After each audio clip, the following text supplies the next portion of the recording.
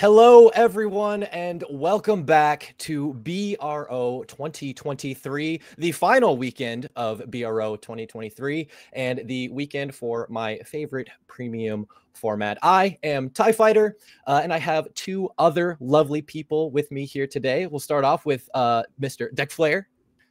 Hello, what is up, gamers? My name's Deckflare. This is my first time casting, and I'm super excited to be watching the premium format. I'm hoping to see some crazy decks and some really insane matches. And then Orange. Hi, I'm Outer Orange, back again with Ty. And yes, we have a new caster with us today. Very exciting. Congratulations, Deckflare. Welcome into the squad. But yes, we do have premium today to discuss, and I'm very excited. It is the format I probably know the least, but that's okay. I still know some stuff here and there. I got Ty and Deckflare, who both really know this format super, super well. So they're going to be like my little backbone here. But I'm very excited. We'll carry if we have to. Yes. I know some stuff. I know Bermuda Triangle. That's all that matters. Alrighty, well, there we go. Now let's go ahead. We'll start off, and we'll kind of get into what we're going to be getting into the schedule for this weekend. So I will pass it off to Deckflare once again to go over the schedule for the next couple of days. So today we will be starting at 12 p.m. EST, and then tomorrow we will be starting at the same time. And then for the format, we will be doing a Swiss rounds best of one. I believe it will be 7 rounds, and then tomorrow will be top 8 best of one as well. And we also got that lovely prizing. That is right. Today and tomorrow, you have a chance. If you get 4th place, you get a certificate that you can put on your refrigerator. If you get 3rd place, you get the ChronoJet winner PR card, a booster display, and also that certificate that you can put on your refrigerator. If you are even better than that, you get 2nd place. You can get 2 winner PR cards, 1 booster display, and that lovely certificate. And if you decide to take it all and be the best of the best for BRO 2023 Premium, you get 4 winner PR cards, 1 booster display, and a certificate. And with that being said, we have the format video to go and display for you guys to check out how the format is. Will be played in the premium format, and we can't wait to get started and see all the exciting plays and unique deck ideas that the players will be bringing. Before we jump into it, let's brush up on what makes the premium format unique and what you can expect to see today. In the premium format, players bring not only their constructed 50-card main deck, but it is also accompanied by a G-Zone, an additional 16 cards composed of various cards that aid you throughout the game and can be accessed easily. Unlike the standard format, the decks are built around one of the 24 different clans that belong to the nations that you may be familiar with through Overdress. The 2 types of cards that you will find in the G-Zone are Strides and G-Guardians. Strides are cards that have a red border around them and are various warriors that come from either the past or the future of the Planet Krayt setting. Strides have a power value, a cost that must be paid if you wish to access the stride, as well as the effects of the card. In order to stride, you have to meet one of the following conditions. The first is if both you and your opponent have a grade 3 Vanguard, then after the ride step, there is the stride step. This is where you can choose to pay the cost of stride, which is typically to discard cards in your hand whose grades add up to 3 or higher. There are also special grade 1 and grade 0 cards that are regarded as grade 3s in your hand when you discard them for stride, which you will see quite often. After you pay this cost, you can choose one of the face down strides in your G-Zone and place it on top of your existing Vanguard on the Vanguard circle, turning the card under the stride into a heart card. This is the process of striding. Now the stride will inherit the original power and card name of the chosen heart, thus combining the 15,000 power of the stride with the card underneath it, thus totaling 28,000. At the end of turn, the stride card will return to the G-Zone face up, and your Vanguard returns to its former state from the beginning of the turn. The other approach to striding is when you have spent at least 1 turn on your grade 3 Vanguard, thus starting your turn at grade 3 even if your opponent hasn't ridden their grade 3 yet. There are some decks in Premium that are able to jump ahead and superior ride to stride earlier, so make sure to keep this in mind. Strides have a variety of powerful abilities that help the player adapt to any situation, so make sure to use this powerful toolbox called the G-Zone alongside the cards in your main deck of 50 cards. There are 2 special types of strides in addition to the regular regular forms we've seen so far, Progenitor Dragons and Zeroth Dragons. These cards are unique in that they do not belong to a single clan, but rather encompass the entire nations that the clans belong to, such as Dragon Empire or Stargate, otherwise known as Brandgate as well. These symbolize the beginning and the end, either bringing additional life to your game plan or putting everything on the line to finish it all. In order to stride a Progenitor Dragon, a player must discard a card with the same name as their Vanguard. The Progenitor Dragons each have unique abilities, but one shared ability is that after they have returned to the G-Zone face up, they will allow you to stride without paying the cost for stride for the rest of the game. The Zeroth Dragons also require you to discard a card with the same name as your Vanguard in order to stride them, but they have an additional restriction needing to have at least 3 face-up cards in your G-Zone to stride, thus making them quite the late game finishers. Be careful though, when you stride with a Zeroth Dragon, your entire G-Zone will be removed from the game, leaving you with your 50 card main deck, so be sure to time these finishes well. As previously mentioned, strides aren't the only type of cards encompassing your 16 card G-Zone. G-Guardians are a powerful defensive mechanic which is also brought to the playing field from the G-Zone. All G-Guardians have a green border as pictured and are called using the same method at all times. During your opponent's battle phase, one of your opponent's units attacks and you would be able to guard while both players' Vanguards are grade 3. You may discard a heal trigger from your hand to choose to face down G-Guardian from your G-Zone and call into the Guardian Circle. G-Guardians have various abilities that either bolster your defense or interrupt your opponent's plays, making them a key factor in any player's game plan in the premium format. There are plenty of other incredible mechanics and types of abilities that make premium unique and exciting, whether it be Generation Break, Legion, Limit Break, Imaginary Gifts, and many of the other unique mechanics that have been introduced to the game throughout the years. You can even make a premium deck out of the recent Overdress decks. Just keep in mind, there is no Rye deck in this format. That's all for this brief explanation of the premium format. Let's wish all the participating players today the best of luck, and we hope that all of you watching at home enjoy the show.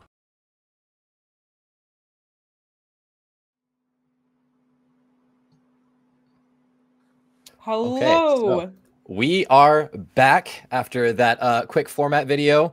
We still got some things getting set up in the background before we actually get into the action of the day, those 7 Swiss rounds that we talked about earlier.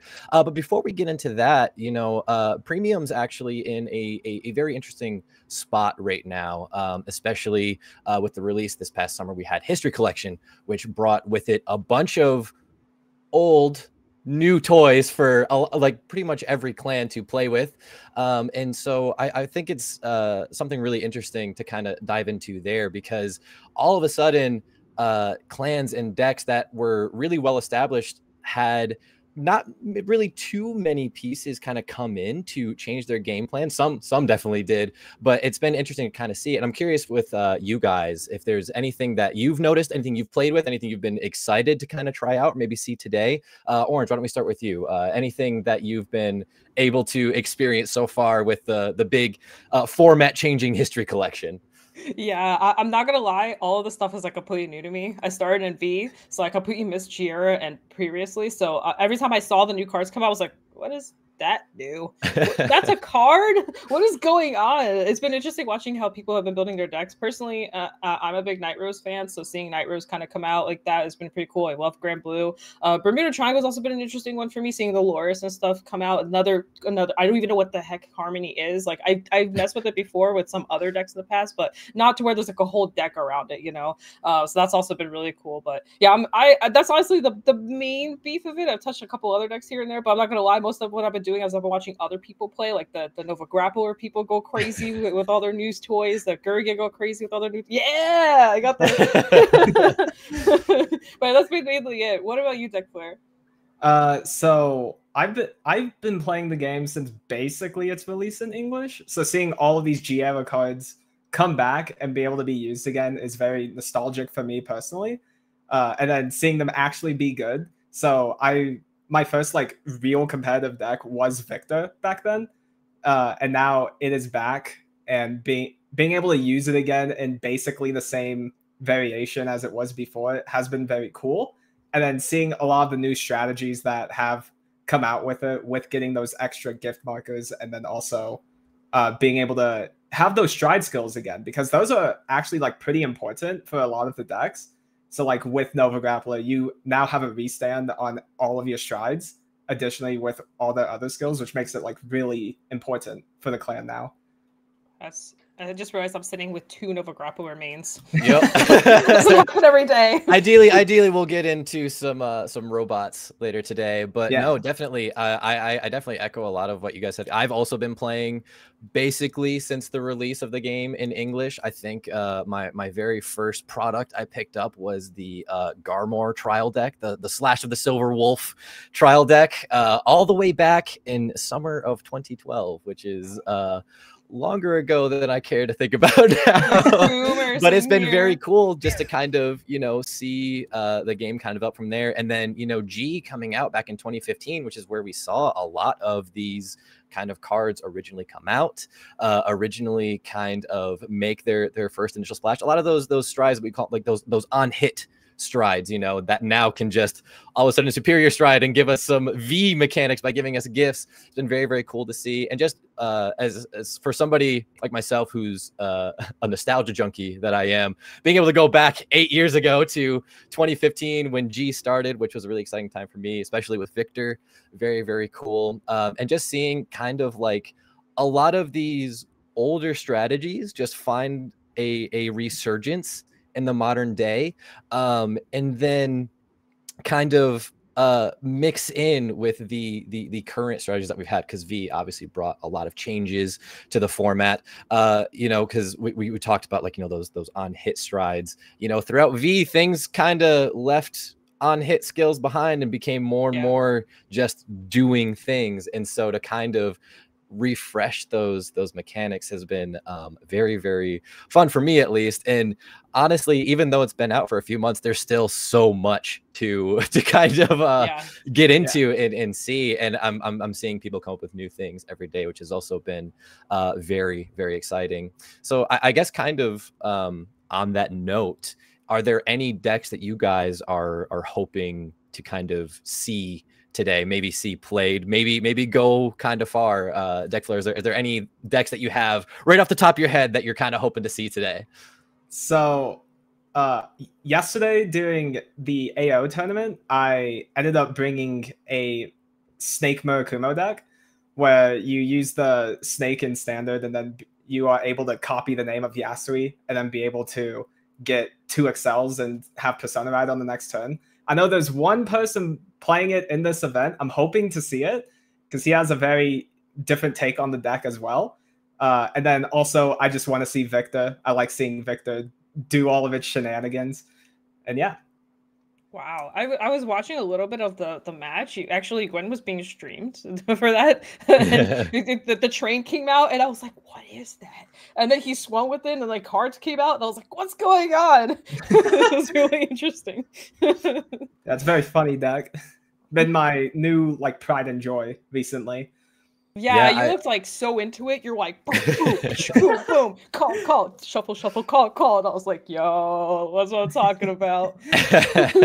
I always love a good deck that has like a bunch of combos where, I mean, I don't necessarily enjoy playing solitaire during my turn, but it can be kind of fun just to constantly be like, you know, just playing cards and seeing all the interactions pop off.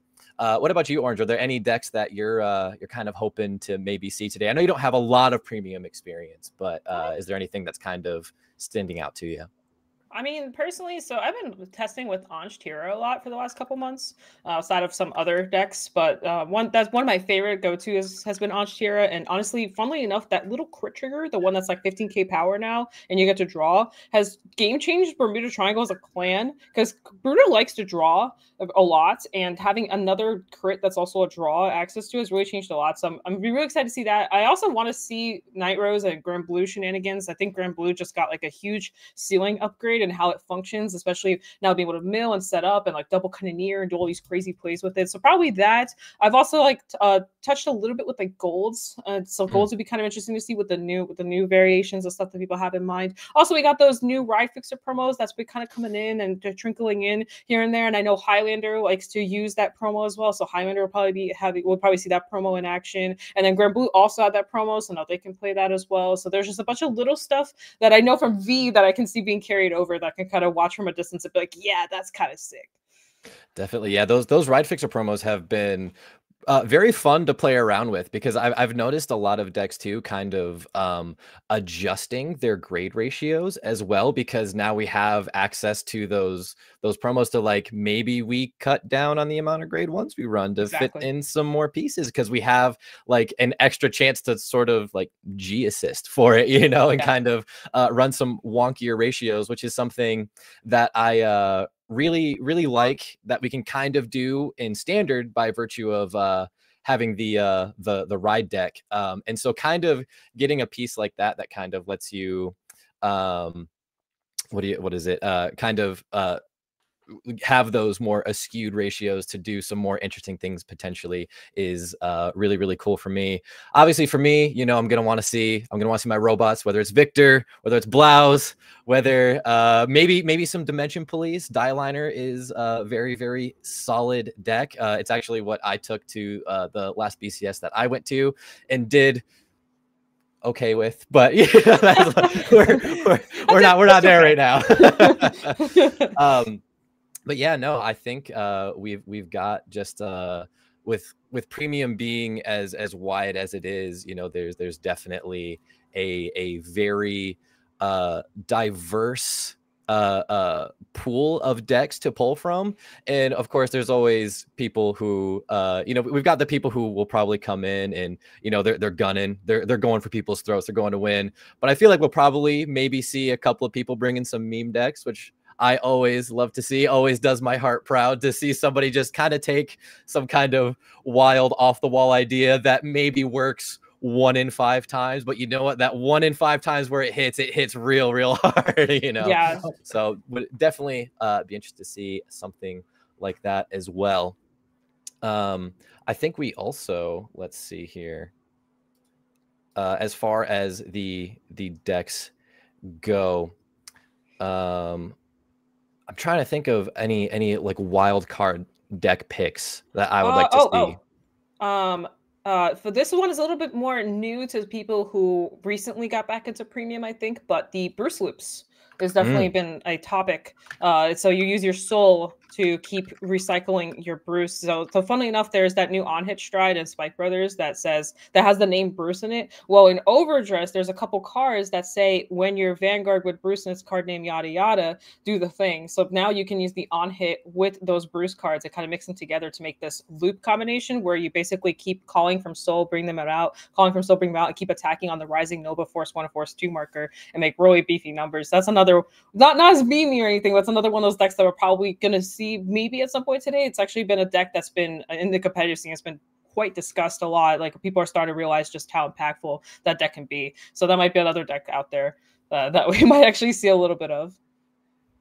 Yeah, I haven't gone against that deck myself personally yet, so I would definitely be interested to see it played on stream today, just to kind of like get a little bit of like firsthand experience with it, because you know, like how I mentioned earlier, you know, I've got a lot of experience in the game, playing it from the very beginning, and that's been one thing as we've been getting ready for this event, just kind of seeing everybody's list that people are bringing out, and then just kind of going like, oh wow, I've got a lot of these pieces already. Maybe I'll put this together and I'll play some games with it. So as much as I'm looking forward to just watching and commenting the rounds, I'm also looking forward to maybe kind of biting off some people's spice that they're going to be bringing today.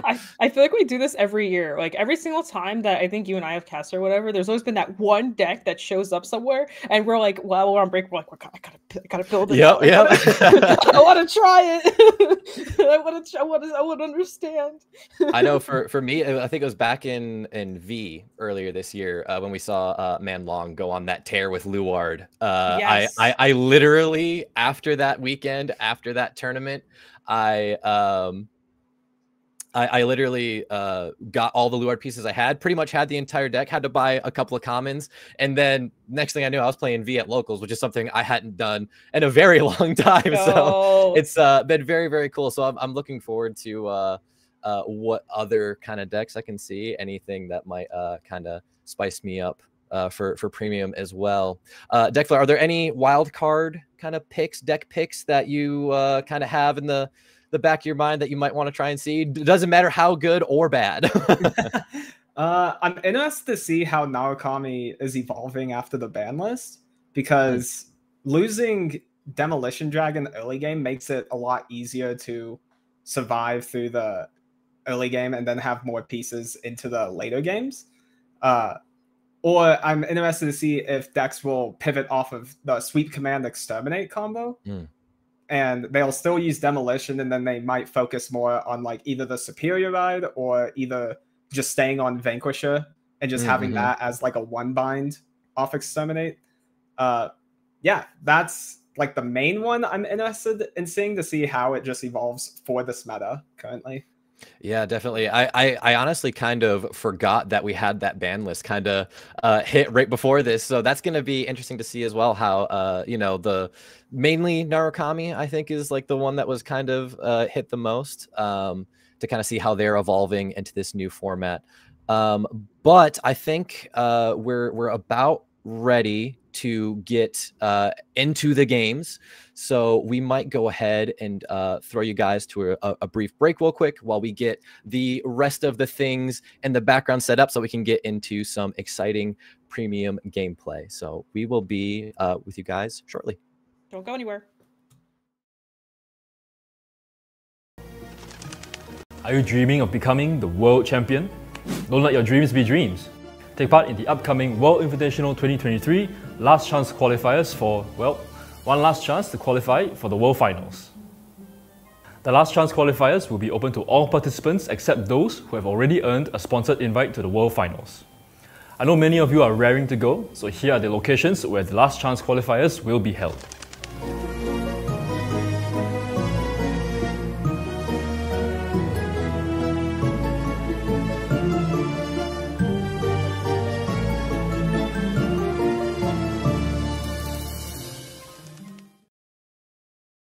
Weiss Schwarz. The love story revolving the quintuplets once again comes to the stage of Weiss Schwarz. The quintessential quintuplets movie booster pack, now on sale. Bushiroad. Weiss Schwarz. Experience the full-blown high school story on the stage of Weiss Schwarz once again. Saikano, How to Raise a Boring Girlfriend Flat booster pack, now on sale. Bushiroad. For our fellow card fighters and Saniwa, your powerful Touken Danshi will be making a return in Touken Rumble Online 2023. Look forward to brand new mechanics that will grant them new strength and power in their Kiwame forms. Do bugs bug you? I sure hope not, because we'll be descending into the insect kingdom with Mushi King. Watch out for these super powered insects crawling your way into Booster Pack 13, Flight of Chakrabarti. What do you dream of when you dream of duets? I dream of Yume no Kesho. These collaboration promo cards with the Bang Dream AI singing synthesizer feature Poppy and Rose and will be available at the upcoming Bushiroad Expo Asia, Singapore 2023. For our international viewers, these promo cards will also be available at your local game stores. Stay tuned to our social media channels to find out how you can redeem these promo cards. And here's the recap for Cardfight Vanguard.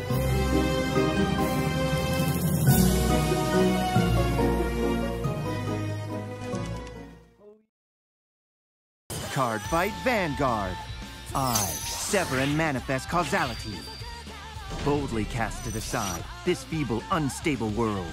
Booster Pack, Evenfall Onslaught. Bushiroad. Trick or treat!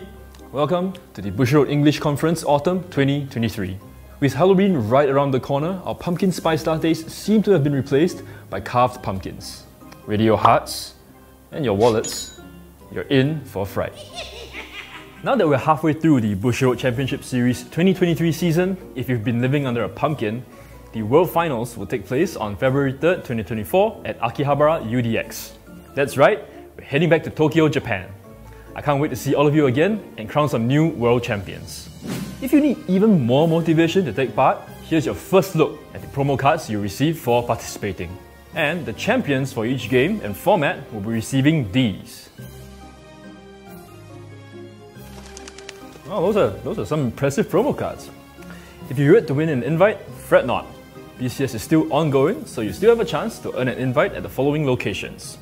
Here are the dates for North and Latin America, Europe, Asia and Oceania. The top 3 winners for each game and format will be invited to participate at the World Finals. What's more, if you emerge champion of your region, your flight and accommodations will be on us. Weiss Schwarz. The Stage Girl Silver Screen Review is now a card game on the stage of Weiss Schwarz. Review Starlight, the movie booster pack. Now on sale. Bushiroad. Weiss Schwarz. The name of Eins Oregon continues to expand on the stage of Weiss Schwarz. Booster Pack Nazareth Tomb of the Undead Volume 2. Now on sale. Bushiroad.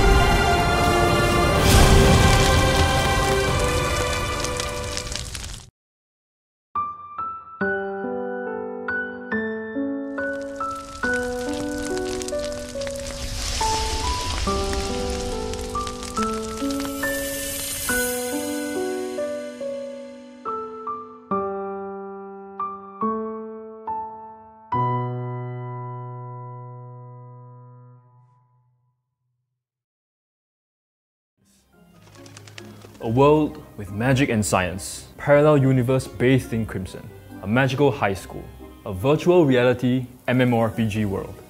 It's time to take a trip down memory lane with Dengeki Bunko. Nostalgic titles like A Certain Magical Index, Shakugan no Shana, The Irregular at Magic High School, Sword Art Online, and many more are making a comeback with new illustrations. With 51 titles included in the set, there's definitely something for everyone. For our Bang Dream fans, Trial Deck Plus Bang Dream My Goal will also be performing on a Weiss Schwarz stage near you. The set features new illustrations that fans will want to add to their existing collections. Let's count down to the party! Premium Booster Bang Dream Girls Band Party Countdown Collection will also be performing on a stage to celebrate their 6th anniversary with glittering illustrations of your favourite Bang Dream girls. Don't miss out on this chance to update your collection with these new cards. From one idol to the next. You hear those cheers for an encore? We're happy to announce that Bochi and her friends will be bringing their performance to the stage of Weiss Schwarz as well. We'd love to have them now, but it's gonna take a while to convince Bochi to come out of her room, so we'll let you know once we manage to do so. One can never have enough idols performing, but heroines need a stage too. The heroines from Sai Kano will be making their comeback on the stage of Weiss Schwarz.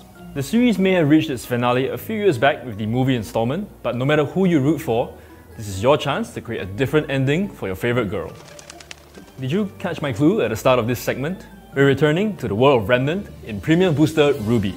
Join Team Ruby and their newfound allies as they protect their world from the Grim. Intern-kun has shown me some tweets and I'm really impressed with your collections, and I look forward to seeing your updated collections once this set launches next year.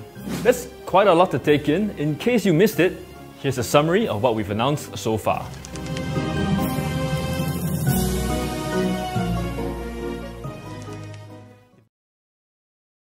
Weiss Schwarz. Begin a new story with the girls on the stage of Weiss Schwarz once again. Review Starlight Real Life Booster Pack. Coming soon. Bushiroad. Weiss Schwarz. 10 years journey with Sword Art Online. Now on the stage of Weiss Schwarz. Booster Pack Animation Sword Art Online 10th Anniversary. Now on sale. Bushiroad. Weiss Schwarz. The Academy was the Girls' Orchard. The popular visual novel series joins the stage of Weiss Schwarz. The Fruit of Grisaya Trial Deck and Booster Pack. Now on sale. Bushiroad. Weiss Schwarz. The Kansen of Azure Lane join the battle on the stage of Weiss Schwarz. Trial decks and booster pack Azure Lane. Now on sale. Bushiroad. Weiss Schwarz. Water, Earth, Fire, Air. Join Aang and his friends in their adventure to master the 4 elements and defeat Fire Lord Ozai, Avatar The Last Airbender, Trial Deck Plus, Booster Pack, and Supply Set. Now on sale. Bushiroad.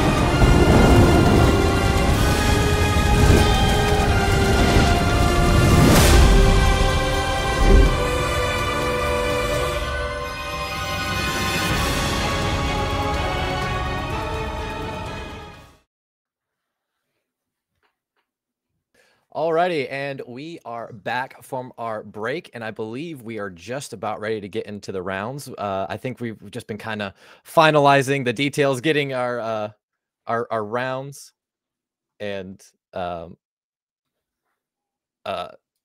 yeah, just there we go. Okay, I think we're about ready to get into that now. I think we are ready for deck check. Is that?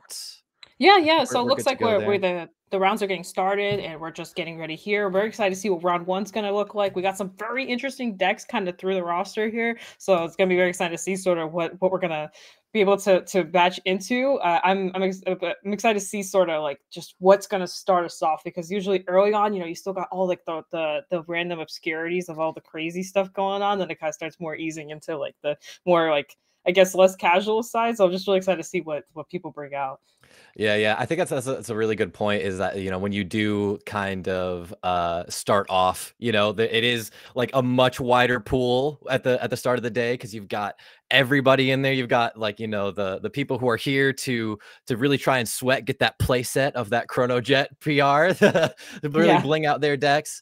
And then you've got the people who, that it's how I usually do on most things. It's like, you know what, I'm just gonna find a random pile of 50, or in this case, I guess 66 cards, and just kind of see what kind of fun kind of games we can get into. And sometimes, because it's Vanguard, you can kind of end up going pretty far with that. And then sometimes you X2 and you just kind of go, you know what? Well, at least I I had fun.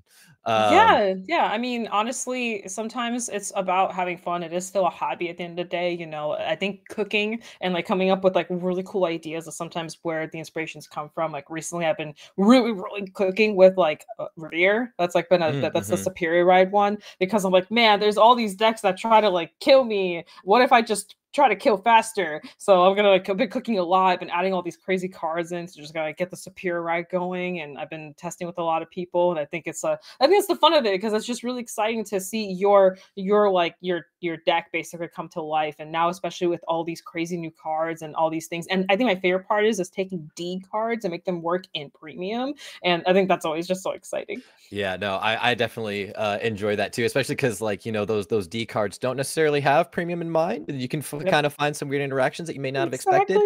But I do believe we have our first deck ready for review, so we can go ahead and get into our first round by taking a look at our first player's deck here. And Orange, maybe you can tell me a little bit more about what we're looking at here, because this is outside my wheelhouse. It's okay. So this is not a very commonly, actually extremely rare. I would say a 1 in like 1,000 chance that this would happen. But we are looking at a Bang Dream Premium deck right now. This deck in particular actually has a lot going on. I can't give you the names of all the cards, but what I can tell you is that usually when you're playing Bang Dream, you want to play like one band. This one's playing 3.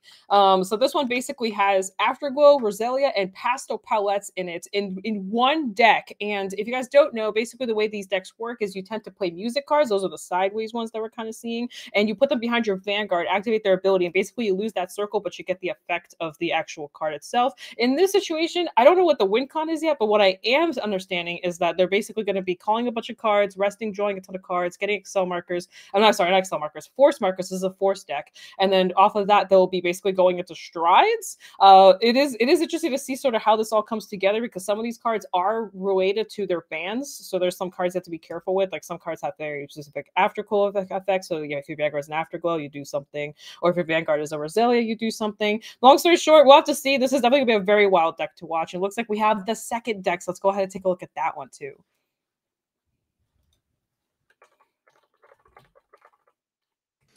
Oh wait, we got the G zone for this this oh yeah, Bang I'm Dream sorry deck here too. I'm sorry, that's my bad. It's a lot of cards that you don't normally see in premium, so it kind of can throw you off a little bit. That's part of the fun of it. And this is a Cray Elemental G zone. Really funny G zone.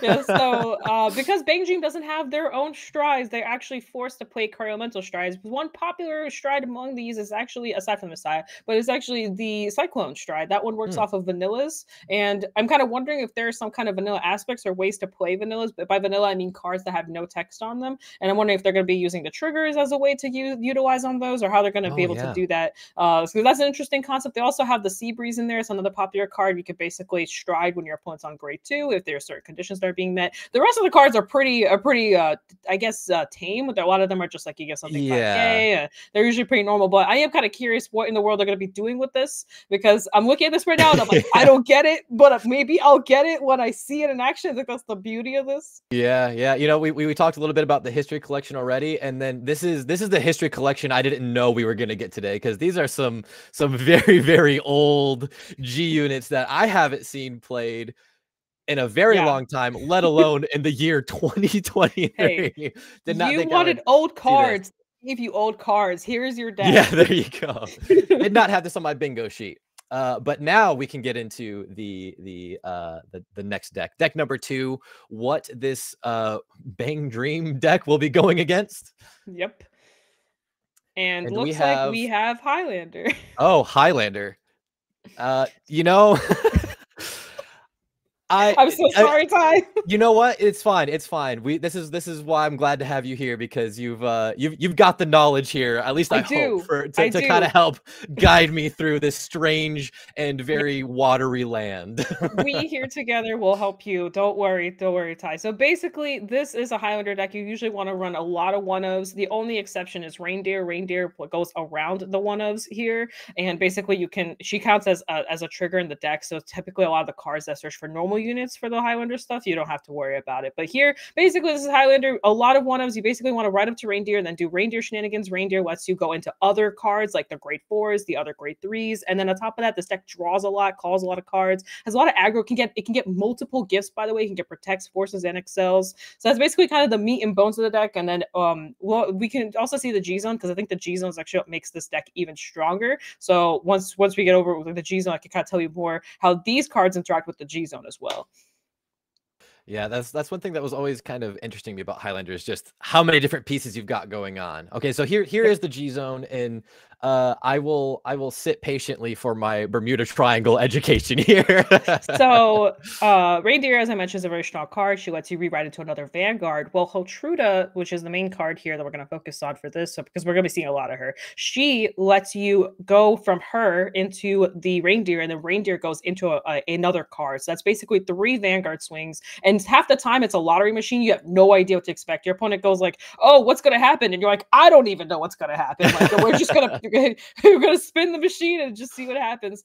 Some other cards to kind of keep in mind here is that new Somni card. That's the on-hit card. You can sometimes go into that since she requires no resources. So you can just go into her, bounce some cards, recall some cards out. Sometimes Tira is an interesting finisher, a nice little side package. Megiddo is a good finisher too. Got the Balnerina to annoy your opponent if they don't have perfect guards. And yeah, overall, just a pretty standard G zone here. They kept it pretty simple, which is sometimes good, sometimes simple is better, especially with Highlander being so like you have to constantly keep track of all your pieces. So sometimes having a simpler G zone is a good approach. Yeah, and I think the one thing I can comment on here is one thing that we saw in both G zones, which is that I guess I should say new old Harmonix Messiah, which I feel like we're going to be seeing a lot today as we go through these deck checks, because that's just such a needed piece just to get that free 20k shield.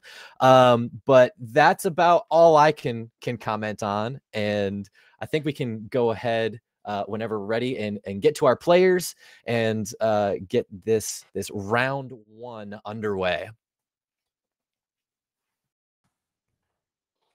All right, so here we have Bow Wow facing Danny.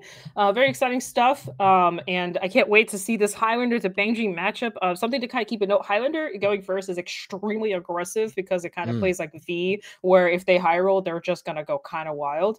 So we'll have to see sort of how the Bang Dream player can come back from this, because I'm not sure if they can draw a lot of cards not playing Happy World, which is another variation of Bang Dream. That deck plays like Bermuda Triangle, funnily enough, where they bounce and call and bounce and call and bounce and call. None of those cards are being played here, so I'm kind of wondering how they're gonna kind of go around this. I know Bang Dream has some resist cards too. I don't know if that's being played in here, but we'll have to see sort of what we're about to face, because this is a very wild round one. It's going to be interesting to see, just because, you know, these a lot of times when you're in premium, you don't always have like, not necessarily, I mean, obviously there's exceptions, but you don't always have a whole lot of action going on in those early turns. But those early turns can still be so critical just for dictating the pace of the game and the flow going forward, because, you know, you never know. You might see someone just try and go hard, call a full board turn one, and then they hit their OT right from the get-go. And then all of a sudden there's a really big push happening right off the bat. Yes, starting off with a G assist here, but that's okay. We can come back. Highlander draws a lot, and so that's fine. Did they find their grade one? I believe they did. I think they found their... I can't quite tell. It could be either they found their grade one, or it might be a high rarity card that looks like it's... Nope. That's a whiff. That is a whiff indeed. So that's okay. So interesting that the whiffs is that we got to keep in mind the quick shield can be denied here, which I know isn't much, but it's still something. But yeah, this is gonna be very interesting here. So definitely. Something about how to keep in mind. It does run a lot of one-ofs. There's a little bit of a weird ratio sometimes, so this can happen, and that's okay. It's just part of how the deck is. It's what you sign up for when you pick a one-of deck. So that's just how the deck is. So here we have a Bang Dream. They're searching for a song card, or no, they're searching for a Pastel Palettes card here. So basically, the skill lets you search for another copy of like a card in the deck for a Bang Dream. And that's what we're doing here. They're basically searching it, putting it into Soul. Pastel Palettes engine requires Soul cards, like they want stuff in Soul. So that's basically what's going on here right now. They're setting up their Soul for something. Not necessarily sure what yet, but they're stacking the Soul. I think you know, when you're being Bow Wow here, you know, you go first, already kind of like starting on the play, kind of like making the moves first, and then you have your opponent who, you know, you hate to see it, but at the same time, when it's on the other side of the table from you, you kind of love to see an opponent whiff on G assist, you know, because now you know that you're already starting off ahead and you're just going to pull even farther ahead. And we did see Danny try and, you know, like swung with that grade 0. You still get the drive check, you still got some cards. And as long as they're able to hit that grade 1, we're gonna see the quick shield go to hand, the guardian shield go to hand. So it's gonna help a lot. And there it is. So we're playing Vanguard now. Yeah, we're back. We got the Finessa. We got our double. Now keep in mind that the guardian shield specifically, it's only for the going second player. It does not matter who decides to start first. As long as you went second, you will get the guardian shield, as long as you reveal the Messiah and you ride the grade 1. So here we have Betty being resolved. Betty says top 7. You, as long as they're all different names, normal units specifically, triggers don't count for this. You get to pick any card, and then you take one card from hand and you put it to the bottom, and then you shuffle your deck. deck. So this is what I like to call the reindeer searcher, because that's basically what she does. You want top 7, find reindeer as soon as possible. Reindeer is like your biggest carry in this Highlander machine, especially in premium. So you want to find that. We found a Lieselot here. Lieselot's also really good. She lets you find more cards. Heltruda bounces everything. So even if Lieselot gets you a trigger or something, you can then just bounce that trigger back to hand. And as far as I know, Bang Dream doesn't have anything that like straight up like removes cards. So whatever they get off of that Lieselot, they'll be able to get it back eventually.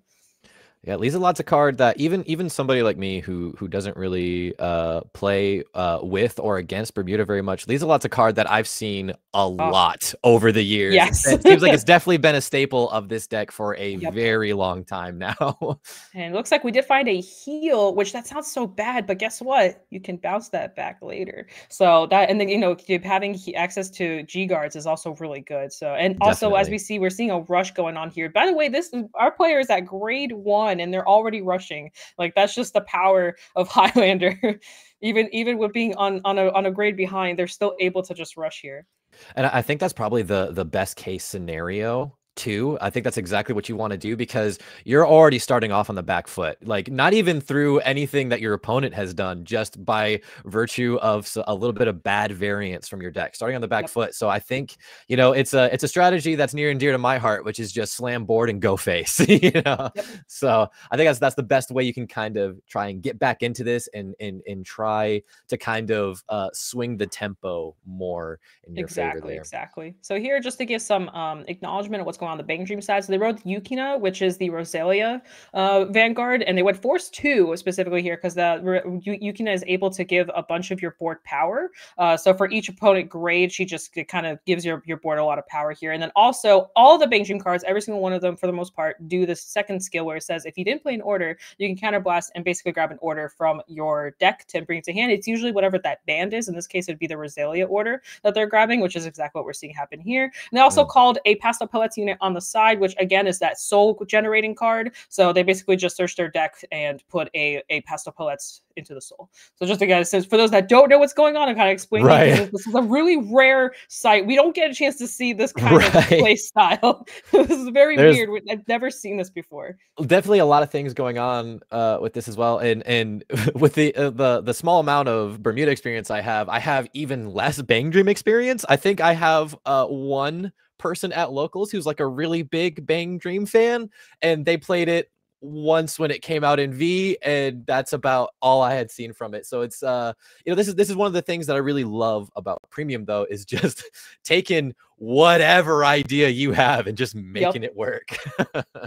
So here, I think capitalizing on the fact that they're on grade 3, they went for the power buffs. So that music order in the back says when placed you could draw a card, the 2 units get 5k. So basically he just made the numbers as unguardable as possible and passing it back along after that, because that was a Force 2, a little scary there. You don't want to really take that, and that number was like 28 or something. It was pretty high. So yeah.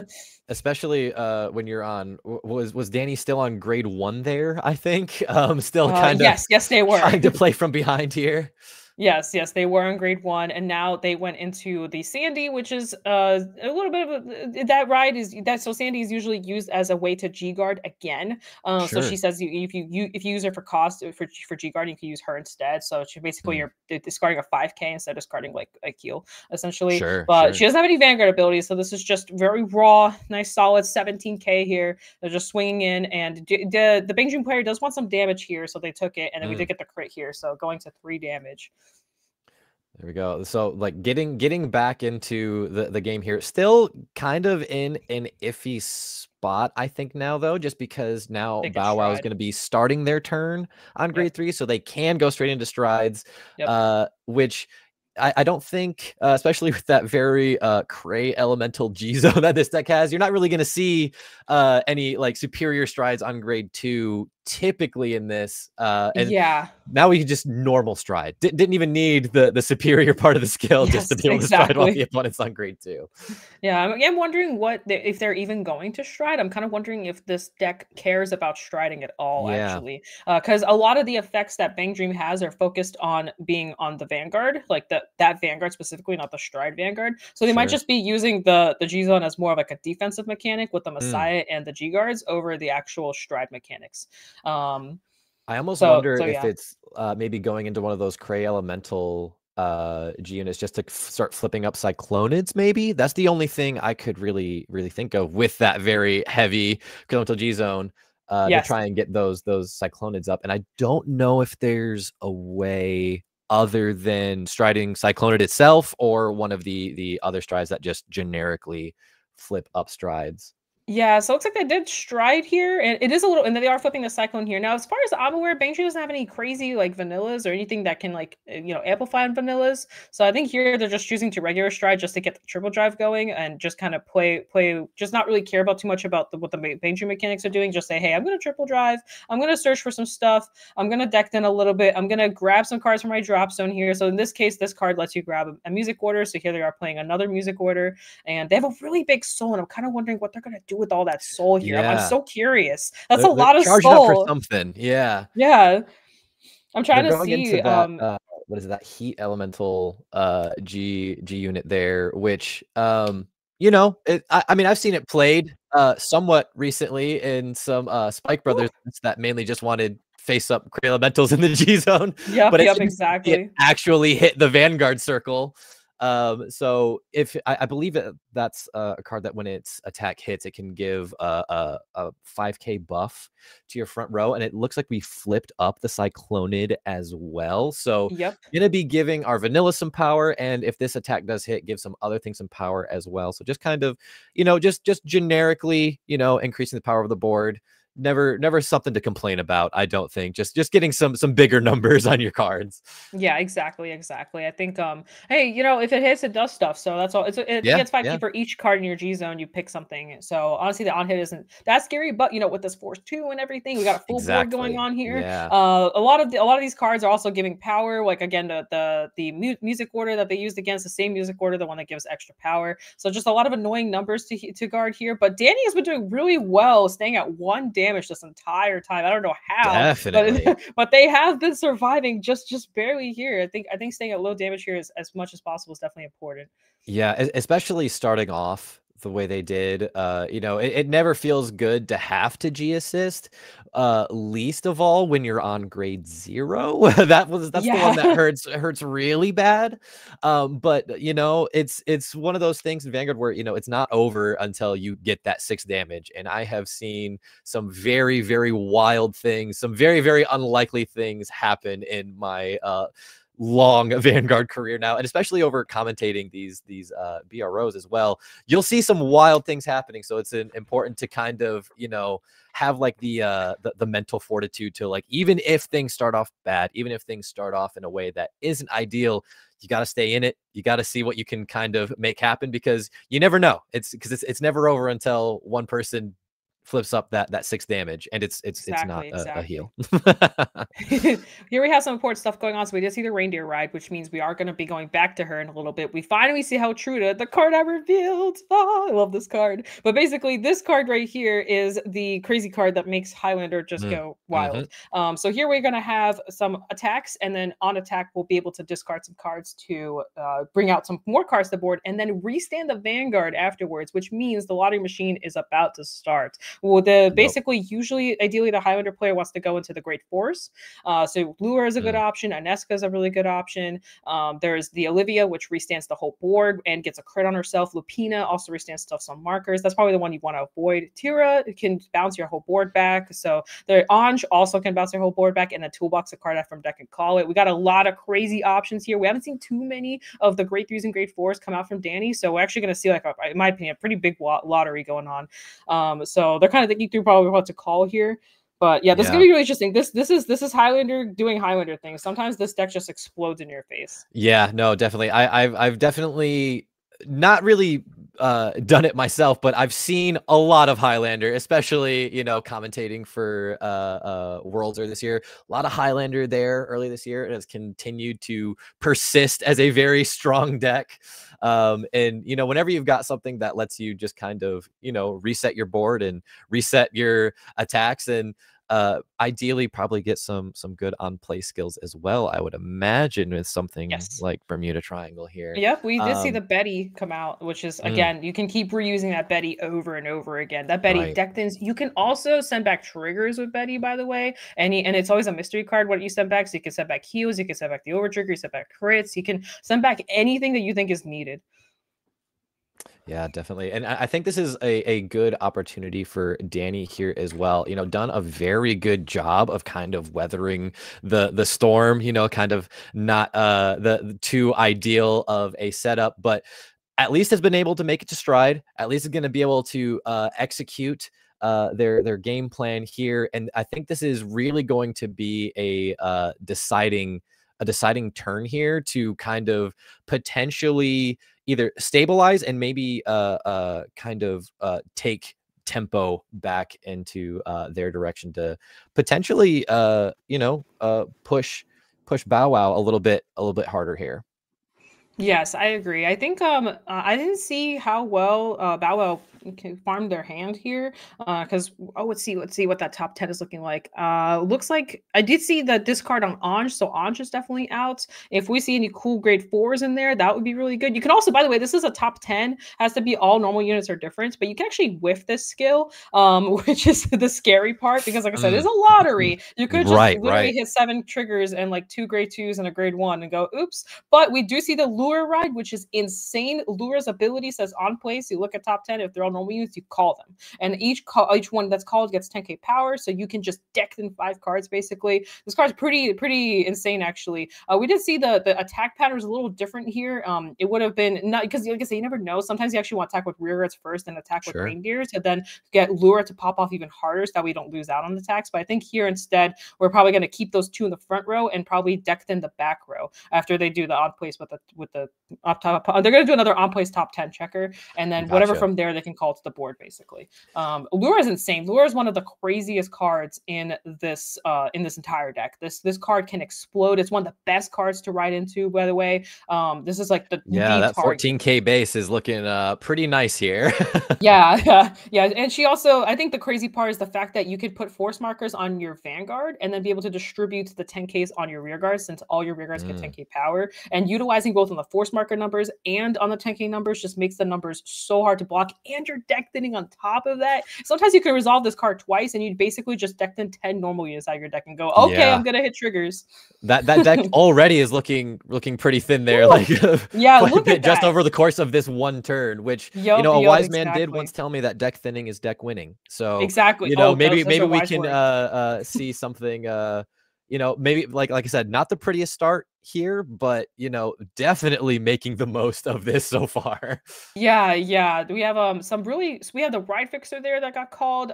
Sadly, she's not being used here because in the way it's been placed. But because she needs to attack and be boosted. But we have the additional power coming in from lots of 10ks hitting the board here. Yes, and there's the crit coming through, which obviously makes sense. We did just deck in a ton of cards. Yes, so this will happen, and I think that's the scariest part, because sometimes these numbers just go insane. I don't think we saw any defenses come through. I think Bow Wow will be able to guard through this and be okay, but I will say our Highlander player is starting to catch up with that hand. Definitely. So definitely getting a little scary here. And then especially here we have just. Oh, sorry, those numbers getting bigger as well, and like hitting a trigger right there as well too, because sometimes, you know, you can kind of, or at least I'll kind of like psych myself out. I'm like, oh well, they're just gonna PG this, but you know, you kind of got to play to the fact that they may not actually have that PG sometimes. And if your numbers are big enough and you are able to go through every single card in your opponent's hand, you can just steal the win right then and there. Yeah, exactly. But looks like might be able to just barely block through this. This is kind of crazy. So we saw Highlander be as behind as it was, and look at how much work it did. This is the reason why this was one of the very, very popular choice amongst people. It's a little hard to play, but this deck pops off. So but our Bing Ju player did make it through. I think we're able to recover here. We'll have to see what we could do. The hand is again a little small, but we got our Rosalia cards. We're gonna search for some music cards here. We're gonna stride with a music card. You don't see that every day. Okay. That's actually the first time I see that answer. Actually, I think that's another thing I didn't have on my bingo card for today. What'd you stride with? Oh, my music card. Wait, what? Just normal stuff here. So they're looking through the G zone, so sort of what to stride into here. I think this is a hard choice. Bang Dream isn't really a nation, like a nation. So yeah, we're going into so it's kind of hard. We're going into the Blizza here, which is gonna flip something up and get 10K. Just some 2015 Vanguard things going on right here. Yes. Says I guess 5K for each of your G zone. Sorry, I know we're reading the cards here. It's just some of these cards are like old. Right. It's been a while since we've seen them played. And even when they were played back in the day, I remember like these things were only played when you had a clan that hadn't gotten its G support yet. You know, this was just kind of like the thing you slapped in your deck. Like, well, I guess I'll stride here. And that's it kind of feels the same here for Bang Dream. It's like, well, I guess I'll go ahead and stride this. I guess I'll do this. But yeah, considering Bang Dream doesn't have its own strides, it does fit that criteria they were discussing. They don't have support right now. That would be interesting in the future if we were to ever get any, because it would make decks like these actually start becoming, you know, even more like more support means more options. Maybe Premium Collection 2024. Maybe that's when we'll see something. Who knows? You never know. Anything's possible. You never know. I've seen stranger things happen in Vanguard.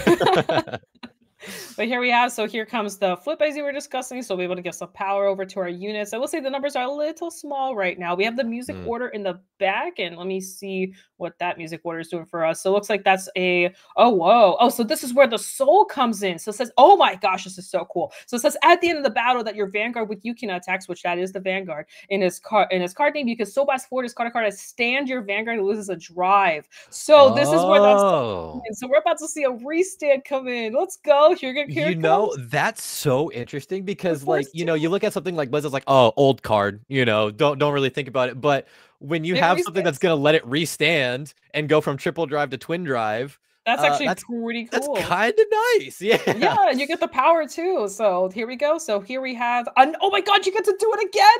You get to flip again. That's so funny. Oh my god. Okay. All right. Now. I am not okay. Oh my gosh, it's when it attacks. Yeah, you can just do it again. Hey, there we go. There we go. Oh my gosh, I think that's a crit too. So we're putting power in the rear. Oh, but that's so scary. That's force 2 as well. Wow. Yeah. No, a restanding Vanguard on force 2, going from triple to twin drive. Wow. Yeah. No, this is actually pretty neat. Yeah. And then also it scales up because you keep flipping the G zone, so the numbers get bigger and bigger too. Whew. So I was not expecting that. Here's that soul. I was wondering where that soul was going to come in. Yeah.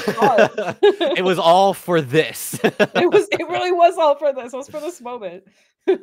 Wow, that's a pretty fun reveal here. So what Kreese says, you can counterblast, and basically if you bounce a 2 or less, you get some shield, and if you bounce a 3, you actually give 5k to your Vanguard. It's permanent for the turn. They choose to bounce the 2 just, I guess, just to be able to flip. Sorry, I had to just put that in there because it was actually an important play made by Danny there. Yes. Sometimes you need to bounce and you want to go into so the thing about Hotruda that kind of is a good thing and a bad thing. Hotruda says you have to discard 3 cards. So you know, if you don't have 3 cards to discard, and you also have to stride, and you also want to call cards, sometimes you get a little stuck, right? So that's probably why they use what Kreese the ability there, just to be able to have extra cards to be able to actually have a Hotruda stride turn, because Hotruda is insane until you get rushed down, and then you have like no cards in hand, then you have to go to a different stride. Yeah, that hand economy can be a little bit tough to work out, especially when you are coming off of just getting pushed, you know. So you're gonna have to try and looks like we got the Pro Sister. Sorry. There. Oh yeah, the Pro Sister duo. And that was just unguardable. Pro Sisters both copy each other, become 28Ks with crits on them, and on force markers they're 38Ks. And basically there was just not enough to block all that, because Pro Sisters go kind of hard. Sorry to interrupt you there, but that was the finale of the game there. And we saw everything. We honestly saw both sides. We saw both ends. Yeah. I think I couldn't quite tell, but I think Bow Wow might have just saw the writing on the wall there. You know, you see those double Pearl Sisters coming down, but still a very like valiant effort there. I want to say it was very interesting because, you know, a deck that I mean, I had, you know, some commentating experience with Highlander, although it was mostly Kai kind of carrying me through that when we were at Worlds earlier this year. But then something like Bang Dream that I have probably like minus experience with. I think I've actively lost experience to that deck. So, however the physics on that works out, but still is very interesting to see because it was that G zone just being all Cray elementals, but that last turn right there with that music to kind of be able to restand your Vanguard and lose a drive. At that moment, it doesn't really matter what you stride into because you're effectively just giving your Vanguard plus 15k and an extra drive check. And who wouldn't love to have that be on any of their cards? Yeah. No, that was really interesting. So, like, honestly, that entire deck, regardless of how they performed, was an insanely well thought out deck because they had the Engine of the Soul off of one band, then they had the Power off another band, and actually I don't think we saw the Afterglow cards too much, but the Afterglow cards also I think helped a little bit through cycling and drawing and stuff like that. But seeing 3 different bands in one deck and then using the Cray Elemental G Zone for the restand was actually just something that you have to really think through how to create that, because normally when people build Bang Dream, they're like, okay, I'm gonna build my favorite band, boom, and I'm done. I built my band and I'm good. And this person was like, no. Let's build 3 bands and then add a G Zone to it and then make the Vanguard restand and then give a bunch of power to the board. And I think that seeing stuff like that is like really wild. And also it makes you go like, what in the world are they thinking? Like, what is this? And I think that's just really, really cool. I just want to really highlight that. Obviously our Highlander player also performed really well, going from basically 0 coming all the way back, just showing the power of Heltruda, the power of Reindeer, the power of Vura. They barely came back on the sliver, but that's Vanguard. That's just how that's Vanguard. You can't let those little mishaps, small or big or however early in the game, you can't let them affect you too much because you never know. Like you can stabilize, you can push back, and then eke out a win just like this. I think that's like that can't be understated either. And honestly too, like to kind of go along with like the whole Bang Dream thing. That's literally what I love about this format is people being just unleashing their creativity on this game's history and pulling ideas out from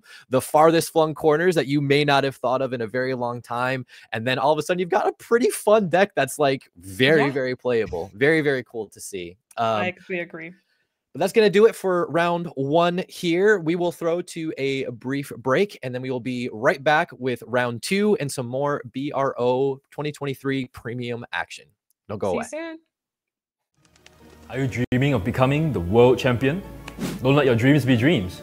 Take part in the upcoming World Invitational 2023 last chance qualifiers for, well, one last chance to qualify for the World Finals. The last chance qualifiers will be open to all participants except those who have already earned a sponsored invite to the World Finals. I know many of you are raring to go, so here are the locations where the last chance qualifiers will be held.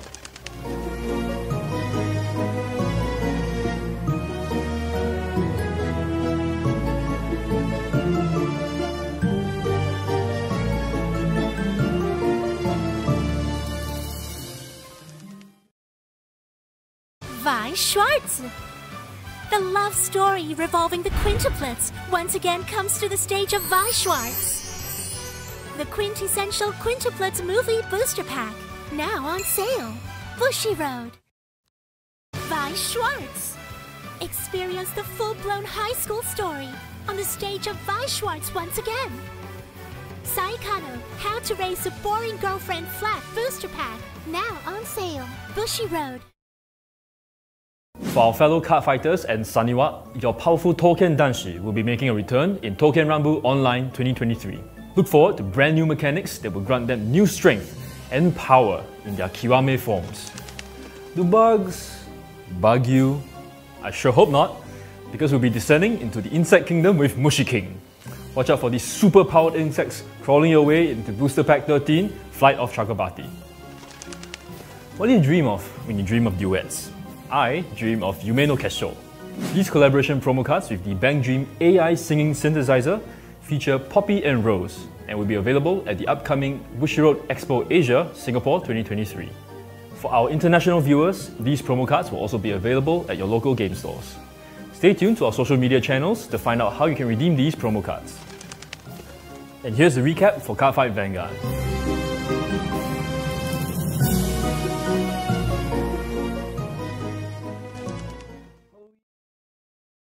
Cardfight Vanguard.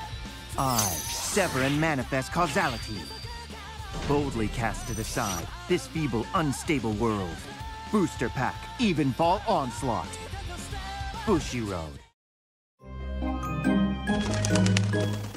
Trick or treat!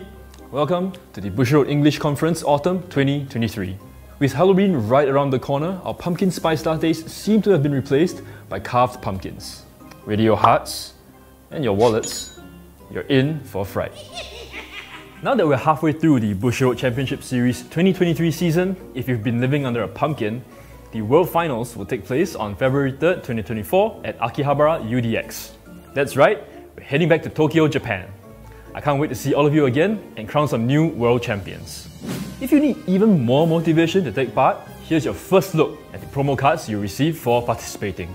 And the champions for each game and format will be receiving these.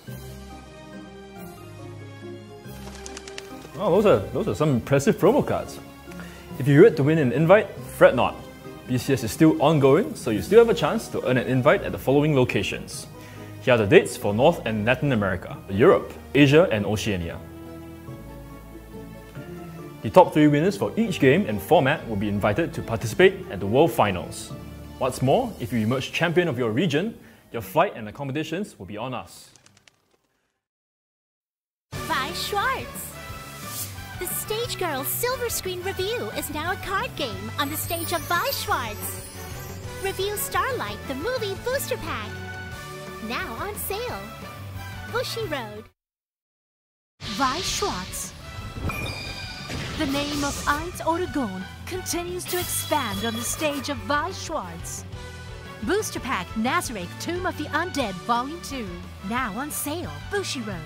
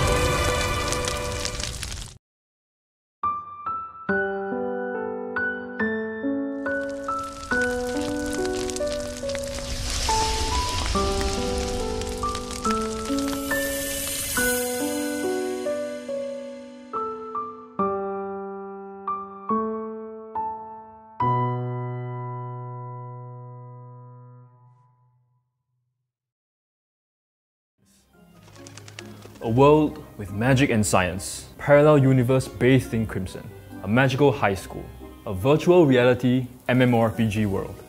It's time to take a trip down memory lane with Dengeki Bunko. Nostalgic titles like A Certain Magical Index, Shakugan no Shana, The Irregular at Magic High School, Sword Art Online, and many more are making a comeback with new illustrations. With 51 titles included in the set, there's definitely something for everyone. For our Bang Dream fans, Trials Act Plus Bang Dream My Goal will also be performing on a Weiss Schwarz stage near you. The set features new illustrations that fans will want to add to their existing collections. Let's count down to the party! Premium Booster Bang Dream Girls Band Party Countdown Collection will also be performing on a stage to celebrate their 6th anniversary with glittering illustrations of your favourite Bang Dream girls. Don't miss out on this chance to update your collection with these new cards. From one idol to the next. You hear those cheers for an encore? We're happy to announce that Bochi and her friends will be bringing their performance to the stage of Weiss Schwarz as well.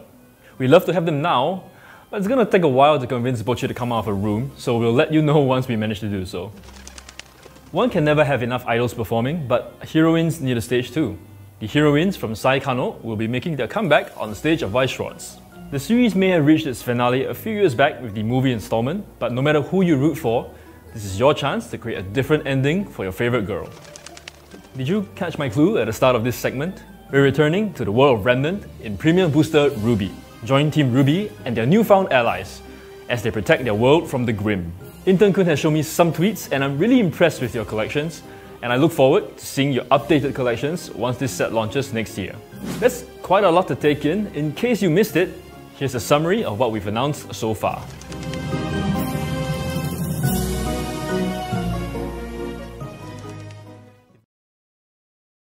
Weiss Schwarz. Begin a new story with the girls on the stage of Weiss Schwarz once again. Review Starlight Real Life Booster Pack. Coming soon. Bushiroad. Weiss Schwarz. 10 years journey with Sword Art Online. Now on the stage of Weiss Schwarz. Booster Pack Animation Sword Art Online 10th Anniversary. Now on sale. Bushiroad. Weiss Schwarz. The Academy was the Girls' Orchard. The popular visual novel series joins the stage of Weiss Schwarz. The Fruit of Grisaya Trial Deck and Booster Pack. Now on sale. Bushiroad. Weiss Schwarz. The Kansen of Azur Lane joined the battle on the stage of Weiss Schwarz. Trial Decks and Booster Pack Azur Lane. Now on sale. Bushiroad. Weiss Schwarz. Water, Earth, Fire, Air. Join Aang and his friends in their adventure to master the 4 elements and defeat Fire Lord Ozai. Avatar The Last Airbender, Trial Deck Plus, Booster Pack and Supply Set. Now on sale. Bushiroad.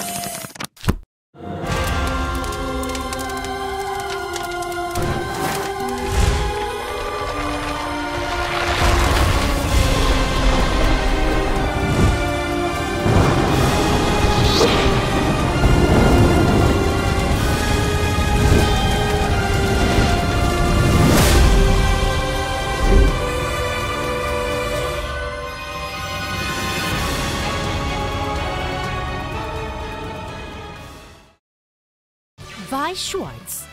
It's time to show off the best performance on the stage of Weiss Schwarz. Intro Deck and Booster Pack, Bang Dream, Girls Band Party, 5th Anniversary. Now on sale. Bushiroad. Cardfight Vanguard! What's that? It's a grade 11? Can Team Wildress create a new future? Booster Pack, Flight of Chakrabarthi. Bushiroad.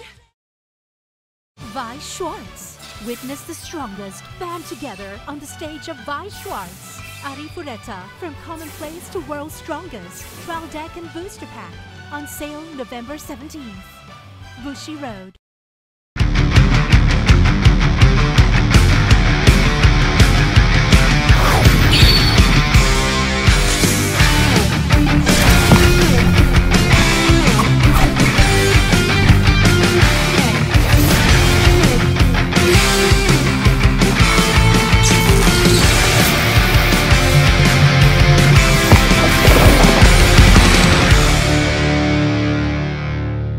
Genic Ingenious Supplies.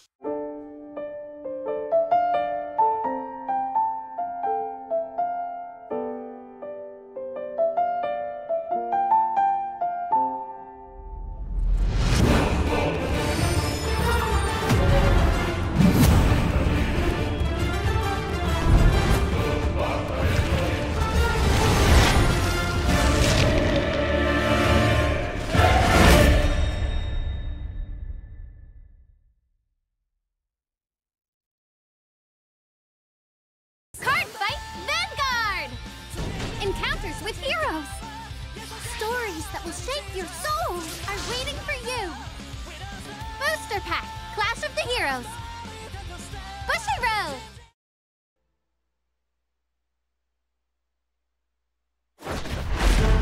Shadowverse, which took the world by storm, greets a second dawn. As a trading card game. Arise, warriors. Be anointed in light, and soar towards a horizon more brilliant than you've ever seen before. Shadowverse Evolve. Build a deck to conquer a new age. Choose from 6 classes. Swordcraft, Runecraft, Dragoncraft, Forestcraft, Havencraft. And the Shadowverse Evolve Original, Abysscraft. Further bolster your forces with cards from the versatile neutral class, and grow your power beyond reckoning. Storm the battlefield with powerful followers, or control the tides with masterful spells. The future glows at your fingertips. It is time for the newest chapter of our long, ever-shifting story.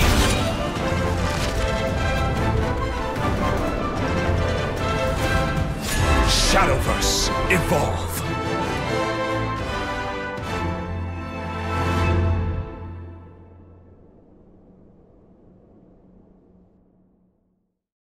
Cardfight Vanguard!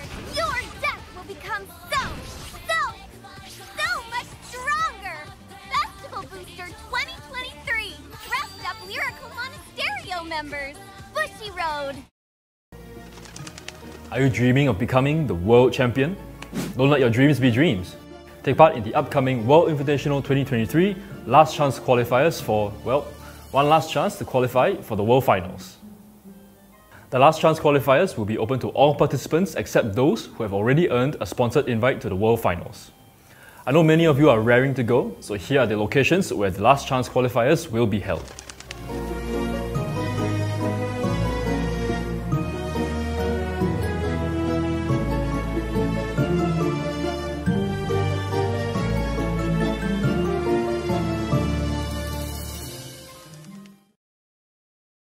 Weiss Schwarz.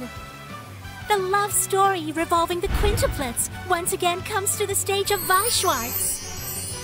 The quintessential quintuplets movie booster pack, now on sale. Bushiroad.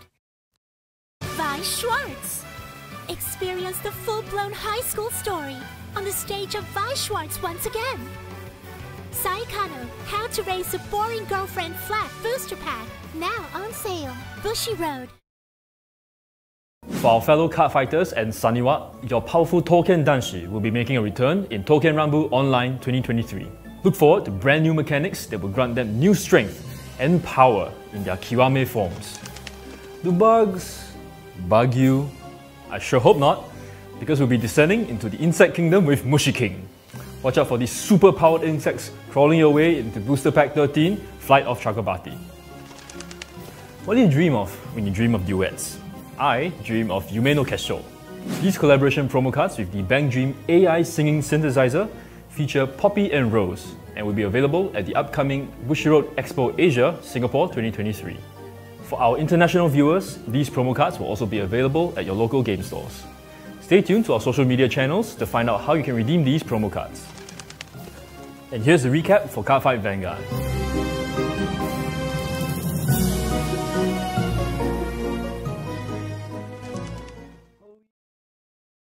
Cardfight Vanguard. I sever and manifest causality. Boldly cast to the side this feeble, unstable world. Booster Pack, Evenfall Onslaught. Bushiroad. Trick or treat! Welcome to the Bushiroad English Conference Autumn 2023. With Halloween right around the corner, our pumpkin spice lattes seem to have been replaced by carved pumpkins.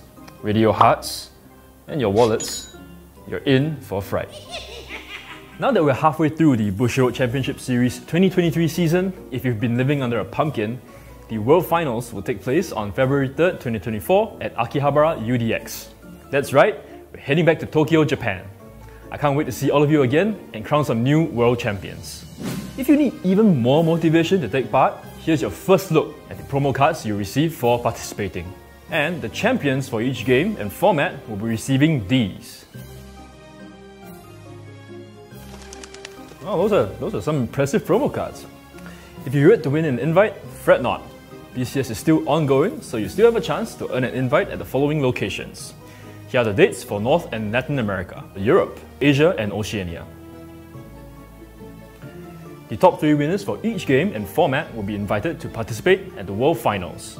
What's more, if you emerge champion of your region, your flight and accommodations will be on us. Weiss Schwarz. The Stage Girl Silver Screen Review is now a card game on the stage of Weiss Schwarz. Review Starlight, the movie booster pack. Now on sale. Bushiroad. Weiss Schwarz.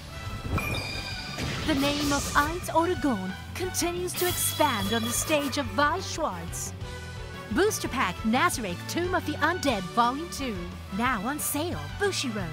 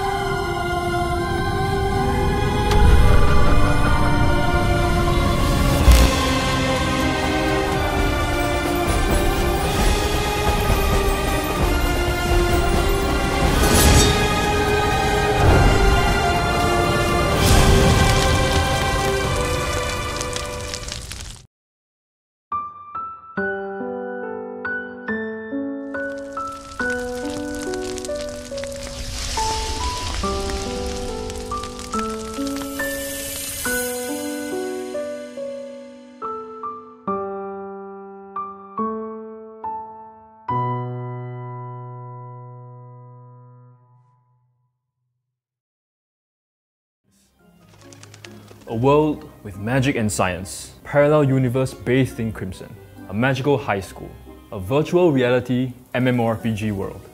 It's time to take a trip down memory lane with Dengeki Bunko. Nostalgic titles like A Certain Magical Index, Shakugan no Shana, The Irregular at Magic High School, Sword Art Online, and many more are making a comeback with new illustrations. With 51 titles included in the set, there's definitely something for everyone. For our Bang Dream fans, Trial Deck Plus Bang Dream My Goal will also be performing on a Weiss Schwarz stage near you. The set features new illustrations that fans will want to add to their existing collections. Let's count down to the party! Premium Booster Bang Dream Girls Band Party Countdown Collection will also be performing on a stage to celebrate their 6th anniversary with glittering illustrations of your favourite Bang Dream girls. Don't miss out on this chance to update your collection with these new cards. From one idol to the next. You hear those cheers for an encore? We're happy to announce that Bochi and her friends will be bringing their performance to the stage of Weiss Schwarz as well. We'd love to have them now, but it's gonna take a while to convince Bochi to come out of her room, so we'll let you know once we manage to do so. One can never have enough idols performing, but heroines need a stage too. The heroines from Sai Kano will be making their comeback on the stage of Weiss Schwarz. The series may have reached its finale a few years back with the movie installment, but no matter who you root for, this is your chance to create a different ending for your favourite girl. Did you catch my clue at the start of this segment? We're returning to the world of Remnant in Premium Booster Ruby. Join Team Ruby and their newfound allies as they protect their world from the Grim. Intern-kun has shown me some tweets and I'm really impressed with your collections, and I look forward to seeing your updated collections once this set launches next year. That's quite a lot to take in. In case you missed it, here's a summary of what we've announced so far.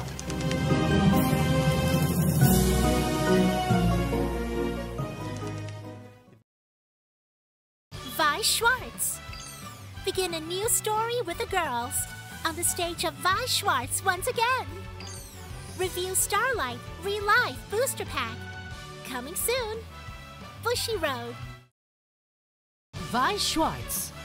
10 years journey with Sword Art Online. Now on the stage of Weiss Schwarz. Booster Pack Animation Sword Art Online 10th Anniversary, now on sale. Bushiroad. Weiss Schwarz. The Academy was the Girls' Orchard. The popular visual novel series joins the stage of Weiss Schwarz. The fruit of Grisaya Trial Deck and Booster Pack, now on sale. Bushiroad. Weiss Schwarz. The Kansen of Azur Lane joined the battle on the stage of Weiss Schwarz. Trial Decks and Booster Pack Azur Lane, now on sale.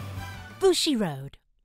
Weiss Schwarz. Water, Earth, Fire, Air.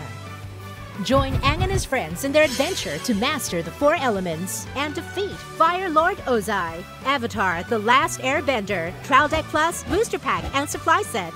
Now on sale. Bushiroad.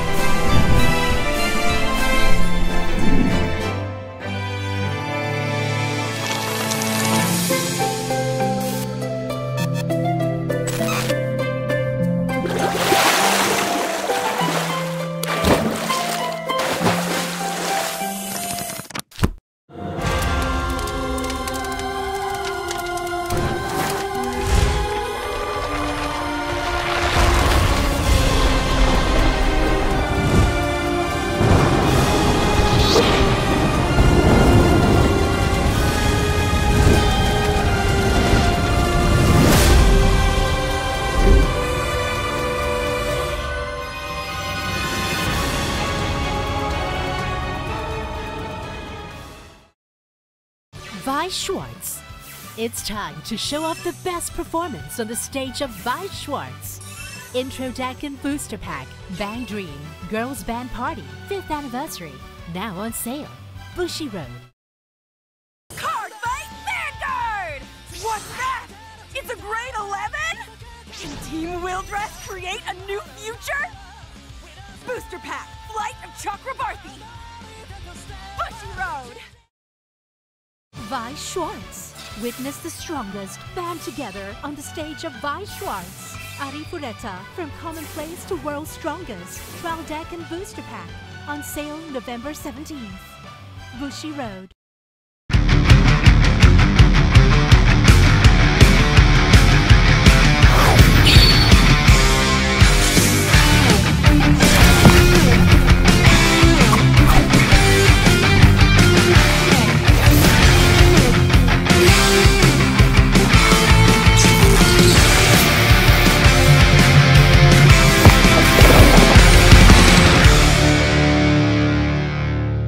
Genic Ingenious Supplies.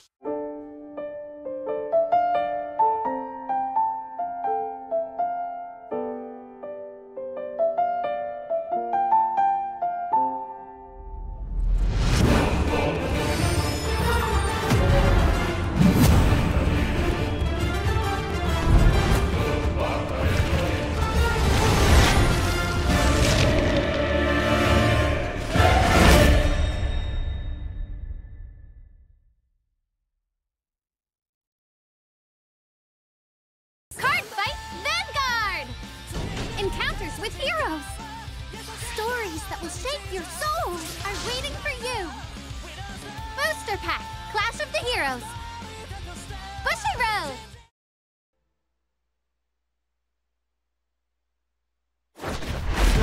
Shadowverse, which took the world by storm, greets a second dawn. As a trading card game. Arise, warriors. Be anointed in light, and soar towards a horizon more brilliant than you've ever seen before. Shadowverse Evolve. Build a deck to conquer a new age. Choose from 6 classes. Swordcraft, Runecraft, Dragoncraft, Forestcraft, Havencraft. And the Shadowverse Evolve Original. All righty, and we are back from our break. We had a very interesting round one, and we're now getting ready to gear up for round two. I believe we're just about ready to go there. We might have a few more kind of details to finalize before we get going. But it was very, very exciting round one. If you're just now joining us, we had, I believe it was Bow Wow and Danny against each other. Yep. A very interesting Bang Dream premium deck and Highlander deck, which is I mean, you might be able to correct me, Orange, but I believe it's a pretty standard Highlander list that we saw there. It was. Saw Highlander coming out with the win there after a pretty rocky start to begin with as well, which is always kind of fun to see. Kind of see someone start off on the back foot and then still somehow find a way to pull it through there. You're right. You're right. It was very, very, very good start to round one. I think it was a very exciting match to kind of just, see just how cool decks can perform and just see all unique stuff. So definitely very exciting. As a refresher, it was a Bang Dream versus Bermuda Highlander that we saw. So stay tuned for more because we have more rounds coming and you just never know what you're going to see. There's some wild stuff in that roster, I'm telling you. I feel like round one was like a perfect kind of sampling of premium as well. At least like perfect of what I like to see of like, you've got something that's kind of off the wall. And then you've got something that you really expect to see something very, very competitive. So it's been it's like the perfect kind of slice of premium right there, I feel like. But I think we have our first deck ready. So we can go ahead and take a look at that deck real quick. Yep. About to switch on over here. Let's see. I'm not sure if there might be a little bit of technical difficulties here because I think. Gotcha. Okay, so it's just on our end. It's okay. So we have, if I'm looking at this correctly, we have a silhouette deck going on here. A silhouette list, which is always pretty interesting to see, just because I love seeing D cards get used in premium and kind of have decks built around them. It's a pretty interesting list as well. So kind of focusing on the arms a little bit here. I know a little bit, just a tiny little bit. I know it focuses on the arms to kind of, I guess, get the power and of all the D card stuff kind of going. I'm not exactly too sure what Michael's idea here is because I haven't seen the deck in action, but we will see the deck in action coming up here. So I'm actually really excited to see sort of what he comes out, because apparently, so Michael is actually a very a commonly topping player, tops quite a bit, especially this year. He's been kind of on a roll. If I'm not mistaken, he even has an invite, so it's very exciting to see him on Spotlight here, because he actually, as a fun deck, he chose to take this pretty recently, and some people were talking about it, talking about the silhouette premium deck. So got some very, very classic DP pieces in here too. Just kind of support the silhouette here. We've got what I think is interesting, the play set of the OG Gallop to get some superior strides going when you're going first. Brad Black is there too to kind of create some Vanguard multi-attacks, just some classic DP things. And one of my favorite things here to see as well is the Die Jacker, I believe is its name. The grade 1 that at the end of its battle you can retire it and give your Vanguard a crit. So just, doing robot things, giving a bunch of pressure on our Vanguard and swinging a bunch of times with that Vanguard. But I guess that's about all I can notice here. We'll get more into it in the round. We can check out the G Zone. Let's go ahead and see this wonderful G Zone. I don't know why, but I love DP's G Zone. There's just so many good cards in here, and also they all really look so good. It's one of my favorite G Zones, I think, in all of surprisingly enough, all the clans. Like this is even talking over my own clan. I don't know why, I just love DP's G Zone. it's very fun. We see like the old standbys of the X Gallop, just classic, really, really big restanding Vanguard, and the new the Unibird Galaxy as well, which also gets really, really big. Doesn't restand, but it gets extra drives and a whole lot of crits. One thing that you might notice is there is a pretty big absence of Geomaglus, which has kind of been like the Dimension Police Stride, but for this list, not really quite as necessary, it seems. But we do have the Gira Gamelgos, the new G card as well, that puts in a lot of work for Dimension Police as well.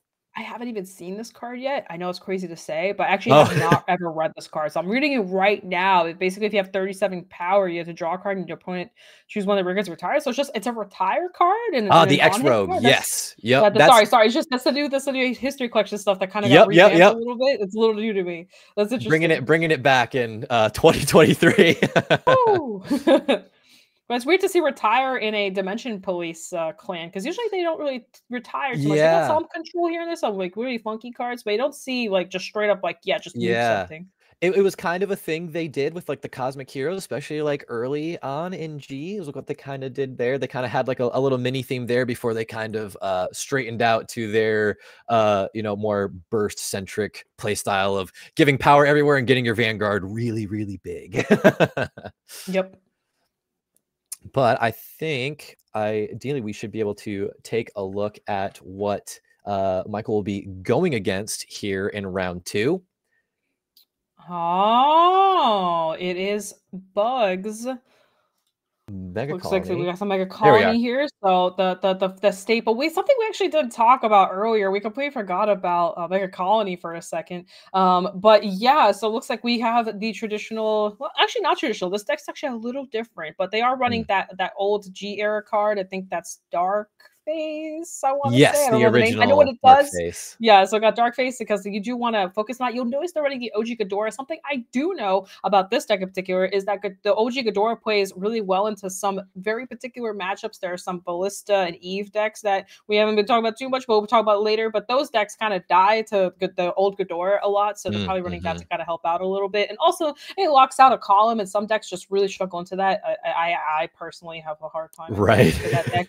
So I don't think you're alone in that one either. Yeah, it's just walking on a column. It's tough. You can't call anything there. It can be pretty brutal sometimes. And then obviously we also have the other stuff. Oh, sorry. Yeah, no, I was gonna say, especially if you're not running an Excel clan, because I remember early in Premium going against some early Ghidorah lists that ran that original Ghidorah, and you lock down my column, but I'm playing an Excel deck, so that's okay. I'll just make a new circle to kind of get around it. Exactly. But when you're not Excel, losing a column can be pretty rough to deal with. And one thing I think is interesting here too, we do see them playing the Forbidal as well, which is going to play really well with the kind of like almost like a toolbox of grade 3s they have in this deck of a few things, between the Hell Demise, the Plague Doctor Dragon. I can't remember its name off the top of my head, and it looks like the Flagburger. Sorry. So there's Inlet in there, and then you're talking about the Rotting Ursip Dragon, right? Those are the two that you're discussing? Yes. Okay, yeah, I got you. Those are D cards. Hey, that's what we're here for, right? Yeah, so Inlet, because Inlet can go to Soul and draw cards, and also can restand self, but not in here because it needs Flagbergen's card for that. Right. But we have seen Flagberg decks in the past too, because that's always possible. But anyway, yeah, and then the Usurp or the Usurp Dragon, it can revive itself every single time you put your grade 3 or greater Vanguard's place, which by the way, I believe includes the grade 4 as well. So you just get 3 cards. It's always a card you can have on board. If you have an empty board, you can at least count on that coming through to give you one rear guard to go into. Yeah, that's my favorite card. Yeah, no, understandably so. I think we can go ahead and take a look at the G deck now too, see what they're working with here. Very excited to see. I can only imagine what kind of possible cards can be in that G zone. Just can only imagine the possibilities that are endless when it comes to Mega Colony's G zone. Quite a few, right? We got some things I'm sure we'll be seeing quite a lot in any Mega Colony list, because of course we have to have our Ghidorah strides. It's the engine that makes the deck hum. It's the thing that you go into. And then we have Malignantis, or as I like to refer to Malignantis as, is additional skill text for Ghidorah, because more often than not, you're going to be flipping up that Malignantis and then just using it with your Ghidorah turns as well. Yep. And then we got the usual. We also got some little backup plans, like the what is it? I think it's called the Overwhelm. Overwhelm is another card that a lot of people like to go into, especially, you know, a lot of it comes down to Bugs G Zone is very interesting. A lot of it comes down to how well do you know your opponent's deck and what stride to go into, because as funny as it sounds, you don't always go into Ghidorah. So no, it's true. Sometimes it's true. you actually want to go into other strides. I think that's the biggest key player that differentiates how Mega Colony players play. We're gonna probably be seeing that here too. Like autopilot Ghidorah is not always the way, because there's some other really good cards, surprisingly enough, in the G Zone. Obturandus, I think, is definitely one of those ones that stands out to me here too, as well, just because you just got it as a one of here, but usually that's all you need, because you basically just shut down your opponent's turn and they can't really do anything if you set things up right. So it can be very, very oppressive if you are able to plan and go into that when the time is right. But ideally, I think we should be just about ready after we're done taking a look at our competitors' deck lists here, and we should be able to transition into round 2 of BRO 2023. Very exciting stuff. Can't wait to see this action. So here we have, I am interested to see what do you think the challenges are? Or what do you think the challenges might be for Michael here to face into this Bugs matchup? Do you think DP cares about what Ghidorah does? You know, that's kind of the beauty of Dimension Police. Now, obviously, Michael is playing a bit of a different list than you'd expect out of Dimension Police, because a lot of times, you know, you expect to see Dieliner, because Dieliner is such a workhorse for that clan. But the beauty of DP is that because you're so focused on that center column, you're so focused on the Vanguard, there isn't really like a whole lot your opponent can do to really mess with that. Now, I do believe we saw in the Mega Colony list both copies, both the G and the V version of Brilliant Blistered. So Brilliant Blister is probably the one thing that you're going to be kind of worried about seeing to rest your Vanguard and then say, hey, no more standing. Yes, exactly. I think Brilliant Blister in my hand, please. Yeah, Brilliant Blister is a huge thing that I constantly think about. That's actually a really good point, especially the OG one. That's the one that really just says, hey, you just can't, you can't do the thing you want to do. And constantly having to play around that, I think, is really huge. It looks like we had a GSS whiff, actually. Surprisingly, that happened 2 rounds in a row, but it does happen. You know, you just never know with sometimes things just happen. Can't control that, but that's okay. Unfortunately, bad variance comes for us all sooner or later.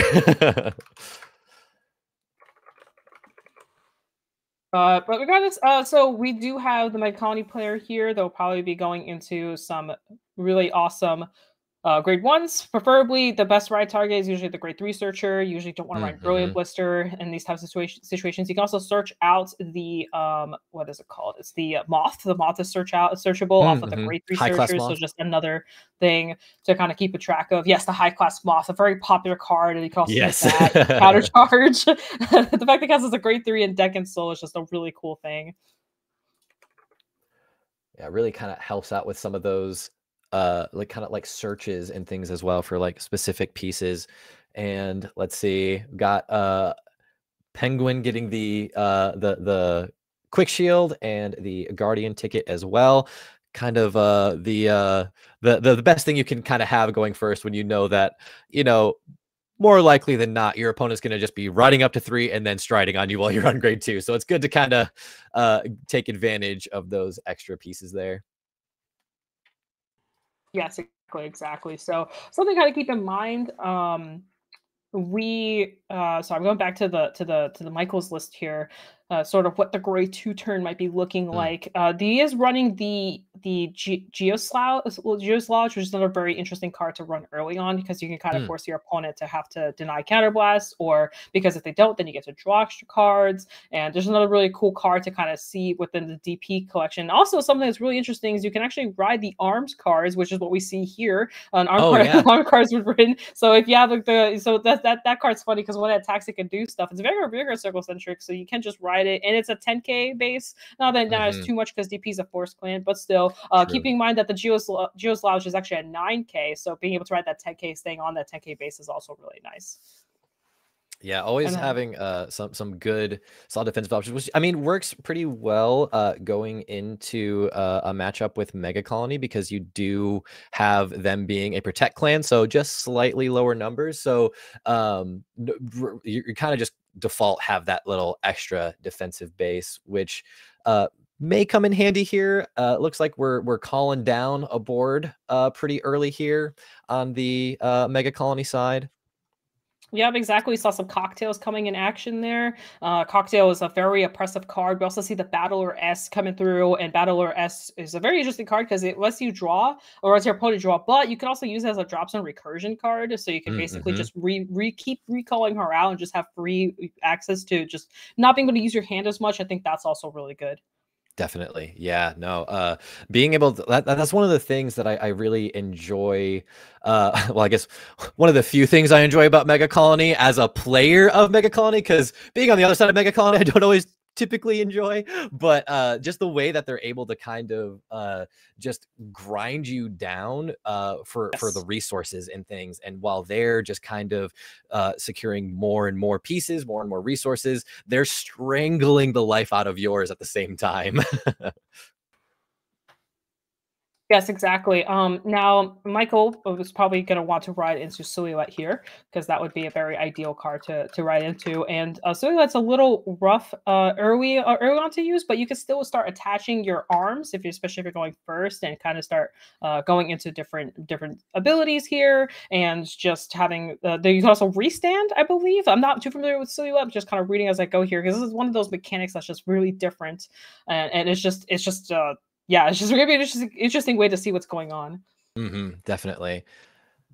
I'm gonna be curious to see too, because I haven't seen too many DP lists really go for the original Gallop as well. Maybe like just kind of tossing one or two in there just to kind of maybe get that little superior stride. But a lot of times you oh, there we are. We are on that superior stride there, which is gonna kind of help, you know, get some resources on the DP side of things, and also kind of take some away from Mega Colony as well.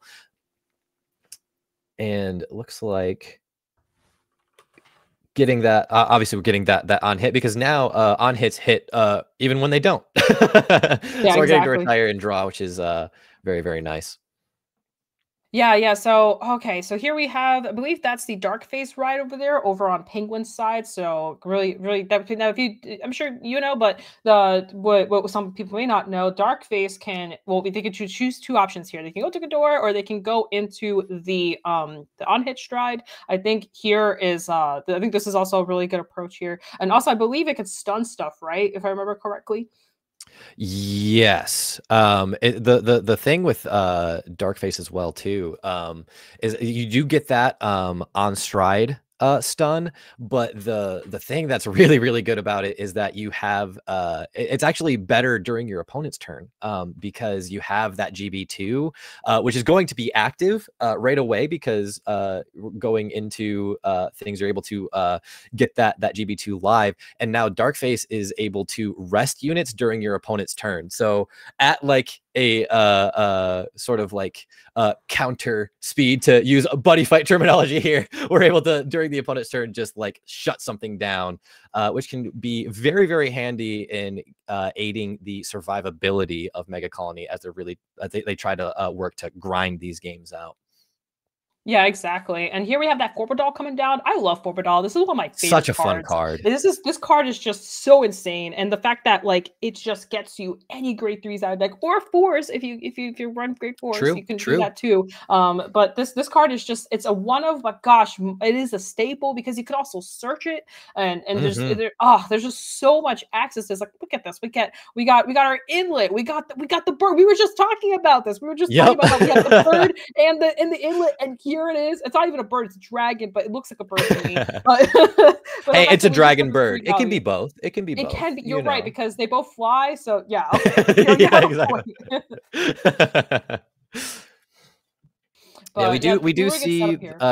Gridora coming down, which is about what you'd expect. I half expected to see the superior stride coming down here to get to farm up some protect markers, but we're opting just to go straight into Gridora shenanigans, which honestly can't fault him for it. Card puts in a lot of work for Mega Colony. Looks like the Mega Colony Battler S coming down as well, which is also just a very fun card, just because you have plenty of ways to just make sure it stays on the board, because it can recur itself from the drop zone, but also just forcing your opponent to just verbatim read its skill real quick. When it's placed on rearguard, you can Soul Blast one, and your opponent chooses a card from their hand, calls it to rearguard as rest. They draw a card, and the called card cannot stand during the next stand phase, and they also don't get any auto abilities. So it's just a really kind of an interesting way for Mega Colony just to get units on the board to be stunned, almost kind of discarding, because you're kind of like forcing them to put something on board that they really can't use for a turn, but they do get the draw. But you know, who knows how good of quality that random draw is going to be, you know.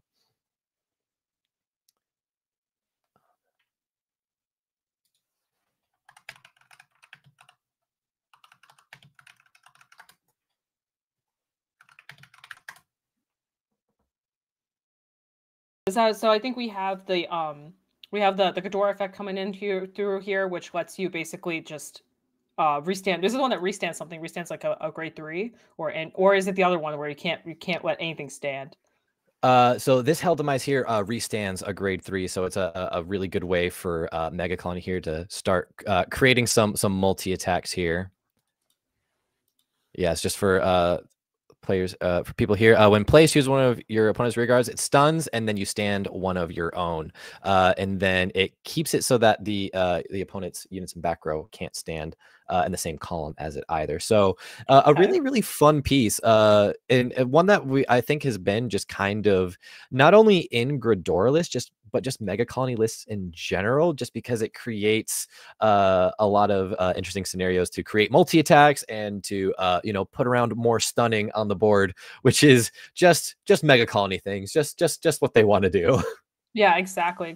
Here I am kind of thinking, so what's going to happen on our other side? So now we have the Ghidorah effect live, so we can't call anything from deck. We can't G-Guard. We can do a lot of things here, and the Vanguard is stunned. But what's interesting about Dimension Police is they run so many grade 3s that they kind of don't care sometimes. They're just like, oh, just ride, because you have to, in this, most players that play into bugs have to keep in mind that they not only have to ride a grade 3, but they also need something that is of equal to 3 to discard to stride. So you basically have to neg a lot just to kind of get the game going here. And also we have the Dark Face here just to kind of stun the board. Luckily enough, Michael didn't really give a board to stun. Very smart move there. Yeah. Exactly. But Darkface has a second skill where it can Soul Blast 2, and basically if you call something, can rest it, and you have to play around that concept as well. So luckily enough, again, DP is usually very focused on the Vanguard. So even if you're calling stuff and it gets rested, that's okay, because as long as the Vanguard is swinging for 100k, you don't really care. So we did get the rewrite here happening, which is also really good. This is our good boy Brad Black, one of my favorite Black cards. coming in here. And we're not striding, which is actually interesting. We're choosing to call the arms as well, and we're seeing no effects go off for the Dark Face. I don't know how much soul Dark Face has to work with, but it looks like we're just getting the arms units set up and going. And on a black so that's really interesting. So Brad Black can you know, put the 10k power to the front row, which is really cool. But I'm kind of wondering what the arms here are going to be doing for us on a different Vanguard. It looks like they are affected by Silhouette here, so at least the grade 2 is, and so is the grade 1. How well, I'm thinking that Michael here probably has a Silhouette and Soul. Yes, exactly. Yes. So Brad Black is such a fun card to play and build with in Premium Dimension Police, because it creates situations like this where you get to kind of have your D grade 3s that you can bring in and play around with them a little bit. because as much as premium is a format with striding and is focused on doing that, you don't always have to. Sometimes if you have a grade 3 Vanguard with a skill that's strong enough, you can just go straight into that. So I think we're going to be seeing Brad Black swing here at the end of that battle. I'm hoping we're going to see a silhouette come down and see some very, very fun things happen here.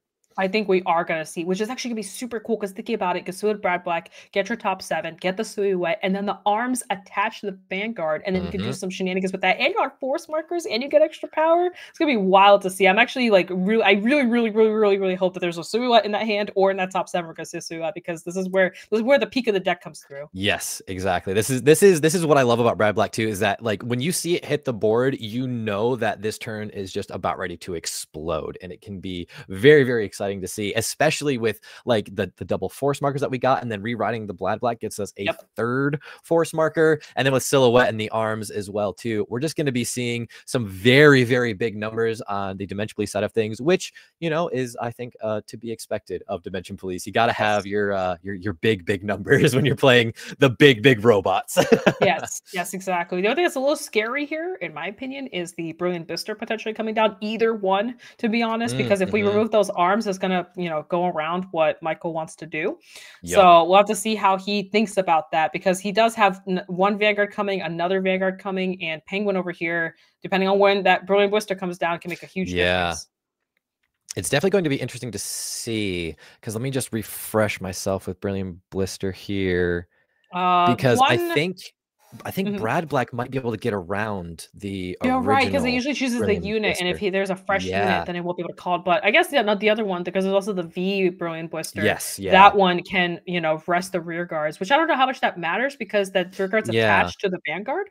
And I mean, one thing's for we will definitely see. I think might be holding them back until after the silhouette swing. It might be the play here, because you kind of want to maybe wait to see how trigger checks shake out before you start going into your interruption plays. It's good to try and have like as much knowledge as possible, because the last thing you want to do is target something and use up your resources resting things when something else is just going to pop up and then make you wish that you hadn't already used all your resources for a previous round of calls.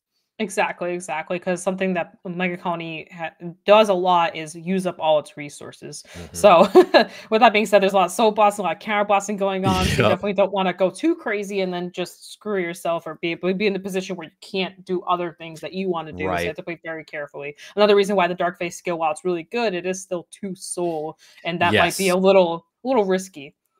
It's effectively costed, I would say, because while you can kind of farm up soul a little bit, you still have to be very cautious and very deliberate with the things that you target to smack down on the board. Oh, here we go. Here we go. Yeah, we got the silhouette. We're finally here. We're at the moment. It's another one of those moments. We had the Bang G moment. Now we're having the silhouette moment. True.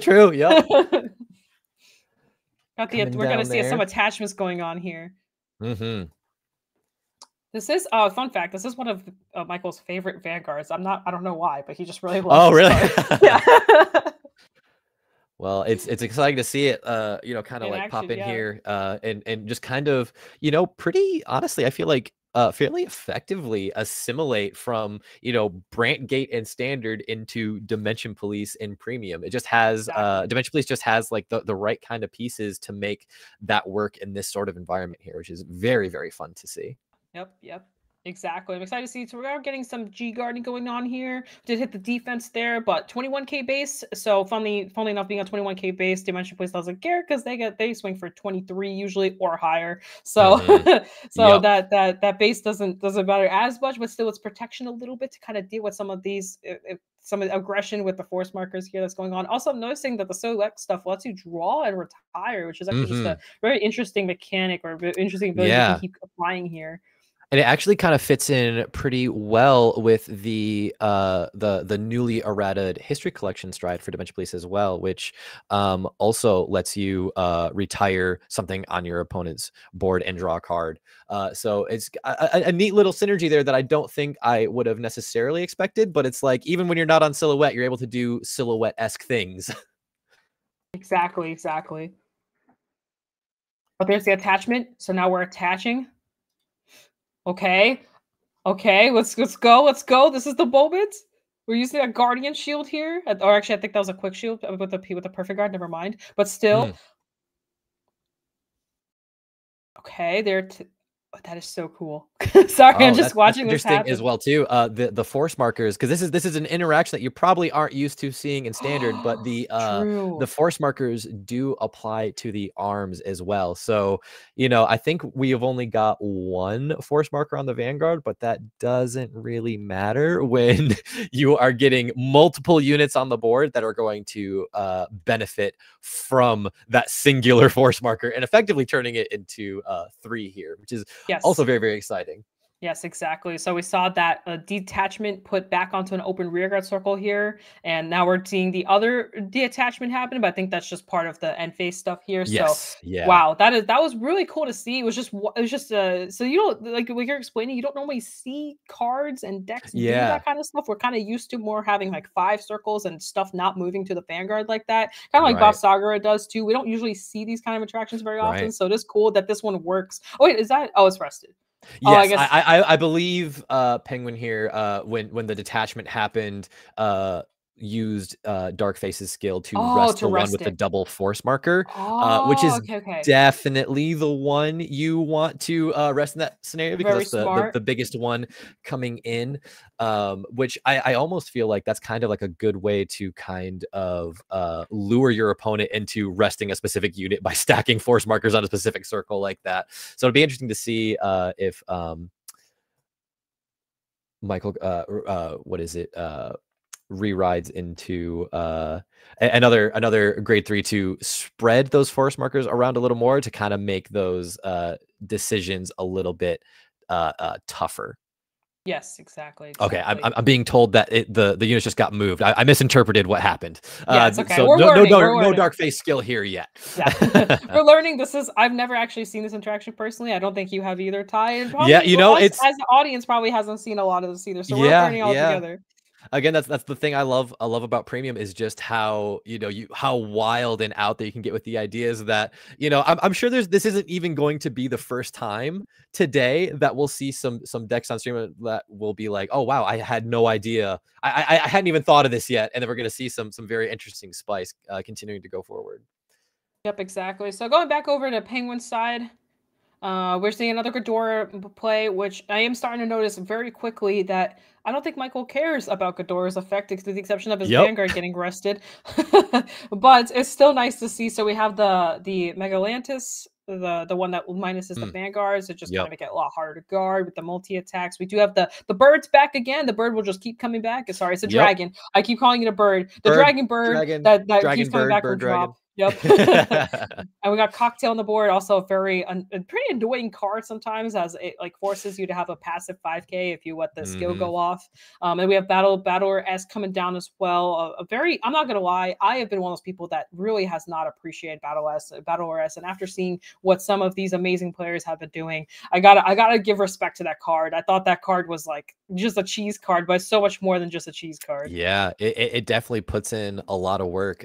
Just like because Mega Colony definitely likes to control the board, but Battler S kind of gets into a little bit of hand control as well, somewhat. Obviously, you don't really get a choice; it's all on your opponent. But affecting the opponent's hand is, just a welcome tool in a deck like Mega Colony. Yes, exactly, and that's what they want to do, and just be able to recursion. God, there's so much recursion going on all the time. Yeah, I'm not going to start reminding me of like Grand Blue a little bit, just the constant like bringing a cards little back. bit, yeah. You got the bird dragon, coming through, which is also sees a play in some Grand Blue lists. I see it every now and again, just because it just fits so naturally into what we got going on here. Looks like game.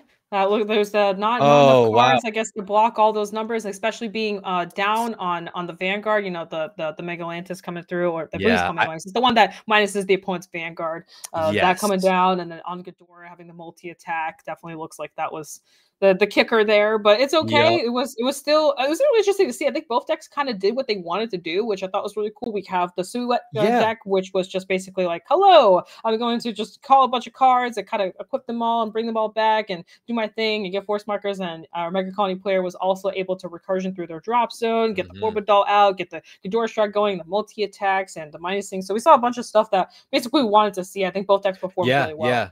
But both decks got to do their thing. You know, we got to see, you know, the superior striding with the X Gallop, and then we got to see the Brad Black into the Silhouette, which is very, very exciting. But I believe at that last turn there, I think it might have even been 2 Malignantis face up in G zone, and you can, 10K. You know, you can use both of them, and then you just kind of minus quite a bit, and that gets to be very, very hard to guard, and especially in a deck that, you know, and that DP list did have a lot of grade 3s, but we didn't have any Geomagluses in the G zone, which is normally DP's kind of saving grace because it lets you get your grade 3s to such high shield. But that's clearly not the focus in this list. This list is just swing with Vanguard several times, get some really big numbers, and go from there. We got to see it do that, but not maybe quite to the extent that Mike would have liked today, but that's Vanguard. That's how it happens. I thought it was cool. I was happy to see both decks in action. As much as, you know, there's a lot of discussion about how Ghidorah works. At the end of the day, it's still really cool to see how the deck performs and seeing all the recursion stuff. I think it's cool, but you know, it is what it is. They did really well. Congratulations to both players for being able to do the stream and stuff like that. I was really excited to see all the cool stuff. So yeah. Well, I think that is going to do it for our second round here for the premium format of BRO 2023. We will take another break as we get things settled up in the background and get the rest of the rounds finished and get set up for round 3. So don't go anywhere. We will be right back for more premium BRO. Stay tuned. Are you dreaming of becoming the world champion? Don't let your dreams be dreams. Take part in the upcoming World Invitational 2023 last chance qualifiers for, well, one last chance to qualify for the World Finals. The last chance qualifiers will be open to all participants except those who have already earned a sponsored invite to the World Finals. I know many of you are raring to go, so here are the locations where the last chance qualifiers will be held.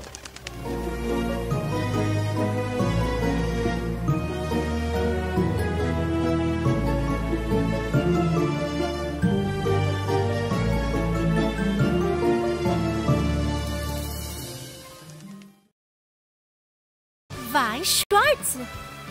The love story revolving the quintuplets once again comes to the stage of Weiss Schwarz. The quintessential quintuplets movie booster pack, now on sale. Bushiroad. Weiss Schwarz. Experience the full-blown high school story on the stage of Weiss Schwarz once again. Saikano, How to Raise a Boring Girlfriend Flat booster pack, now on sale. Bushiroad. For our fellow card fighters and Saniwa, your powerful Touken Danshi will be making a return in Touken Rumble Online 2023. Look forward to brand new mechanics that will grant them new strength and power in their Kiwame forms. Do bugs bug you? I sure hope not, because we'll be descending into the insect kingdom with Mushi King. Watch out for these super powered insects crawling your way into Booster Pack 13, Flight of Chakrabarti. What do you dream of when you dream of duets? I dream of Yume no Kesho. These collaboration promo cards with the Bang Dream AI singing synthesizer feature Poppy and Rose and will be available at the upcoming Bushiroad Expo Asia, Singapore 2023. For our international viewers, these promo cards will also be available at your local game stores. Stay tuned to our social media channels to find out how you can redeem these promo cards. And here's the recap for Cardfight Vanguard.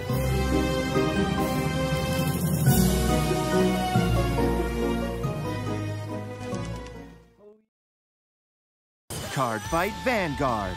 I sever and manifest causality. Boldly cast to the side this feeble, unstable world. Booster Pack, Evenfall Onslaught. Bushiroad. Trick or treat! Welcome to the Bushiroad English Conference Autumn 2023. With Halloween right around the corner, our pumpkin spice lattes seem to have been replaced by carved pumpkins. Ready your hearts and your wallets, you're in for a fright. Now that we're halfway through the Bushiroad Championship Series 2023 season, if you've been living under a pumpkin, the World Finals will take place on February 3rd, 2024 at Akihabara UDX. That's right, we're heading back to Tokyo, Japan. I can't wait to see all of you again and crown some new world champions. If you need even more motivation to take part, here's your first look at the promo cards you receive for participating. And the champions for each game and format will be receiving these. Oh, those are some impressive promo cards. If you're yet to win an invite, fret not.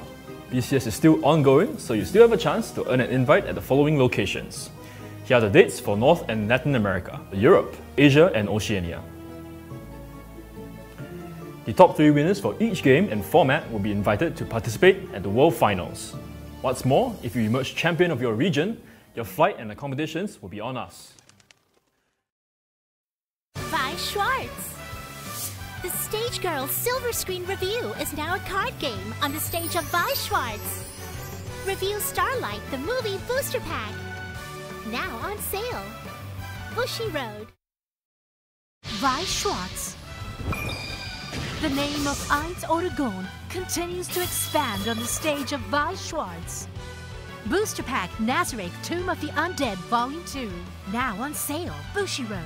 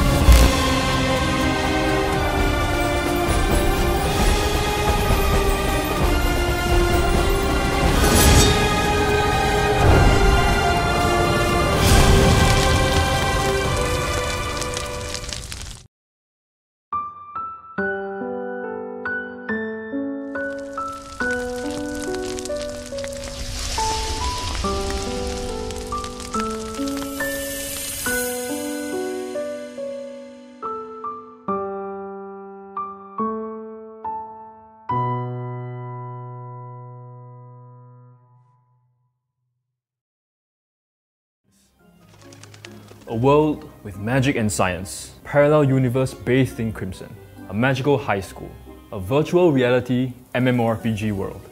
It's time to take a trip down memory lane with Dengeki Bunko. Nostalgic titles like A Certain Magical Index, Shakugan no Shana, The Irregular at Magic High School, Sword Art Online, and many more are making a comeback with new illustrations. With 51 titles included in the set, there's definitely something for everyone. For our Bang Dream fans, Trials Deck Plus Bang Dream My Goal will also be performing on a Weiss Schwarz stage near you. The set features new illustrations that fans will want to add to their existing collections. Let's count down to the party! Premium Booster Bang Dream Girls Band Party Countdown Collection will also be performing on a stage to celebrate their 6th anniversary with glittering illustrations of your favourite Bang Dream girls. Don't miss out on this chance to update your collection with these new cards. From one idol to the next. You hear those cheers for an encore? We're happy to announce that Bochi and her friends will be bringing their performance to the stage of Weiss Schwarz as well. We'd love to have them now, but it's gonna take a while to convince Bochi to come out of her room, so we'll let you know once we manage to do so. One can never have enough idols performing, but heroines need a stage too. The heroines from Sai Kano will be making their comeback on the stage of Weiss Schwarz. The series may have reached its finale a few years back with the movie installment, but no matter who you root for, this is your chance to create a different ending for your favourite girl. Did you catch my clue at the start of this segment? We're returning to the world of Remnant in Premium Booster Ruby.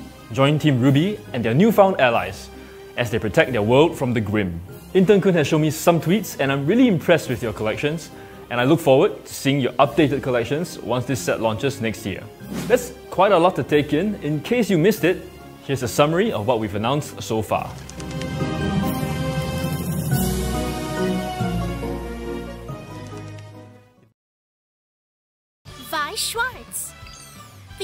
a story with the girls on the stage of Weiss Schwarz once again. Review Starlight Relive Booster Pack. Coming soon. Bushiroad. Weiss Schwarz. 10 years journey with Sword Art Online.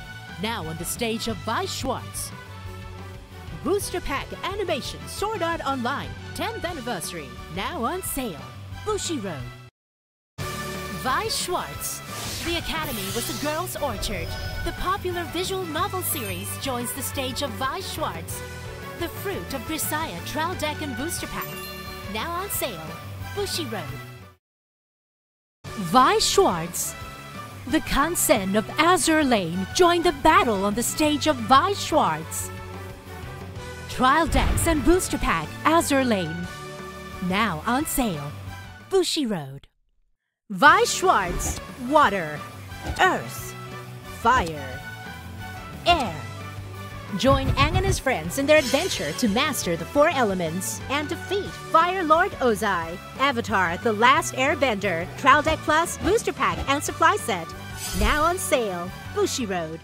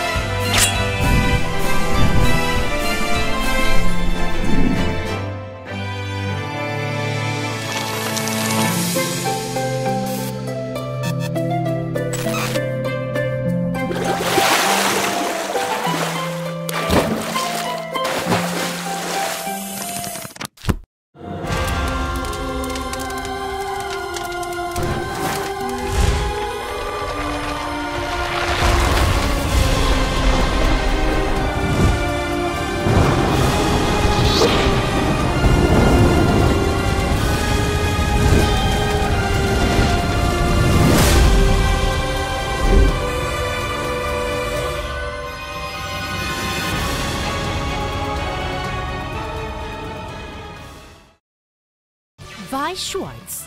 It's time to show off the best performance on the stage of Weiss Schwarz. Intro Deck and Booster Pack, Bang Dream, Girls Band Party, 5th Anniversary. Now on sale. Bushiroad.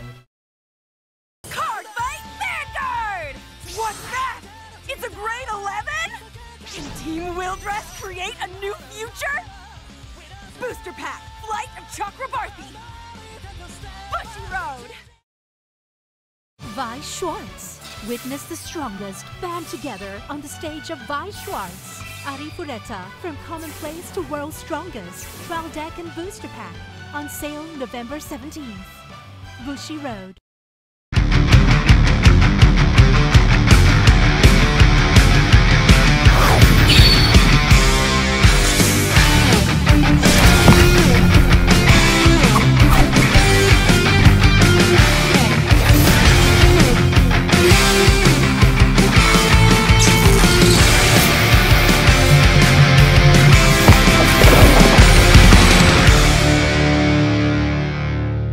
Genic, ingenious supplies.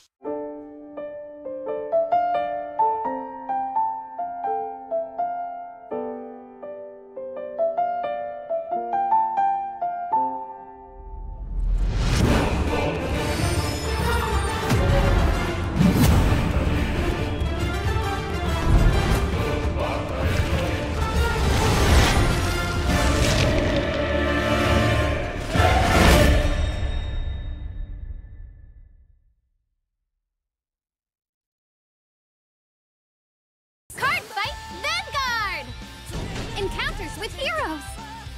Stories that will shape your soul are waiting for you! Booster Pack, Clash of the Heroes! Bushiroad!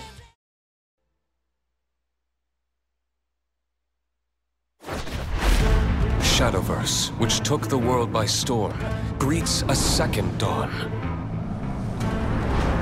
As a trading card game. Arise, warriors. Be anointed in light, and soar towards a horizon more brilliant than you've ever seen before. Shadowverse Evolve. Build a deck to conquer a new age. Choose from 6 classes: Swordcraft, Runecraft, Dragoncraft, Forestcraft, Havencraft. And the Shadowverse Evolve Original, Abysscraft. Further bolster your forces with cards from the versatile neutral class, and grow your power beyond reckoning. Storm the battlefield with powerful followers, or control the tides with masterful spells. The future glows at your fingertips. It is time for the newest chapter of our long, ever-shifting story.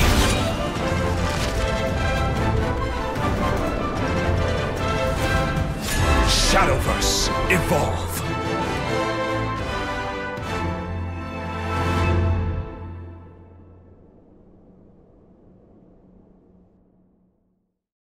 Cardfight Vanguard! Your deck will become so much stronger! Festival Booster 2023! Dressed up Lyrical Monasterio members! Bushiroad! Are you dreaming of becoming the world champion? Don't let your dreams be dreams. Take part in the upcoming World Invitational 2023 Last Chance Qualifiers for, well, one last chance to qualify for the World Finals. The Last Chance Qualifiers will be open to all participants except those who have already earned a sponsored invite to the World Finals. I know many of you are raring to go, so here are the locations where the Last Chance Qualifiers will be held.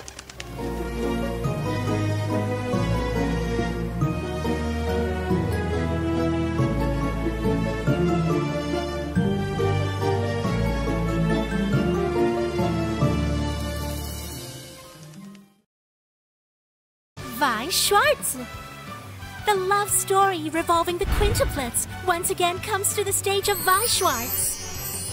The quintessential quintuplets movie booster pack, now on sale. Bushiroad. Weiss Schwarz. Experience the full-blown high school story on the stage of Weiss Schwarz once again. Saikano, How to Raise a Boring Girlfriend Flat booster pack, now on sale. Bushiroad. For our fellow card fighters and Saniwa, your powerful Touken Danshi will be making a return in Touken Rumble Online 2023. Look forward to brand new mechanics that will grant them new strength and power in their Kiwame forms. Do bugs bug you? I sure hope not, because we'll be descending into the insect kingdom with Mushi King. Watch out for these super powered insects crawling your way into Booster Pack 13, Flight of Chakrabarti. What do you dream of when you dream of duets?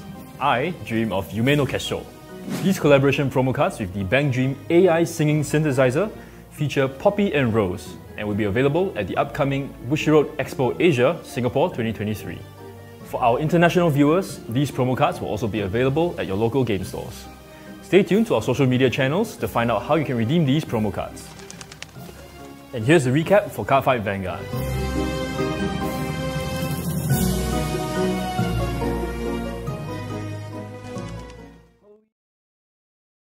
Cardfight Vanguard.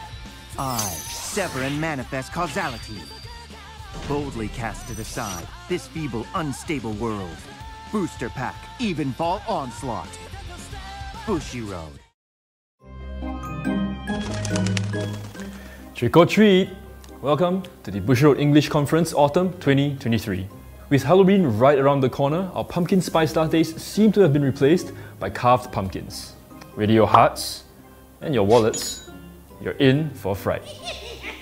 Now that we're halfway through the Bushiroad Championship Series 2023 season, if you've been living under a pumpkin, the World Finals will take place on February 3rd, 2024 at Akihabara UDX. That's right, we're heading back to Tokyo, Japan. I can't wait to see all of you again and crown some new world champions. If you need even more motivation to take part, here's your first look at the promo cards you receive for participating. And the champions for each game and format will be receiving these. Oh, those are some impressive promo cards. If you're yet to win an invite, fret not.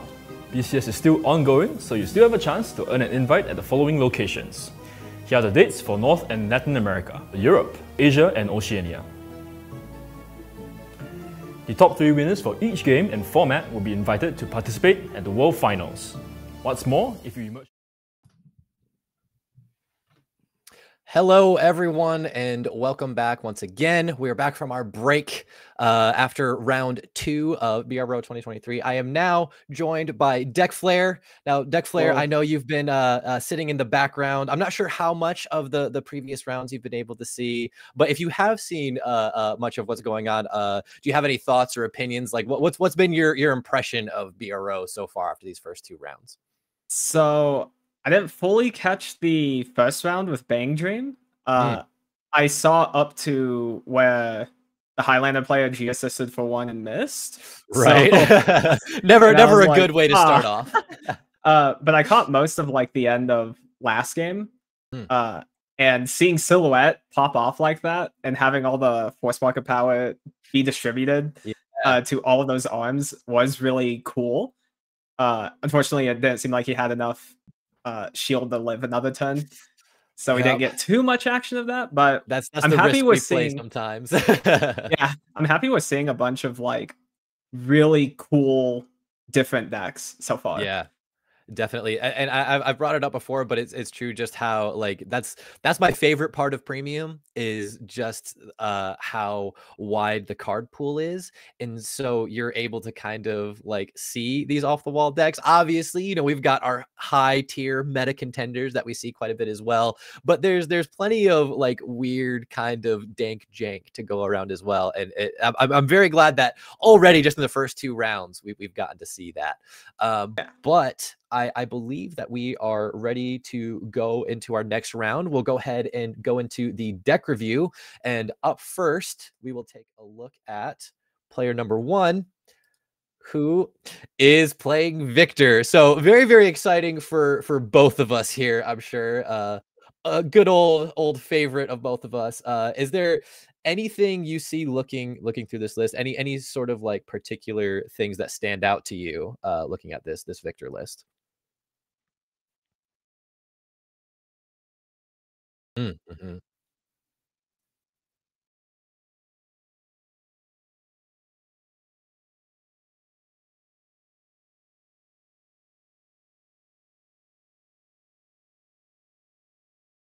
Mm-hmm.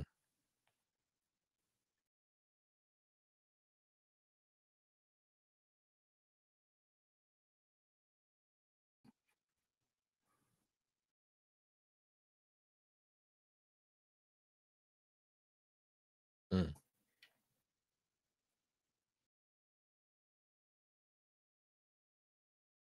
Mm-hmm.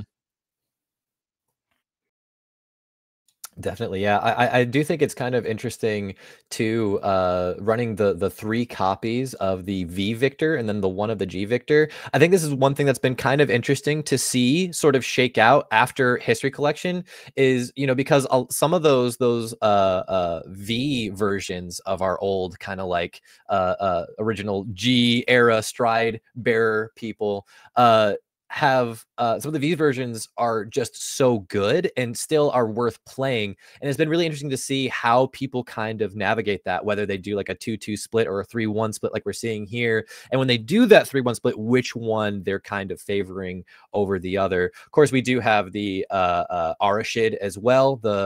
I think both versions. We have both the V and the G version. G version can help you search out that Victor in a pinch. And then we just have the regular top 5 searcher there as well. I also think it's interesting seeing the Bare Knuckle Arnist, which is a pretty fun card. I mainly think of it as a more like merciless dragon kind of like focused card, just because I'm so used to doing all that main phase shenanigans with merciless. And I also think it's interesting too that we've got the Blau crit in here as well too, because that could be kind of a lifesaver against things that like to lock your board down. It can give you damage back, but it can also unlock circles on your board too, which is also very cool to see. But I think we can go ahead and take a look at the G deck here for WBM, this Victor list. And wouldn't you know it, that is certainly a Victor list, a Victor G deck, because I'm sure you know that Victor has so many like solid options in the G deck and different things to go into in different situations. Obviously, we've got the Vic 10 to Superior Stride into.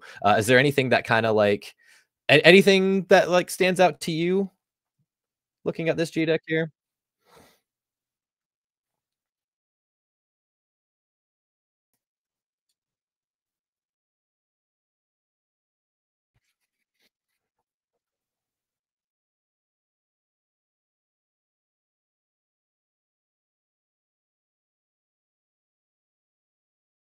Mm. Mhm.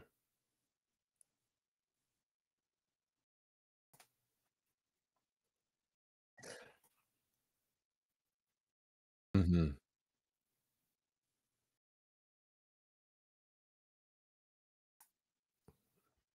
Mhm. Mhm.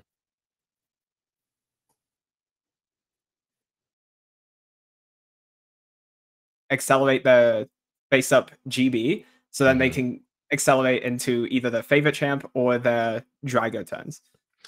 Yeah, it's a lot of one ofs in Victor, and I kind of find that same issue with the main deck too. You just have so many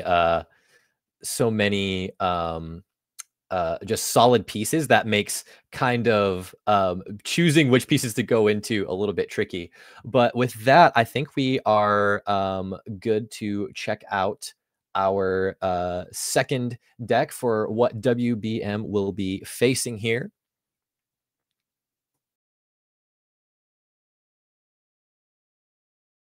And it's Ooh, looking it's like high. Pale Moon. Oh, wow. Okay. Maybe you know a little bit more about how this deck plays right now than I do, because I love Hari, but I haven't played it in a very long time, and I'm kind of tinkering with it, trying to get it built in the background. So do you have any insights looking at this list here? So this list looks very different than what we normally see. A lot of what I've seen from Hari recently is that they run like one maybe of the original G Hari, Mm. and then they still play V Hari because V Hari gives you all those excels very Right. quickly, and then you have like an insane circle that you can keep recalling things out for. Mhm. But they're sticking for the G High. G High gives you more defensive plays through Lovely Companion and the G Guard that allows you to call something out if your Vanguard's a Magia. Uh, Mm. and the other interesting thing in here is with the choice restriction between Purple Trapezist and Flying Periton, they chose Flying Periton in here, which is Mhm. also very different than normal. So I'm interested to Yeah. see how this will play out with it. I'm definitely looking forward to seeing some big kind of like dynamic Pale Moon plays going on in this round. Yeah. And with that, we can go ahead and check out the G deck before we get into the round here. And it's, like a lot of clans, we've gotten some changes into the main deck with the new kind of erratas on our grade 3s. But I don't think, other than like splashing in the new or the new old strides here, it seems like a pretty typical Pale Moon G deck. And of course, we do see that Harmonix Messiah coming in. Harmonix Messiah, just a very big staple going forward, because why would you say no to a free 20k shield in the game? Yeah. Yeah, this looks pretty normal for the most part.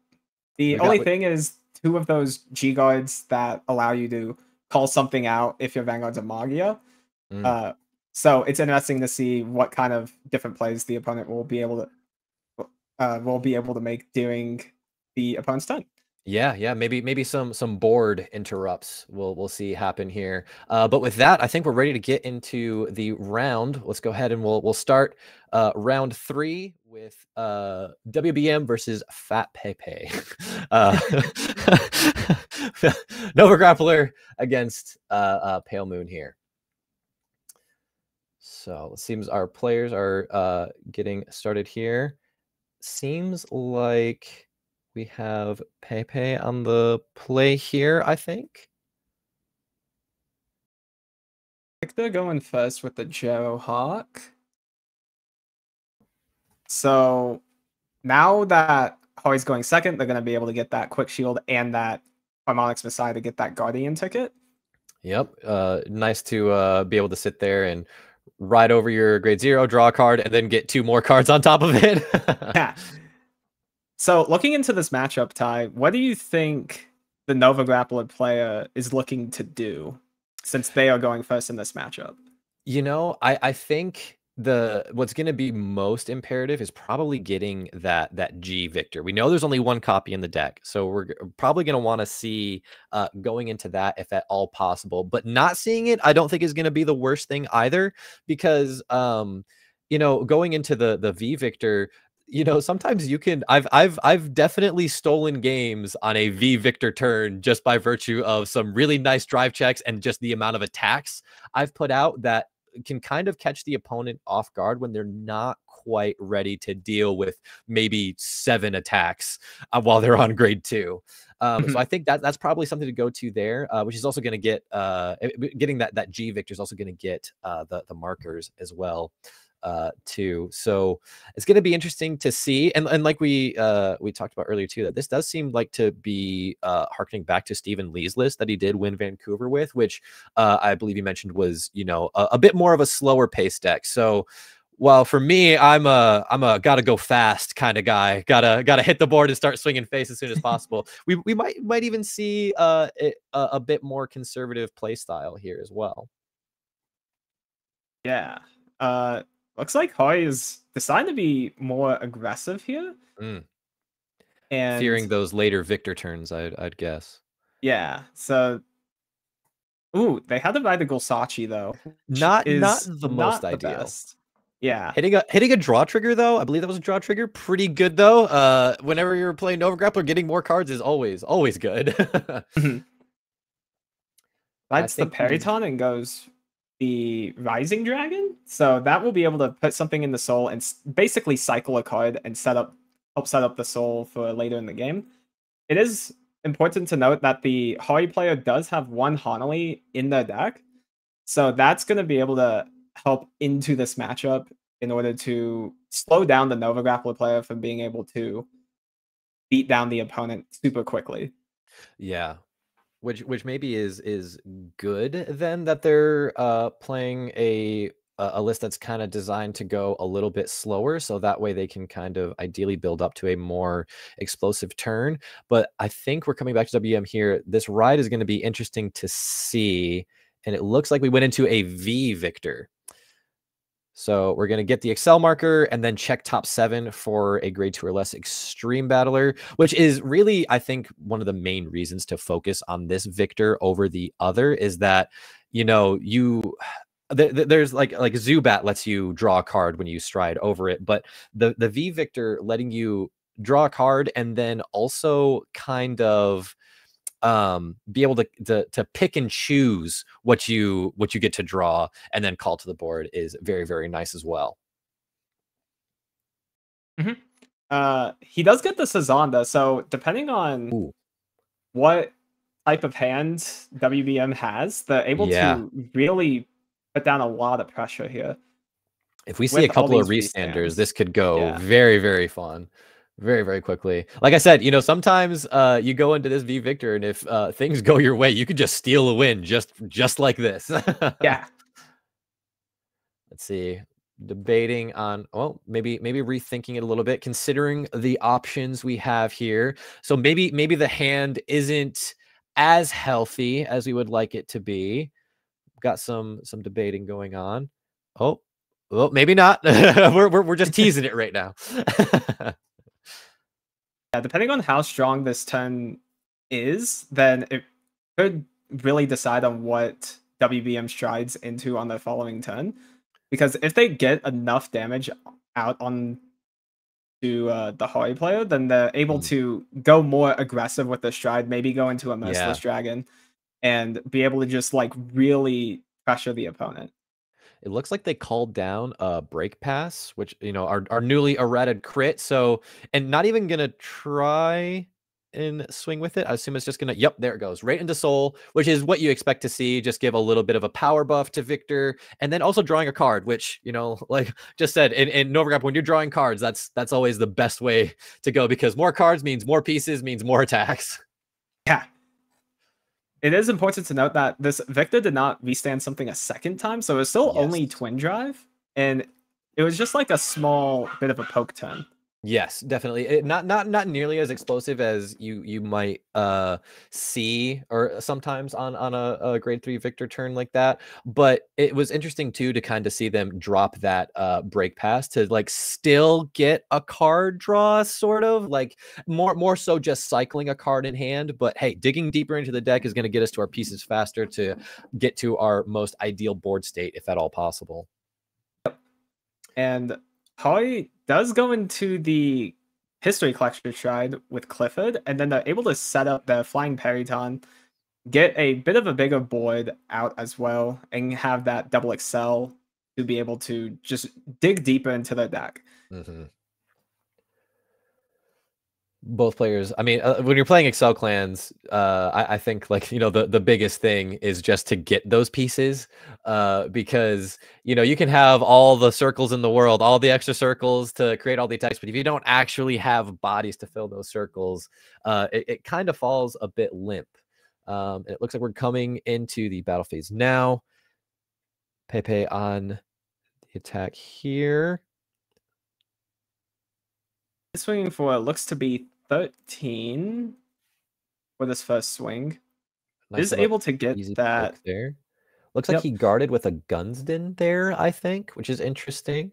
You know, Gunsden's a pretty big piece in Novigraph to be able to give, you know, 5 units on your board resist, which can mainly help with some board interruptions. Now, I don't know if we'll really have that potential from Hari here, but we did see, I believe, one of the G guards that let us call something to board during the opponent's turn. So we may see something kind of come up there. So we'll see if that guarding with that Gunsden is really the best move here or not. Yeah, it seems pretty important in this matchup because we saw earlier that the Hari player did soul charge a Tricky Assistant. They put one in through the Rising Dragon, so they do have access to a form of Denial Griffin play. And losing that Gunsden can make the turns a bit more easier to defend here in a bit. Does have the Baryon, so Baryon's going to be able to Perfect Guard this attack, and then it will be able to Blast and draw a card since he's on a Victor Vanguard as well. Yeah, again, just more card draw, just trying to get to those pieces, because I think you know, we had just really a poke turn from WBM on their last turn, but we've seen a lot of card draw happening as well. So I'm going to be very curious to see if they're able to make it through this turn, depending on how Pepe goes here. We could see some pretty interesting plays from the Novigrappler side of things. Looks like we're swinging with Vanguard or soul charging. I couldn't quite tell there. Yeah, he was calling out the Flying Periton from the Vanguard effect here. Ah, there we go. So he ends up soul charging the stand, which that stand is going to allow them to search for any card and put it into soul as well. And ends up being able to call it. That Doyen on rearguard is going to be pretty big, because now at the end of the turn, they're going to be able to suck in all the rearguards, draw a lot of cards with it, and just have a really big hand going into next turn. Yeah, which depending on what we see hit the board on WBM's side of things is going to probably be needed, just because with the amount of attacks that Novigrapplers are capable of, the amount of Vanguard attacks that Novigrapplers are capable of, the amount of because we know we have the Sazanta on board too, so those attacks are just going to get bigger and bigger and bigger as well. So some definitely prudent thinking here to try and farm up some hand to weather the storm that you definitely know is coming. Yeah. Still a lot of pokes coming in, and Victor's in a bit of a tight spot 'cause they haven't seen any damage triggers yet. So all of these attacks are still going to be hitting, and they're going to have to start dropping some pieces to not lose here. Yeah, and the hand isn't looking the most stacked right here. So it could this is where the tough decisions have to be made. And if you're Pepe, you're just like, well, I know you got to make those tough decisions. I'm just going to keep swinging because the more pieces I get out of your hand, the easier time I'm going to have on your crackback here. Yeah, for sure. Looks like Seems this is like- the last attack coming in.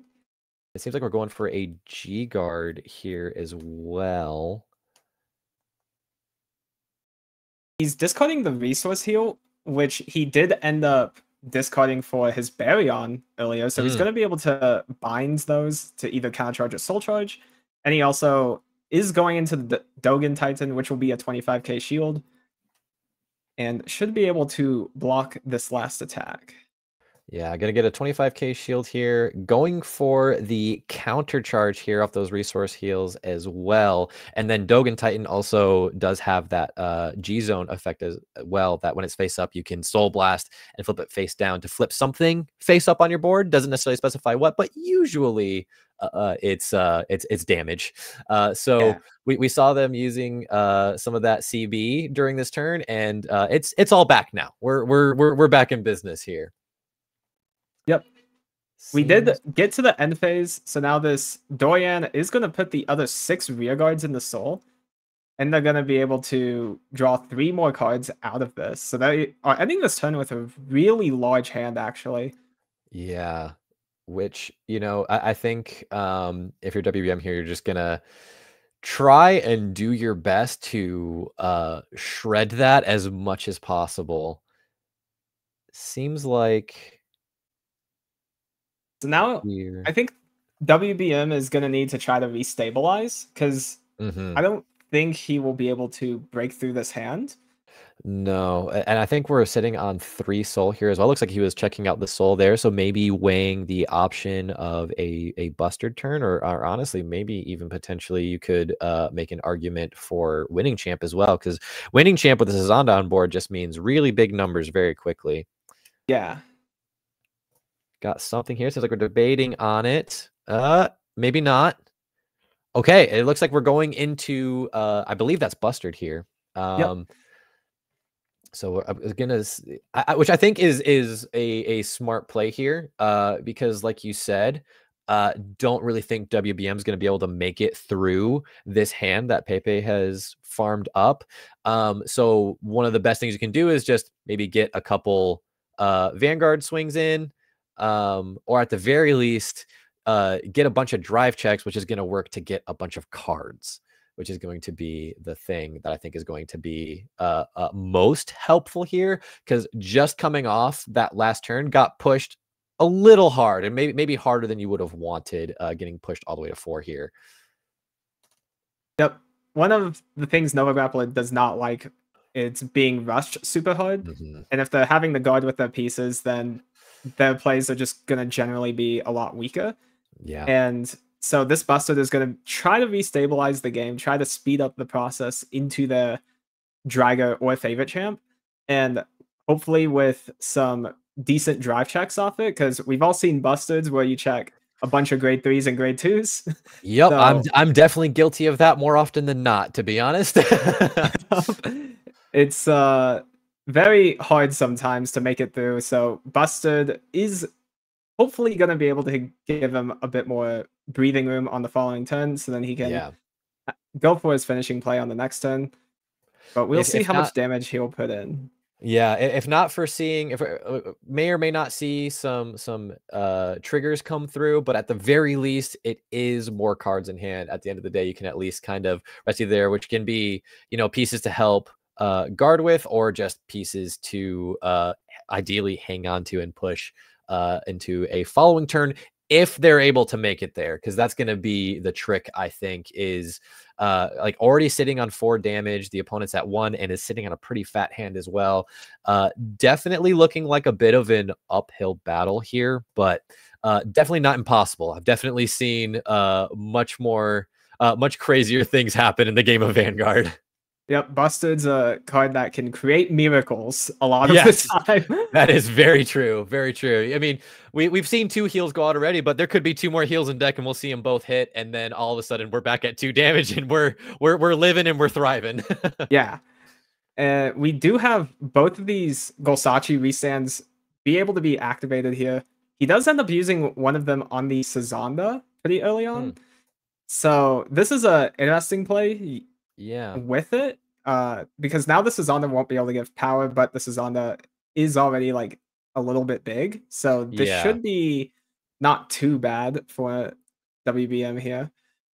I think that just goes to show that like the focus of this turn is less on pushing and more so just on that farming to get into a safer spot to be in. It looks like, I believe that was an intercept there. Oh, they no, we had an interrupt play. Yeah. That Sazanda got dunked into the soul, which honestly isn't a bad thing for Bustard. More soul means not too bad here. More stands potentially, or more drive checks. I wasn't sure how much soul the Bustard had, but I think that just gave them enough to be able to do all of these restands plus the Soul Blast effect. Yes, I think so too, because I believe at the start of the turn I saw 2 or 3 soul. So now we're gonna be seeing some things. Looks like we got a crit coming down on drive checks after a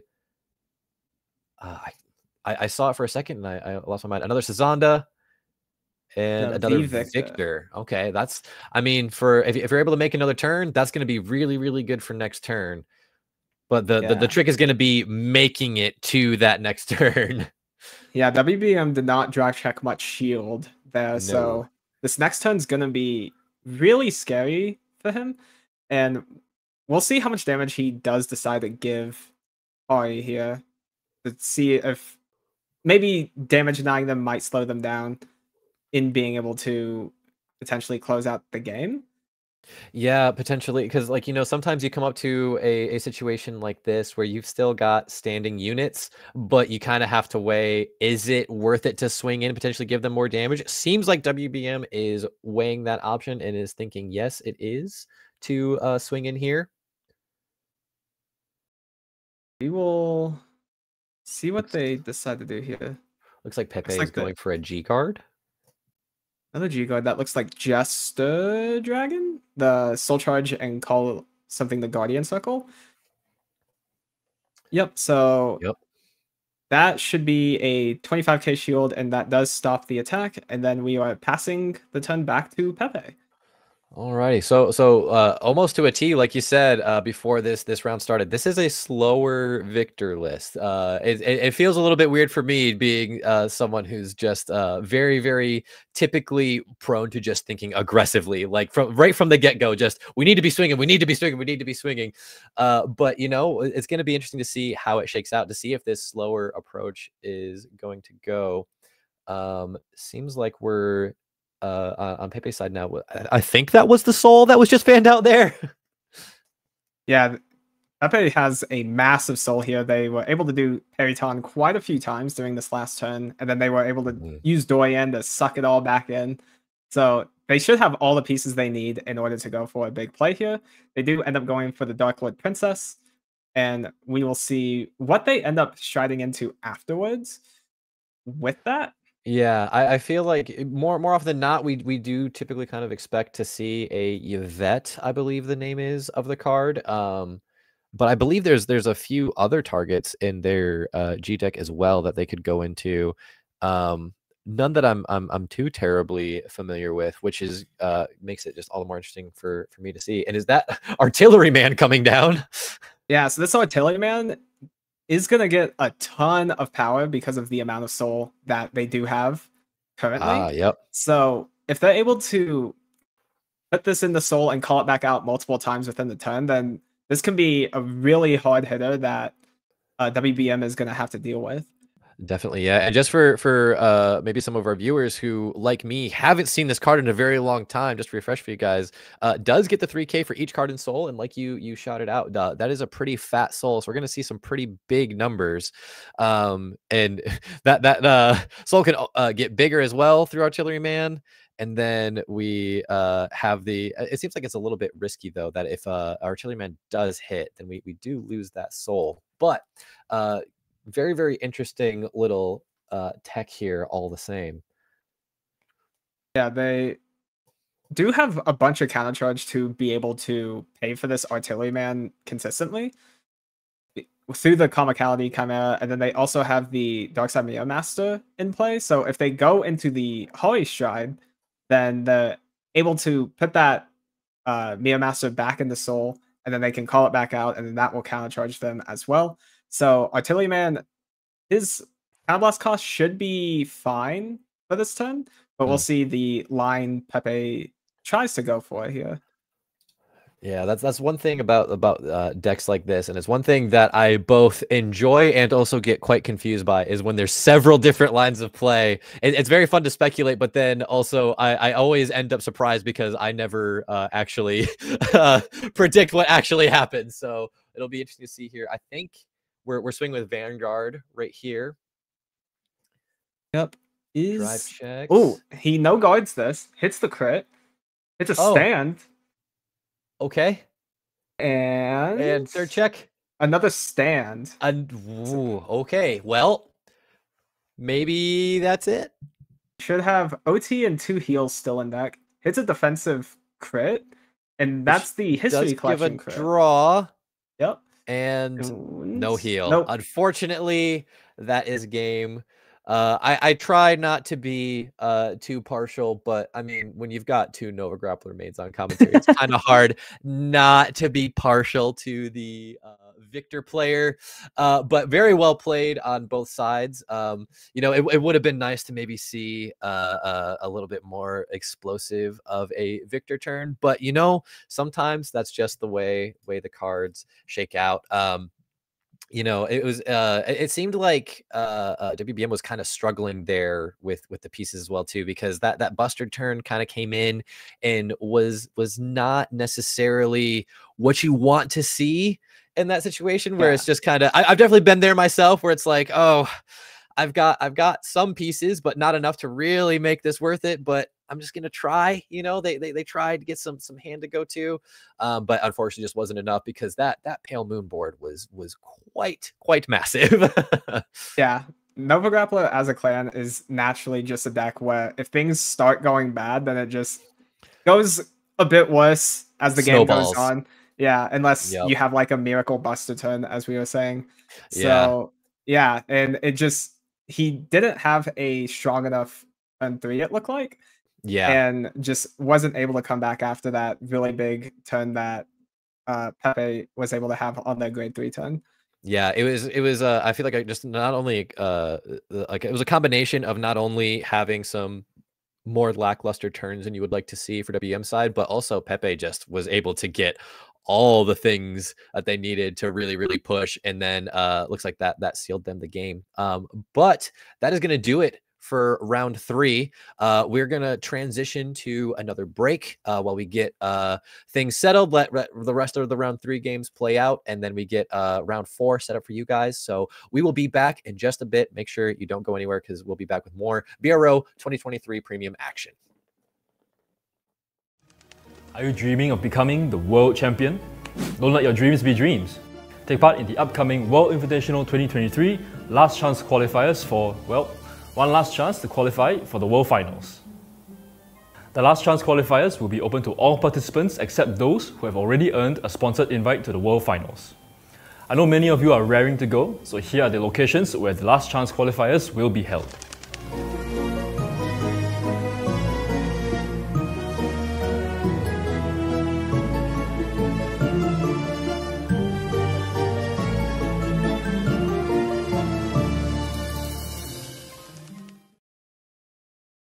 Weiss Schwarz.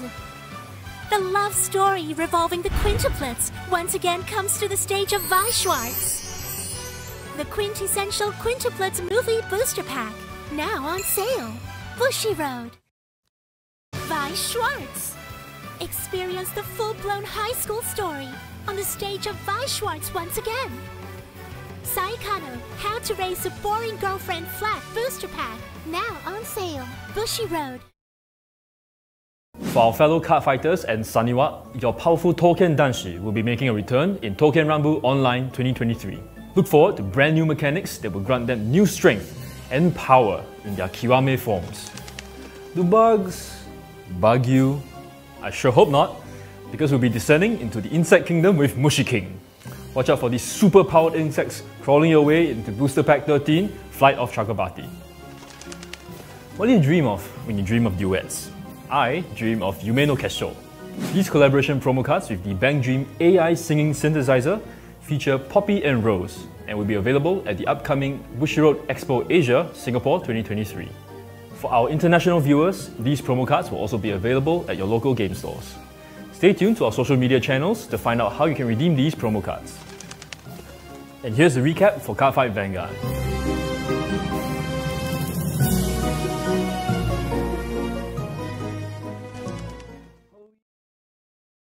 Cardfight Vanguard.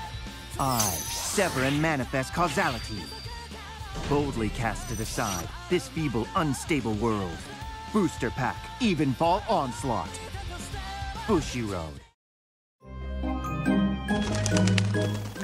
Trick or treat! Welcome to the Bushiroad English Conference Autumn 2023. With Halloween right around the corner, our pumpkin spice lattes seem to have been replaced by carved pumpkins. Ready your hearts and your wallets, you're in for a fright. Now that we're halfway through the Bushiroad Championship Series 2023 season, if you've been living under a pumpkin, the World Finals will take place on February 3rd, 2024 at Akihabara UDX. That's right, we're heading back to Tokyo, Japan. I can't wait to see all of you again and crown some new world champions. If you need even more motivation to take part, here's your first look at the promo cards you receive for participating. And the champions for each game and format will be receiving these. Oh, those are some impressive promo cards. If you're yet to win an invite, fret not. BCS is still ongoing, so you still have a chance to earn an invite at the following locations. Here are the dates for North and Latin America, Europe, Asia and Oceania. The top 3 winners for each game and format will be invited to participate at the World Finals. What's more, if you emerge champion of your region, your flight and accommodations will be on us. Weiss Schwarz. The Stage Girl Silver Screen Review is now a card game on the stage of Weiss Schwarz. Review Starlight, the movie Booster Pack. Now on sale. Bushiroad. Weiss Schwarz. The name of Eins Oregon continues to expand on the stage of Weiss Schwarz. Booster Pack Nazareth Tomb of the Undead Volume 2. Now on sale. Bushiroad.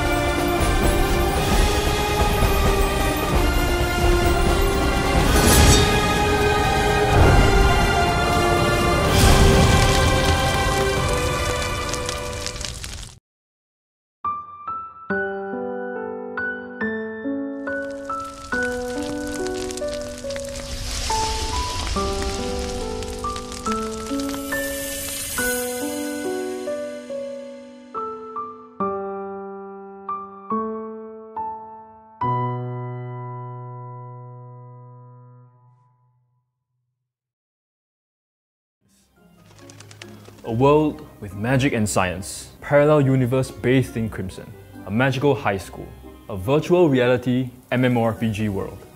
It's time to take a trip down memory lane with Dengeki Bunko. Nostalgic titles like A Certain Magical Index, Shakugan no Shana, The Irregular at Magic High School, Sword Art Online, and many more are making a comeback with new illustrations.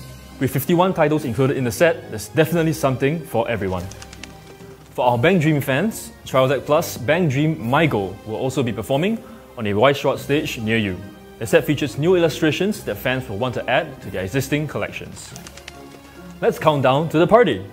Premium Booster Bang Dream Girls Band Party Countdown Collection will also be performing on a stage to celebrate their 6th anniversary with glittering illustrations of your favourite Bang Dream girls.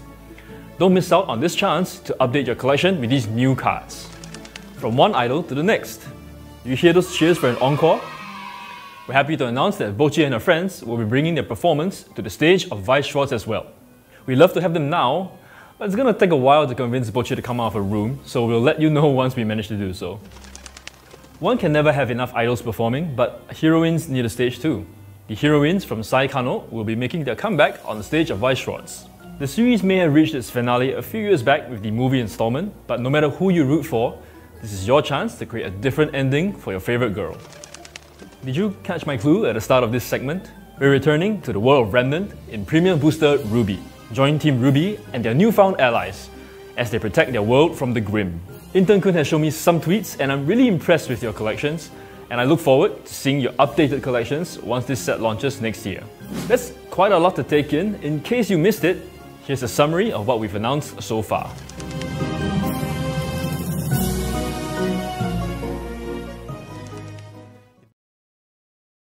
Weiss Schwarz.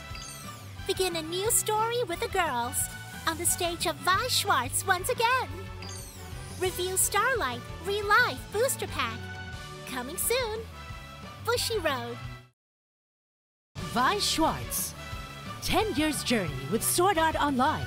Now on the stage of Weiss Schwarz. Booster Pack Animation Sword Art Online 10th Anniversary. Now on sale. Bushiroad. Weiss Schwarz. The Academy was the Girls' Orchard. The popular visual novel series joins the stage of Weiss Schwarz. The Fruit of Grisaya Trial Deck and Booster Pack. Now on sale. Bushiroad. Weiss Schwarz. The Kansen of Azur Lane join the battle on the stage of Weiss Schwarz. Trial Decks and Booster Pack Azur Lane. Now on sale. Bushiroad. Weiss Schwarz. Water, Earth, Fire, Air. Join Aang and his friends in their adventure to master the 4 elements and defeat Fire Lord Ozai. Avatar The Last Airbender, Trial Deck Plus, Booster Pack and Supply Set. Now on sale. Bushiroad.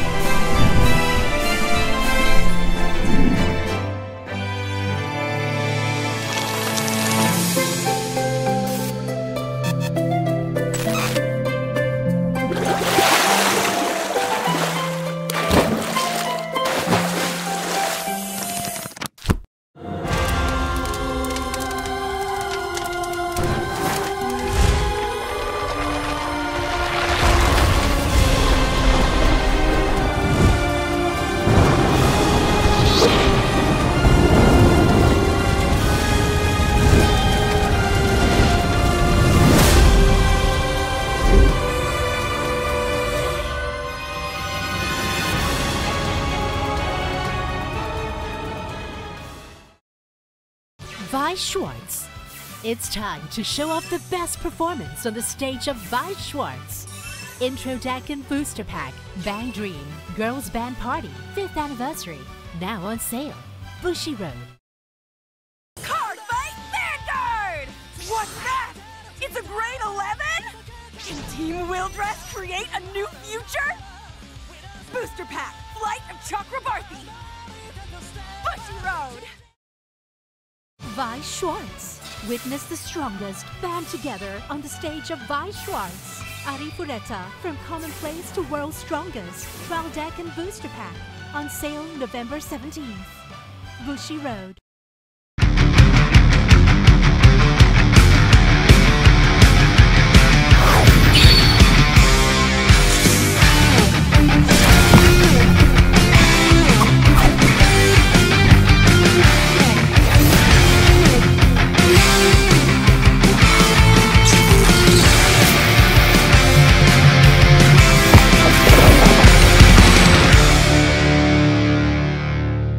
Genic Ingenious Supplies.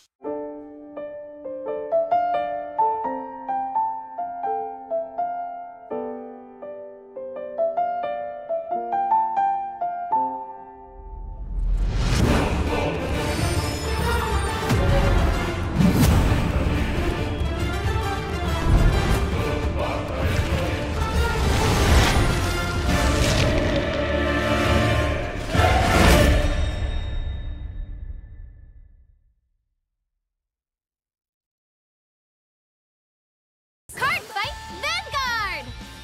Encounters with heroes! Stories that will shape your soul are waiting for you! Booster Pack, Clash of the Heroes! Bushiroad!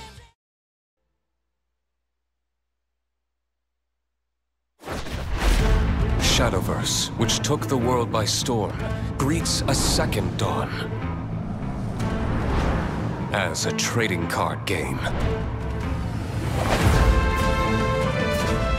Arise, warriors. Be anointed in light, and soar towards a horizon more brilliant than you've ever seen before. Shadowverse Evolve. Build a deck to conquer a new age. Choose from 6 classes. Swordcraft, Runecraft, Dragoncraft, Forestcraft, Havencraft. And the Shadowverse Evolve Original, Abysscraft. Further bolster your forces with cards from the versatile neutral class, and grow your power beyond reckoning. Storm the battlefield with powerful followers, or control the tides with masterful spells. The future glows at your fingertips. It is time for the newest chapter of our long, ever-shifting story.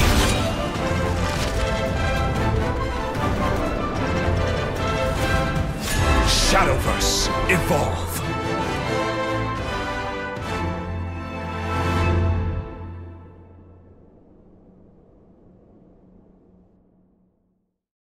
Cardfight Vanguard! Your deck will become so much stronger! Festival Booster 2023! Dressed up Lyrical Monasterio members! Bushiroad! Are you dreaming of becoming the world champion? Don't let your dreams be dreams. Take part in the upcoming World Invitational 2023 Last Chance Qualifiers for, well, one last chance to qualify for the World Finals.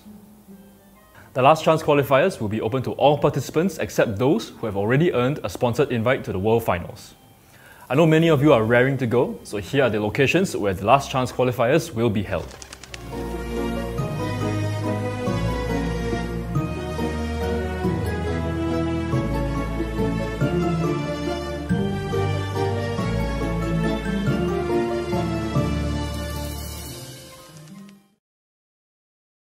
Weiss Schwarz. The love story revolving the quintuplets once again comes to the stage of Weiss Schwarz. The quintessential quintuplets movie booster pack, now on sale. Bushiroad. Weiss Schwarz. Experience the full-blown high school story on the stage of Weiss Schwarz once again. Saikano, How to Raise a Boring Girlfriend Flat booster pack, now on sale. Bushiroad. For our fellow card fighters and Saniwa, your powerful Touken Danshi will be making a return in Touken Rumble Online 2023. Look forward to brand new mechanics that will grant them new strength and power in their Kiwame forms. Do bugs bug you?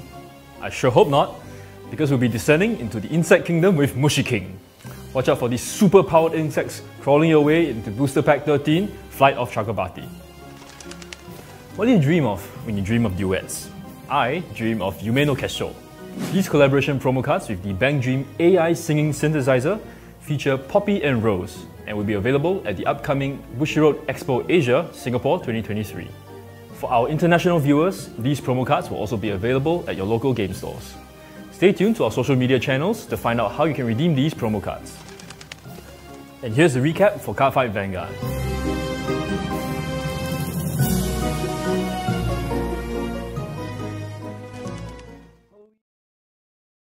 Cardfight Vanguard. I sever and manifest causality. Boldly cast to the side this feeble, unstable world. Booster Pack, Evenfall Onslaught. Bushiroad. Trick or treat! Welcome to the Bushiroad English Conference Autumn 2023. With Halloween right around the corner, our pumpkin spice lattes seem to have been replaced by carved pumpkins. Ready your hearts and your wallets, you're in for a fright. Now that we're halfway through the Bushiroad Championship Series 2023 season, if you've been living under a pumpkin, the World Finals will take place on February 3rd, 2024 at Akihabara UDX. That's right, we're heading back to Tokyo, Japan. I can't wait to see all of you again and crown some new world champions. If you need even more motivation to take part, here's your first look at the promo cards you receive for participating. And the champions for each game and format will be receiving these. Oh, those are some impressive promo cards. If you're ready to win an invite, fret not. BCS is still ongoing, so you still have a chance to earn an invite at the following locations. Here are the dates for North and Latin America, Europe, Asia and Oceania. The top 3 winners for each game and format will be invited to participate at the World Finals. What's more, if you emerge champion of your region, your flight and accommodations will be on us. Weiss Schwarz. The Stage Girl Silver Screen Review is now a card game on the stage of Weiss Schwarz. Review Starlight, the movie booster pack. Now on sale. Bushiroad. Weiss Schwarz. The name of Eins Oregon continues to expand on the stage of Weiss Schwarz. Booster Pack Nazareth Tomb of the Undead Volume 2. Now on sale. Bushiroad.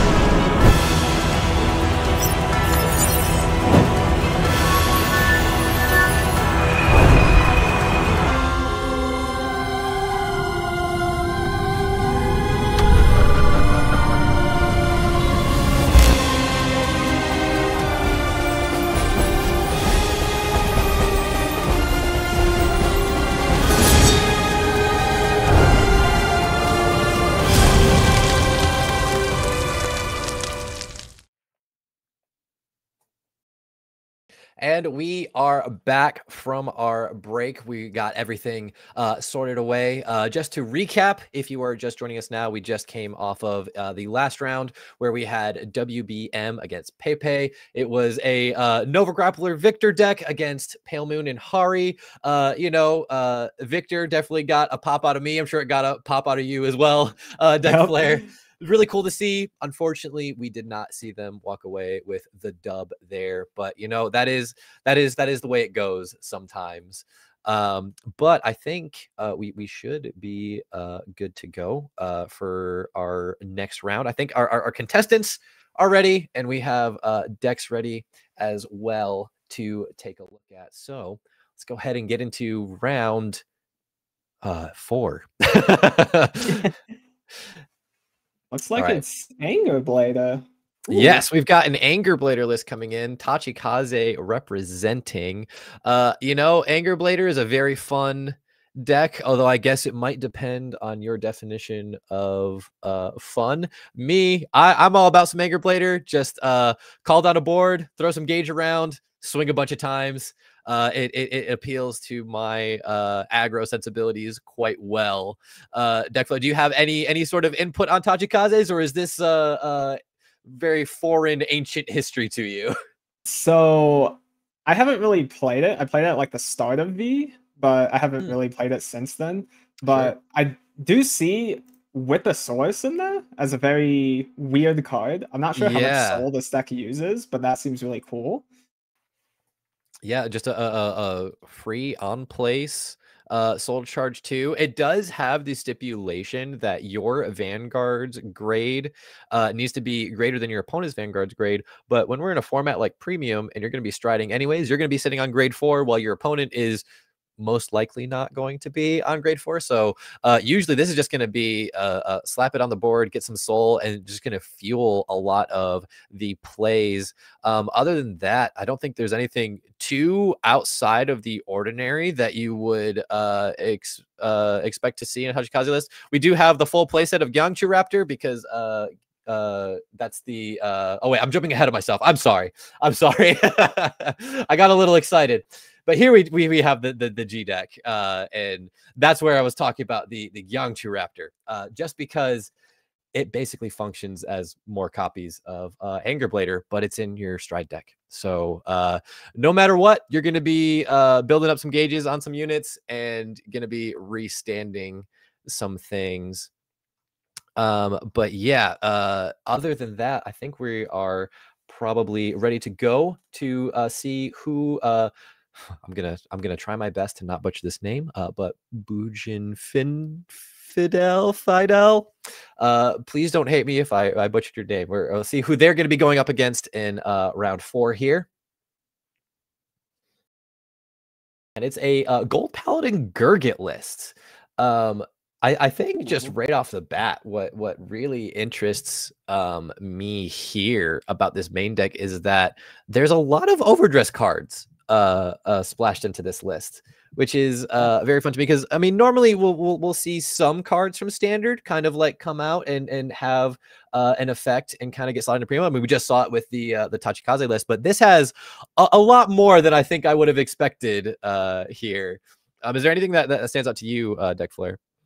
Yeah, so Keto Sanctuary typically in standard just has like the best overall just generic cards. So it seems like in a lot of these United Sanctuary decks, they're able to pivot into these premium decks a lot easier. So we could see the Reverence Rush Dragon, which we often see in a deck like Angel Gize, where you're able to put a grade 2 or higher back on top of your deck from your drop zone, so you can stack your heals back in, so then you can slow down the pace of the game a bit easier. They also have Deoring, which allows them to add basically any card from their drop zone back to hand. But for the primary win condition of this deck, they are playing the Reedy, which tells me this will be an Ultima deck overall. So Reedy has Act, Soul Blast 2, give all your trigger power plus 5k doing your drive checks. And so Ultima will be able to stack those as well. Yeah, that's very true. And then now that you mentioned that, looking through the trigger lineup here, there is no OT. So I think Ultima is a very, very safe shout there. And yeah, like you said, that Reverence Rush Dragon, that is just such a generically good card that maybe isn't really the best kind of thing to use in standard, but when you come into a format like premium where we have triggers that are not just grade 0, we have ways to kind of stack some triggers, and it puts in so much work here, which is very exciting to see. Let's go ahead, we can take a look at the G deck now and see what Chanel has here. And yep, like you said, there it is. There's the Ultima. We've got the win condition there. Other than that, just some generic good Gold Paladin pieces. We've got the Campbell for our superior strides. We've got Spear X to call things. Yeah, I don't think there's too much really to point out there, unless there's something that you noticed there, Deck Flare, to that stands out to you. This mostly looks like a generic Gold Paladin G-Zone for the most part. I'm interested to see like how often he will end up going into some of these other strides, or if he ends up going for the early stride of Spear X Dragon as well. Yeah. But yeah, I think, like I said, that's just generic Gold Paladin good stuff right there. And with that, I think we are ready to get into the match and let our players get started with round 4 here at BRO 2023 for the premium format. All right. Tachikaze versus Gold Paladin. Let's see. Not quite sure who's starting off here, and it looks like it's going to be Tachi's starting off here. Right, ends up riding with the source. So. Yeah, very interesting. I'm let me double check, but I'm not sure. No, that on play skill is only on place on rear guard, so not gonna get some quick soul charges here, unfortunately. But you know, sometimes riding the wrong piece is better than not riding at all. Yeah.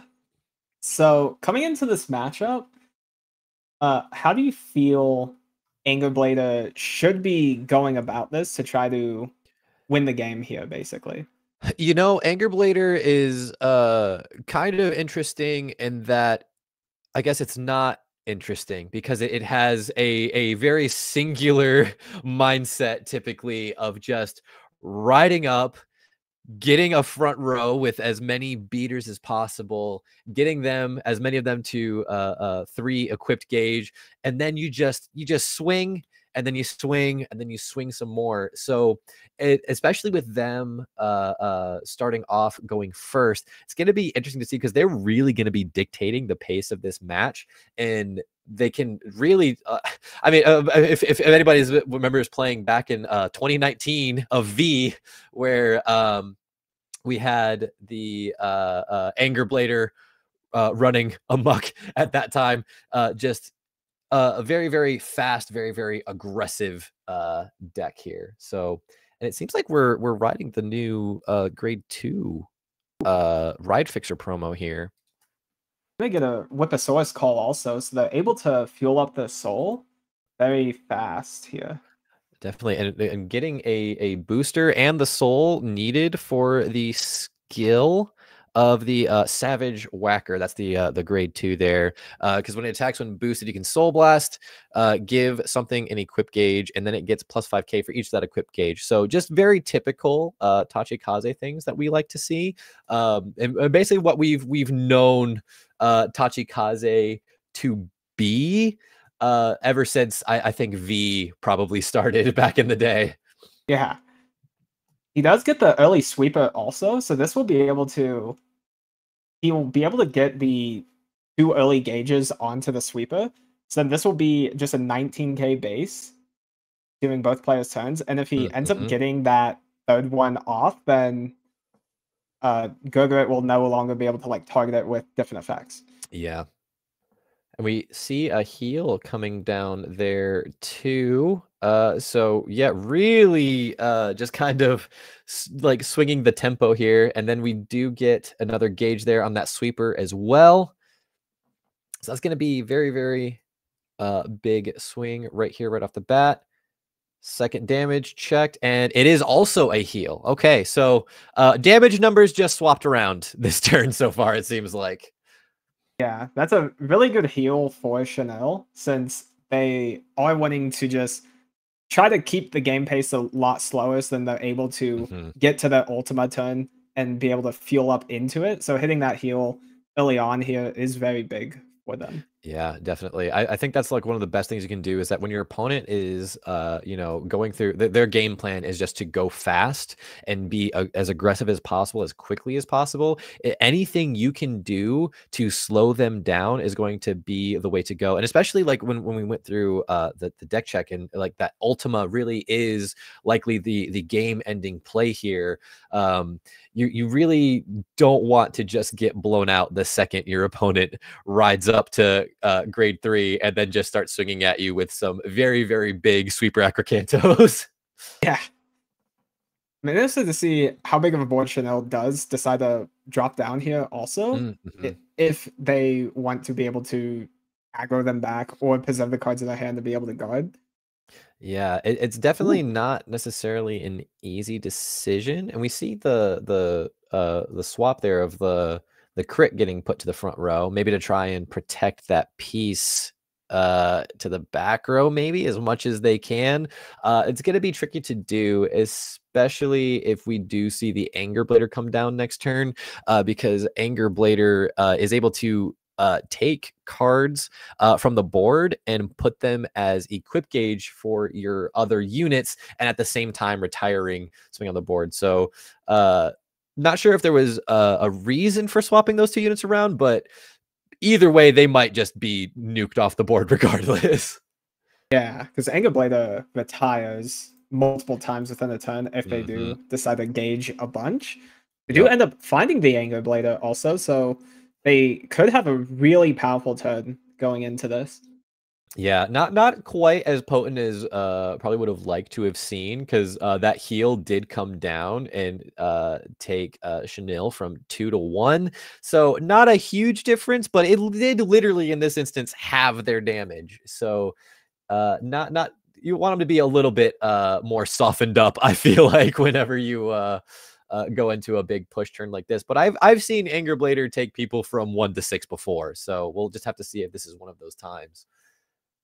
Yeah, they're gonna be able to get a pretty decent setup so far. They find another Anger Blader that they might just discard off of finding it, or could just save it for a Stride Fighter on the following turn. And if they end up having another sweeper in their hand, then this turn can get very frightening very fast. Very, very quickly. Yeah, especially with that, I believe that's another Savage Whacker on board, and the other rearguard column, because Savage Whacker gives, you know, like we said, gives equip gauge, which is going to power up that sweeper, and then it also gives that unit plus 5k for each equip gauge, and that's until the end of the turn. So that's going to be a very, very big sweeper that's going to be swinging more than once, and is very, very scary to be on the other side of. But we'll just have to see how hard things go into here. Looks like we are going to take the whip. Would you say it was Whipposaurus? Yes, Whipposaurus. Yeah. Okay. I was between Savage Whacker and Whipposaurus. I was confused there. But going to turn that into an equip gauge for that sweeper. Sweeper just going to be swinging for some very, very big numbers. Seems like a bit of a more conservative Anger Blader turn here. Really just going to focus on that one sweeper. With all that gauge, it really can't be touched now, but it is going to be a very, very big swing that's going to swing more than once. So we'll just have to see how that goes. It gets plus 5k for each gauge that it has, and then the Whacker will also give that same effect to it. So it's got 4 gauges, and so both of those will give it plus 20k basically. So now this thing is at, I believe, 49k right now. That could be either way a very just a absolutely massive number. And it gets another gauge too. So it's going to be very, very very big. And at this stage, this early in the game, I think if you're the Gurgit player here, you just say, yeah, no guard. Not really worth sacrificing any pieces you have in hand to try and stop something that massive. Yeah, and the Anger Blade is gonna be able to restand it also. So if they end up hitting a crit on this drive track, then Gurgit might have to go all the way to 4 damage. Yeah, which can be very scary for the following turns. It's really going to be do or die on this first grade 3 turn, and that's really going to kind of dictate, I think, the pace and the likelihood of survivability going into something this just. And yep, there's the crit. So this could be pretty scary pretty quickly. They're gonna have to go straight to 4. They don't get a defensive here, so they're gonna have to try to restabilize on this Gurgit turn and try to slow down the game, so then they can potentially heal out, farm a bunch of cards, and hopefully be able to push back quite a bit into Anger Blader here.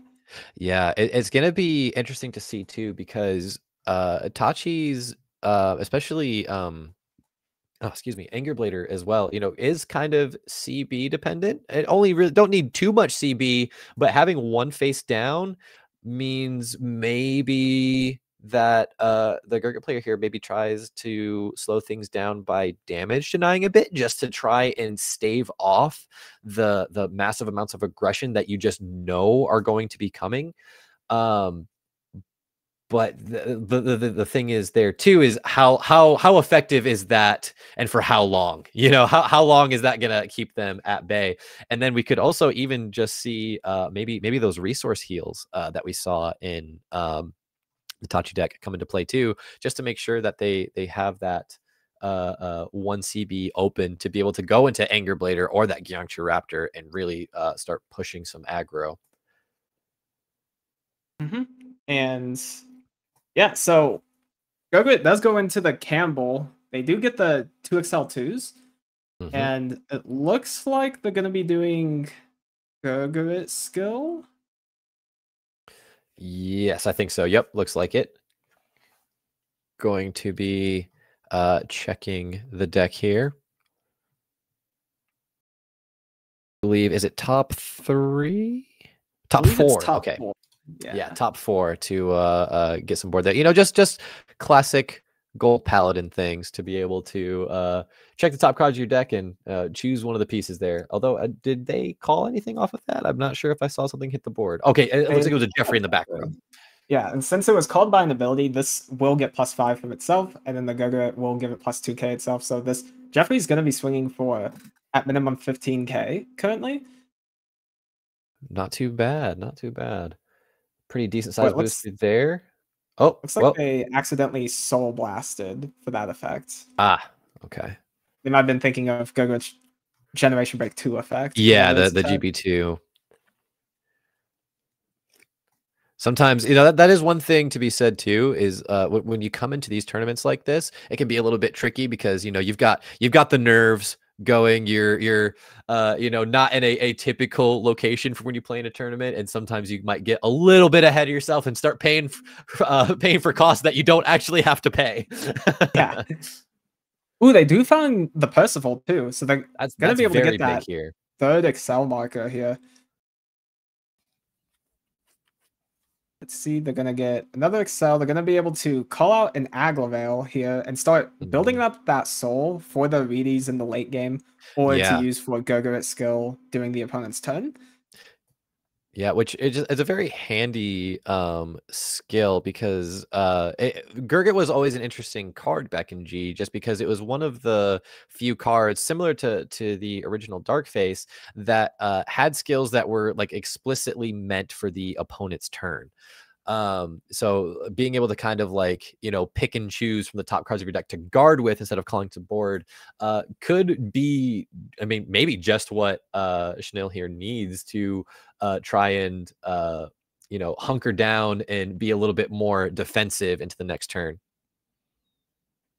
Yeah, so they're gonna need to get quite defensive here. They do play the Reverence Rush, so it will be really good if they end up finding it, so then they can stack the heal back on top, so then they're able to go back down a bit of damage and have an easier time surviving the next turn.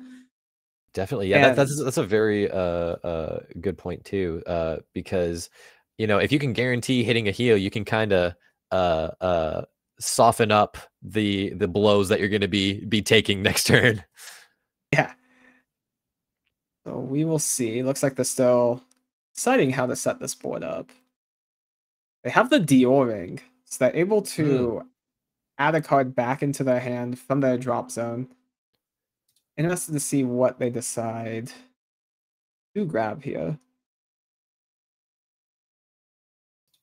Yeah, that Dioring is kind of confusingly worded, just because it was you know, written and printed for the standard format. So it was something like premium, when it's like specifying like, you know, singular clans and things, you can basically just disregard a lot of that reminder text and just be like, hey, this gets you a card from your drop zone and it puts it back into your hand. Yeah, they added the heal back also. So they're going to have an additional G guard for this following turn. And they call the Malignant. So this is how this deck is able to play and be able to pay for all this counterblast costs that they're naturally paying for. By being able to countercharge to that during their turn and easily just refund all their costs and be able to set up for the next game plan afterwards. Yeah, and if I remember right, I believe that the malignant was a cycle card back in the day where or every clan, I believe, or at least most clans, got a card with this skill to Soul Blast 2 and Countercharge 2. But unfortunately, for a lot of decks of Prima, it's kind of hard to find that space sometimes. But we see Chanel definitely making use of it here. They have the 9. And then, yeah, it looks like the just going for a bit of these small attacks. First, typically as rule of thumb, you'll usually go from smallest to largest attack. So then you can play through damage triggers a lot easier. Exactly. And yeah, they had that 9k swing out of rear guard. So then they still get shield value out of the field. And they're able to keep the pressure up. Yeah, and unfortunately for Chanel here, that sweeper is just going to be an immovable object at this point, because I think we saw like something like 4 or 5 gauge go to that sweeper, so already isn't going to be able to be affected by card effects. And then because that ability to gain the power is continuous, very unlikely to swing into it either. So that thing is going to be just stalwart going forward, it seems like. So we've got the Aglavale swinging in and tucking that Percival into Soul. So this is going to be swinging for, I believe, 24 right now, because it gets plus 10k from its own effect, and then it has the plus 5k from the Excel Circle. Yes. So now they're going to be able to bounce those back to hands, then they have a larger hand size and they're able to keep those pieces in their hands, so then they're able to have more follow-up on the following turns. And they are also building up the soul for more either Gurgurit procs or Reedies later on in the game. Definitely. Yeah, that soul is staying very healthy with those Aglavale procs. And we do see the Vanguard swinging in, and we know that we'll also be seeing another attack, or at least another rear guard hit the board to generate another attack after this swing as well. So, you know, starting off kind of on the back foot this turn, getting pushed to 4 damage, but really, like, between the Percival and all the marker generation, really able to pull out a very aggressive turn here. But we also see Bujin here just like guarding just as aggressively. Yeah, they ended up having the OT in hand to be able to guard the swing, but we do see the crit as well, so this turn is still going to be a little bit dangerous. And a heal, so that's going to be really big on being able to sustain till the late game here. I think were all 3 checks on that triggers there, I think the first one was a Gurgurit, but yeah, there was a crit and a heal in that as well. Which very, very big here, because we didn't see that Reverence Rush Dragon hit the board to stack the heal, but you know, if you hit it anyways, you're just simply too good. Yeah. We'll see. Now this Campbell is going to be able to call something off, so they're going to be able to keep up this aggression. Seems like there was a little bit of a debate on what to call, and it seems like we are seeing the what is that? The Arthen, the Knight of Protective Spear Arthen hit the board, which, being called down to the front row, says that all of your rear guards with different card names from this unit cannot be chosen by your opponent's card effects. So that is actually pretty handy going into things like Anger Blader, where there are a handful of cards that can retire things. Of course, Janelle here also done a pretty good job of keeping the board, like filling the board and then emptying it to not even really leave targets, which is interesting as well. Yeah, every piece in Gold Paladin can fuel into either more resources or be able to basically get rid of themselves from the field. So with Aglavale, they're able to basically remove 2 things from their field, being able to put things in the soul, bounce the Aglavales back to hand, and just everything in Gold Paladin's like a well-oiled machine that's just going to constantly basically give themselves resources back. Yeah, and very true. Just make sure that they have constant plays every turn. Definitely. We see that Arthin swinging in here. Seems we have some power calculations going on here. Yeah. All the while, though, the fact that after there's been several attacks this turn already, including the Vanguard swing, and Mushin here just still sitting at a cool 1 damage, not even sweating it. Yeah, it looks like they're just trying to stay as low as possible.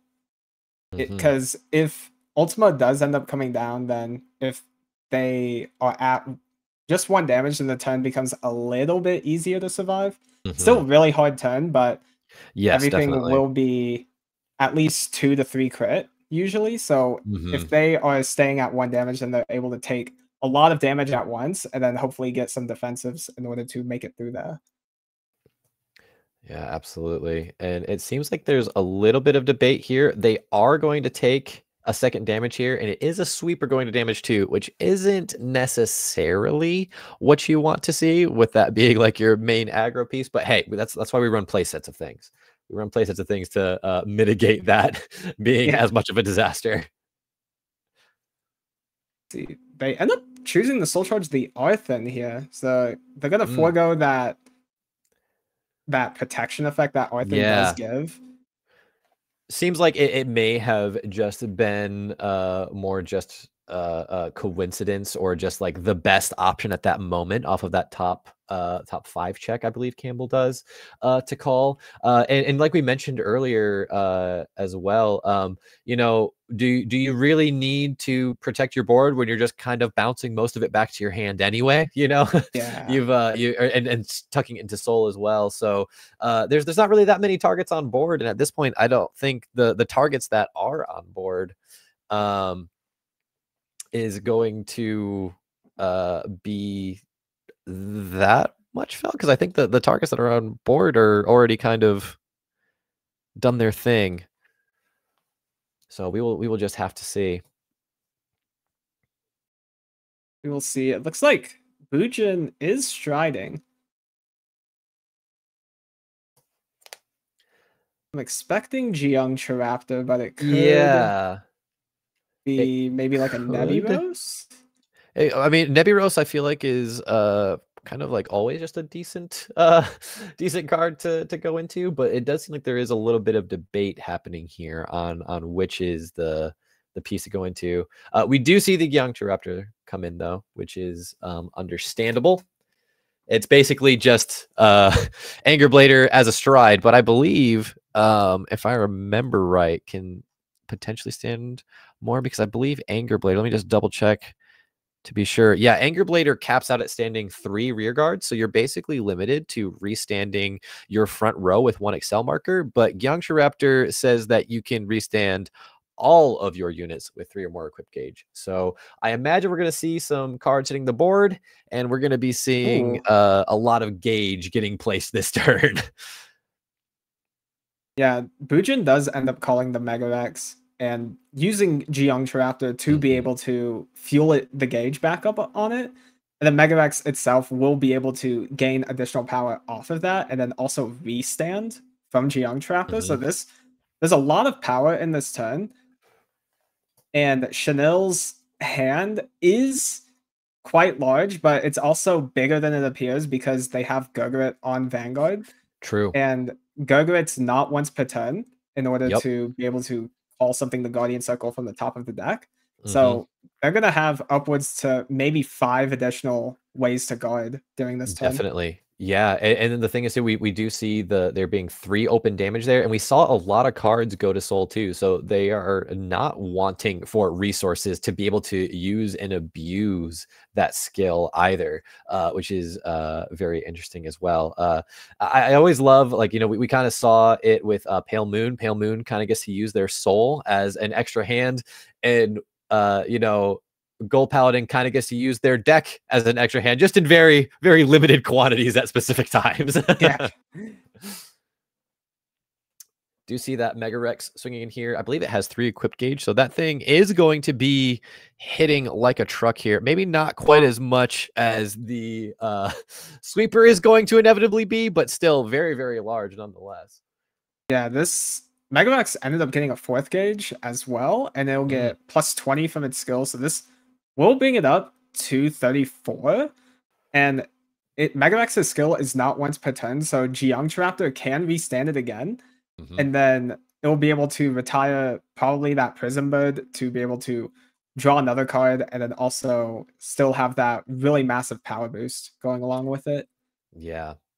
One thing to note too is that with Mega Rex, it does only get the power gain till the end of battle. So you're not going to be able to swing with it and then like double up on that extra power gain. Not in the way that Savage Whacker was able to provide, but still, it does draw you cards as well. So it's still going to be a big beefy beater, but not quite as big as that sweeper will be.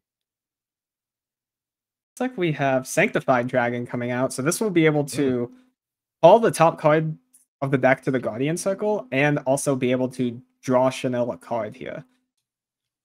So hits the Paramore, which Paramore gains 5k shield whenever it's placed by an ability. Then also has another 5k shield, so that should bring it up to, I believe, 30k shield, which should be enough to block this. Definitely, yeah.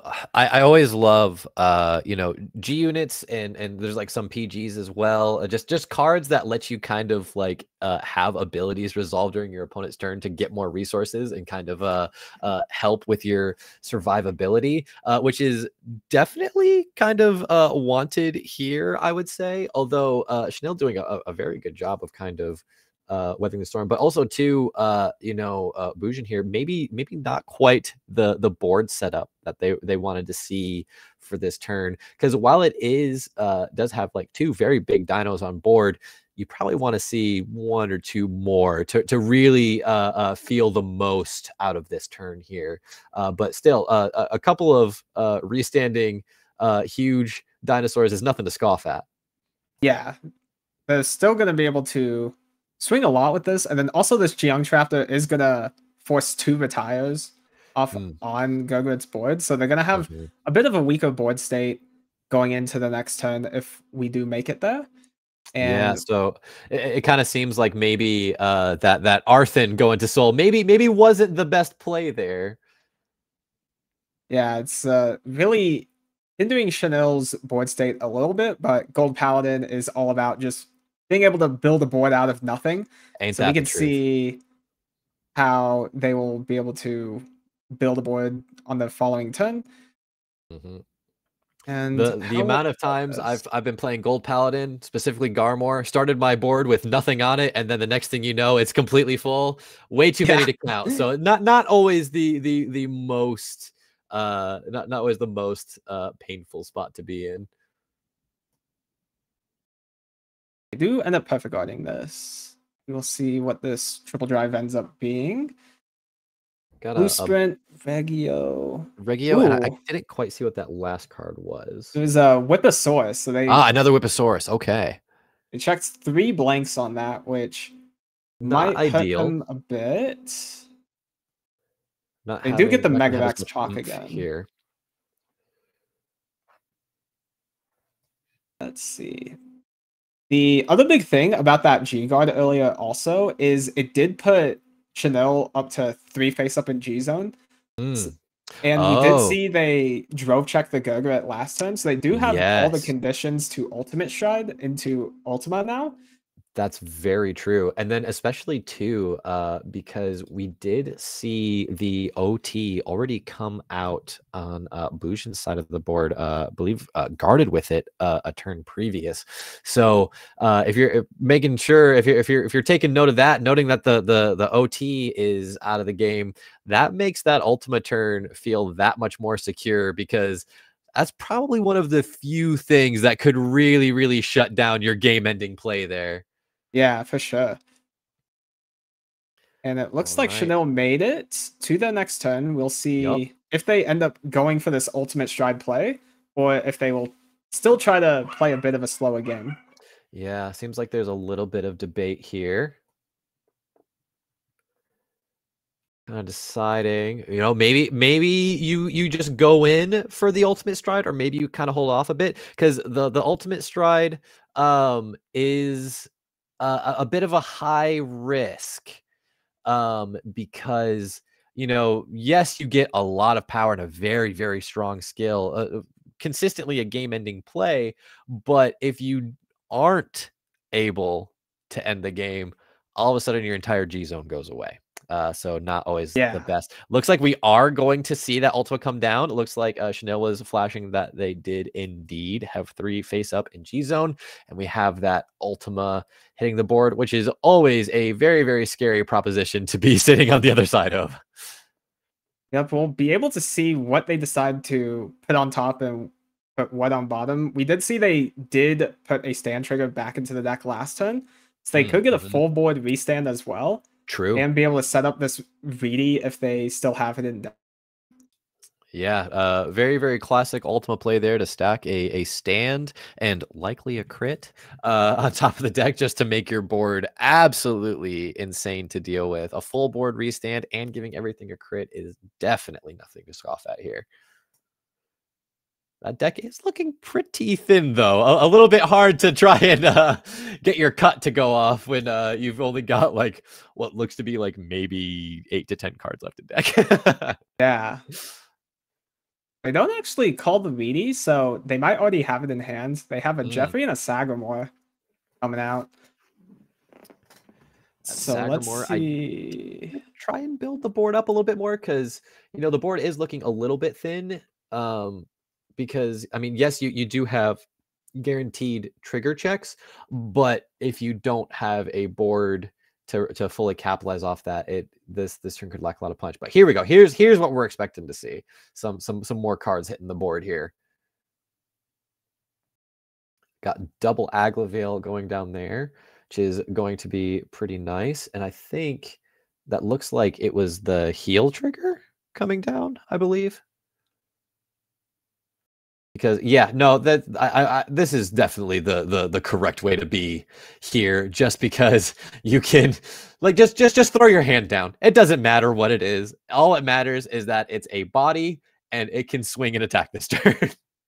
Yeah, we did get a few procs of the Reedy as well. So all these triggers are going to be really massive, and I don't think Bujin's hand is too big here as well. Yeah, no, definitely not as big as you would want it to be, especially sitting at 4 damage across the board from on an Ultima turn with 4 Excel markers. You're gonna be in for a rough time here.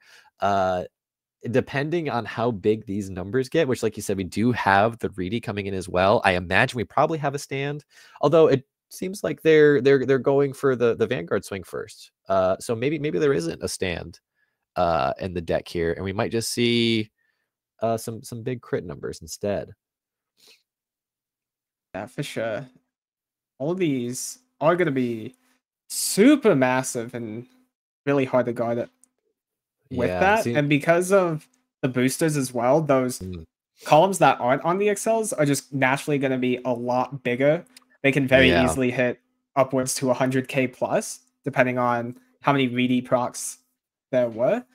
So we'll see how we get through this. Seems like there was a trigger count happening there, and we are seeing double critical and a heal on top of it. Now that one was not stacked, but now all of a sudden you have a board full of units here. Like you said, it depends on how many Reedy procs were happening this turn, but those basically could have been at least 45k to the board, potentially much more. And looks like Bujin goes down to that last swing. Wow. Oh man, they took the triple crit, just realized it was too much to guard, and kind of had to bank on some heals as well. Yep. And you know, unfortunately, that's just kind of how it happens. You know, when you see there and you see a very full board with a minimum of 6 more attacks, each one of them with +2 crit, that is and minimum 45k bonus to the board, which goes for the boosters as well, which you pointed out that, you know, those boosters are huge too, because with that minimum 45k, now that column's a minimum plus 90k, yeah, and 3 crit. Yeah, you're gonna need a little bit of a miracle there to try and make it through there. And unfortunately, the miracle just was not in the cards for our Tachi player there.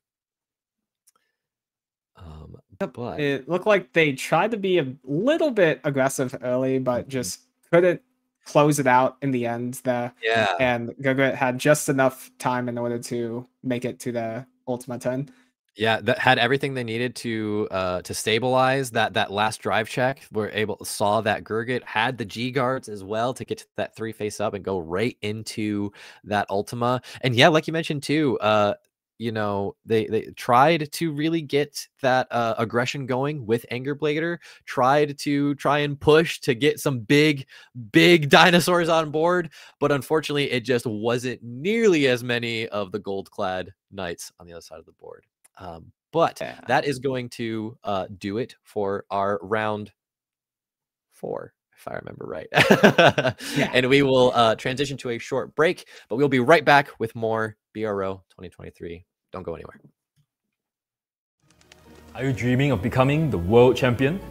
Don't let your dreams be dreams. Take part in the upcoming World Invitational 2023 last chance qualifiers for, well, one last chance to qualify for the World Finals. The last chance qualifiers will be open to all participants except those who have already earned a sponsored invite to the World Finals. I know many of you are raring to go, so here are the locations where the last chance qualifiers will be held.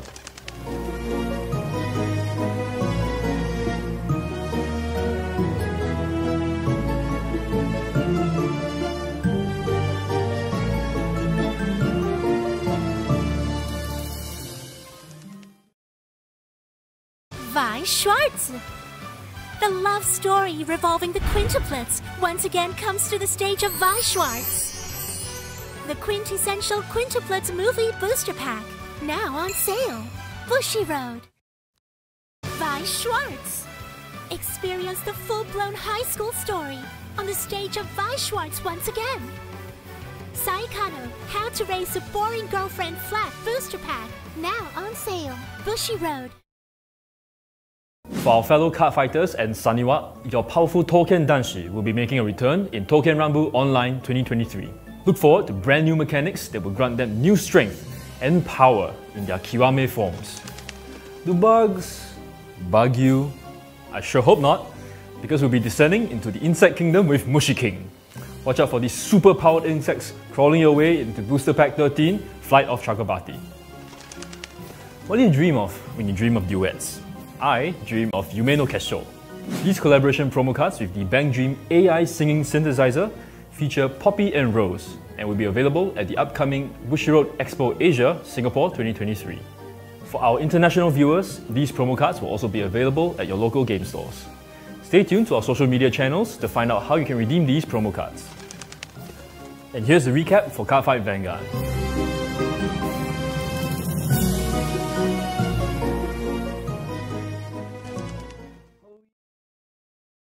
Cardfight Vanguard. I sever and manifest causality. Boldly cast to the side this feeble, unstable world. Booster Pack, Evenfall Onslaught. Bushiroad. Trick or treat! Welcome to the Bushiroad English Conference Autumn 2023. With Halloween right around the corner, our pumpkin spice lattes seem to have been replaced by carved pumpkins. Ready your hearts and your wallets, you're in for a fright. Now that we're halfway through the Bushiroad Championship Series 2023 season, if you've been living under a pumpkin, the World Finals will take place on February 3rd, 2024 at Akihabara UDX. That's right, we're heading back to Tokyo, Japan. I can't wait to see all of you again and crown some new world champions. If you need even more motivation to take part, here's your first look at the promo cards you'll receive for participating. And the champions for each game and format will be receiving these. Oh, those are some impressive promo cards. If you were to win an invite, fret not. BCS is still ongoing, so you still have a chance to earn an invite at the following locations. Here are the dates for North and Latin America, Europe, Asia and Oceania. The top 3 winners for each game and format will be invited to participate at the World Finals. What's more, if you emerge champion of your region, your flight and accommodations will be on us. Weiss Schwarz. The Stage Girl Silver Screen Review is now a card game on the stage of Weiss Schwarz. Review Starlight, the movie booster pack. Now on sale. Bushiroad. Weiss Schwarz. The name of Eins Oregon continues to expand on the stage of Weiss Schwarz. Booster Pack Nazareth Tomb of the Undead Volume 2. Now on sale. Bushiroad.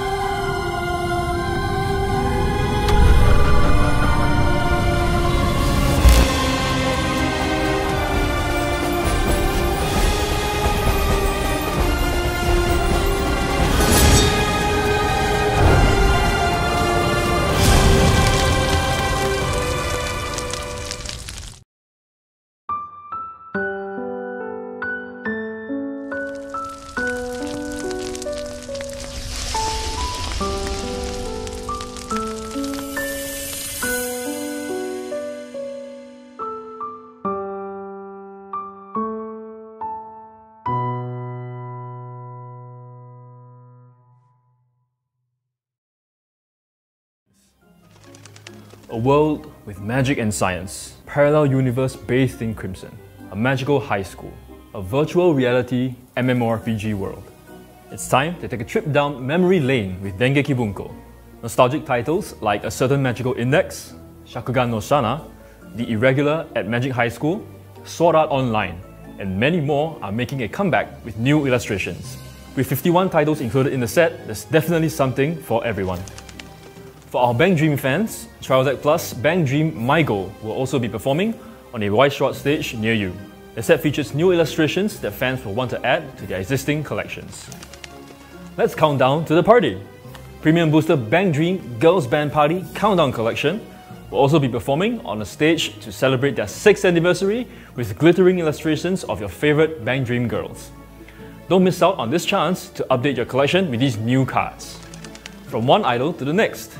You hear those cheers for an encore? We're happy to announce that Bochi and her friends will be bringing their performance to the stage of Weiss Schwarz as well. We'd love to have them now, but it's gonna take a while to convince Bochi to come out of her room, so we'll let you know once we manage to do so. One can never have enough idols performing, but heroines need a stage too.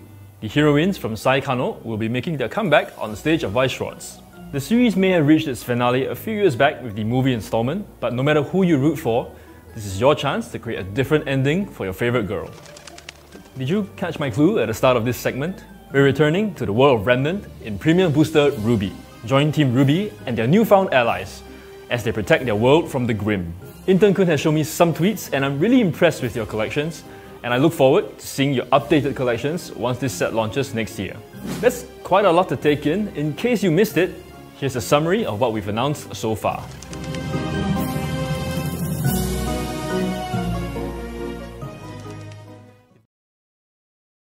Weiss Schwarz.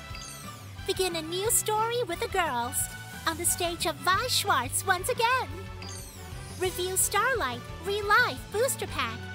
Coming soon. Bushiroad. Weiss Schwarz. 10 years journey with Sword Art Online. Now on the stage of Weiss Schwarz. Booster Pack Animation Sword Art Online 10th Anniversary. Now on sale. Bushiroad. Weiss Schwarz. The Academy was the Girls' Orchard. The popular visual novel series joins the stage of Weiss Schwarz. The Fruit of Grisaya Trial Deck and Booster Pack. Now on sale. Bushiroad. Weiss Schwarz. The Kansen of Azur Lane join the battle on the stage of Weiss Schwarz. Trial decks and booster pack Azur Lane. Now on sale. Bushiroad. Weiss Schwarz. Water, Earth, Fire, Air. Join Aang and his friends in their adventure to master the 4 elements and defeat Fire Lord Ozai, Avatar The Last Airbender, Trial Deck Plus, Booster Pack, and Supply Set. Now on sale. Bushiroad.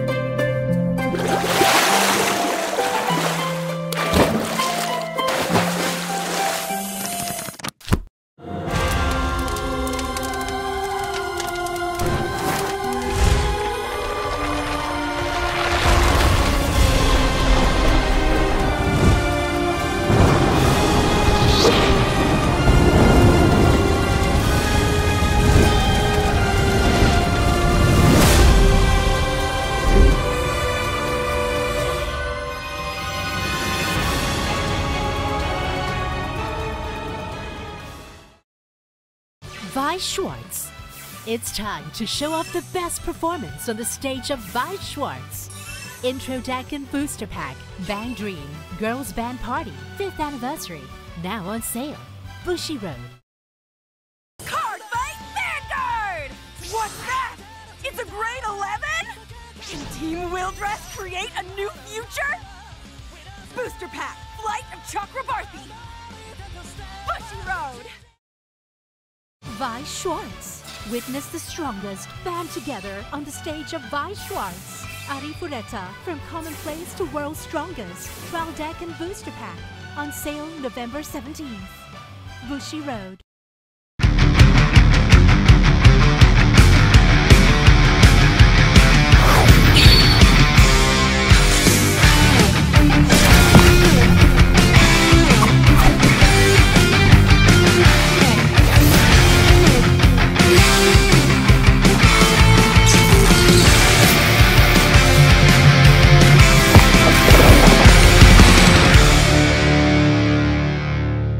Genic Ingenious Supplies.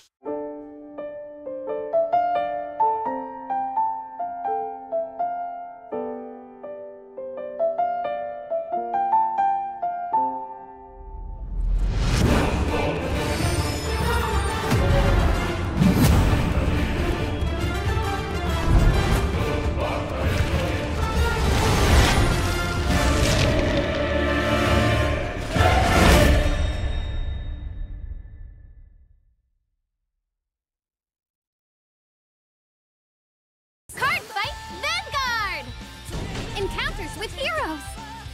Stories that will shape your soul are waiting for you! Booster Pack, Clash of the Heroes! Bushiroad!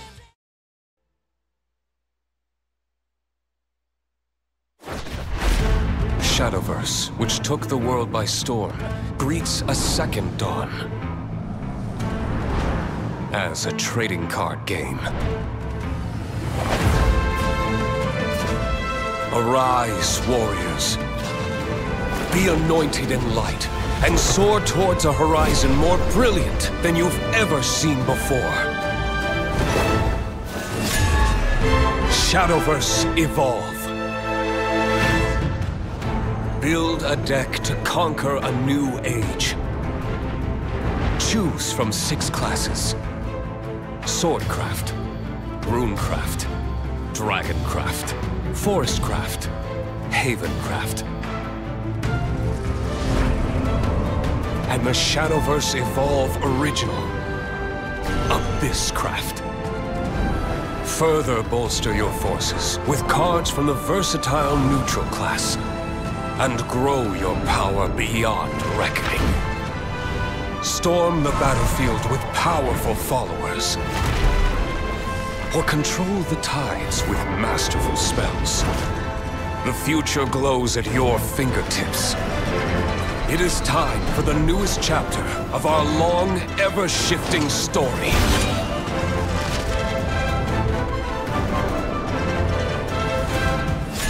Shadowverse Evolve.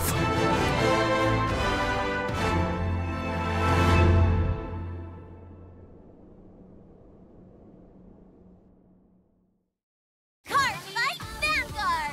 Your deck will become so much stronger! Festival Booster 2023! Dressed up Lyrical Monasterio members! Bushiroad! Are you dreaming of becoming the world champion? Don't let your dreams be dreams. Take part in the upcoming World Invitational 2023 Last Chance Qualifiers for, well, one last chance to qualify for the World Finals.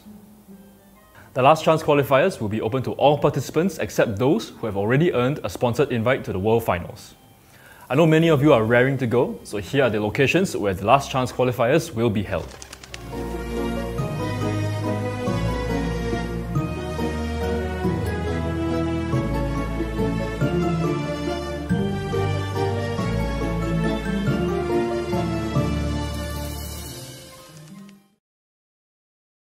Weiss Schwarz. The love story revolving the quintuplets once again comes to the stage of Weiss Schwarz. The quintessential quintuplets movie booster pack, now on sale. Bushiroad. Weiss Schwarz. Experience the full-blown high school story on the stage of Weiss Schwarz once again. Saikano, How to Raise a Boring Girlfriend Flat booster pack, now on sale. Bushiroad. For our fellow card fighters and Saniwa, your powerful Touken Danshi will be making a return in Touken Rumble Online 2023. Look forward to brand new mechanics that will grant them new strength and power in their Kiwame forms. Do bugs bug you? I sure hope not, because we'll be descending into the insect kingdom with Mushi King. Watch out for these super powered insects crawling your way into Booster Pack 13, Flight of Chakrabarti. What do you dream of when you dream of duets? I dream of Yume no Kesho. These collaboration promo cards with the Bang Dream AI singing synthesizer feature Poppy and Rose and will be available at the upcoming Bushiroad Expo Asia, Singapore 2023. For our international viewers, these promo cards will also be available at your local game stores. Stay tuned to our social media channels to find out how you can redeem these promo cards. And here's the recap for Cardfight Vanguard.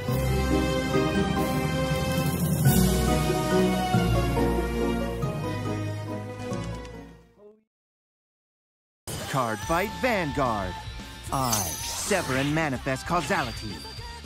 Boldly cast to the side this feeble, unstable world. Booster Pack, Evenfall Onslaught. Bushiroad. Trick or treat! Welcome to the Bushiroad English Conference Autumn 2023. With Halloween right around the corner, our pumpkin spice lattes seem to have been replaced by carved pumpkins. Ready your hearts and your wallets, you're in for a fright. Now that we're halfway through the Bushiroad Championship Series 2023 season, if you've been living under a pumpkin, the World Finals will take place on February 3rd, 2024 at Akihabara UDX. That's right, we're heading back to Tokyo, Japan.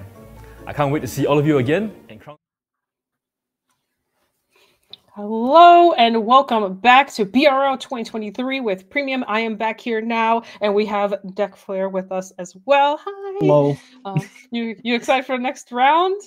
Yeah. We saw some pretty cool games the past couple of rounds. Saw some Ultima action, and saw a Anger Blader kind of go off a little bit. Okay. And, yeah, I'm excited to see what else people are cooking up now. Yeah, we do have our decks ready, so we're actually going to go straight into this upcoming deck and see what our next round is going to be looking like. So let's go ahead and see that.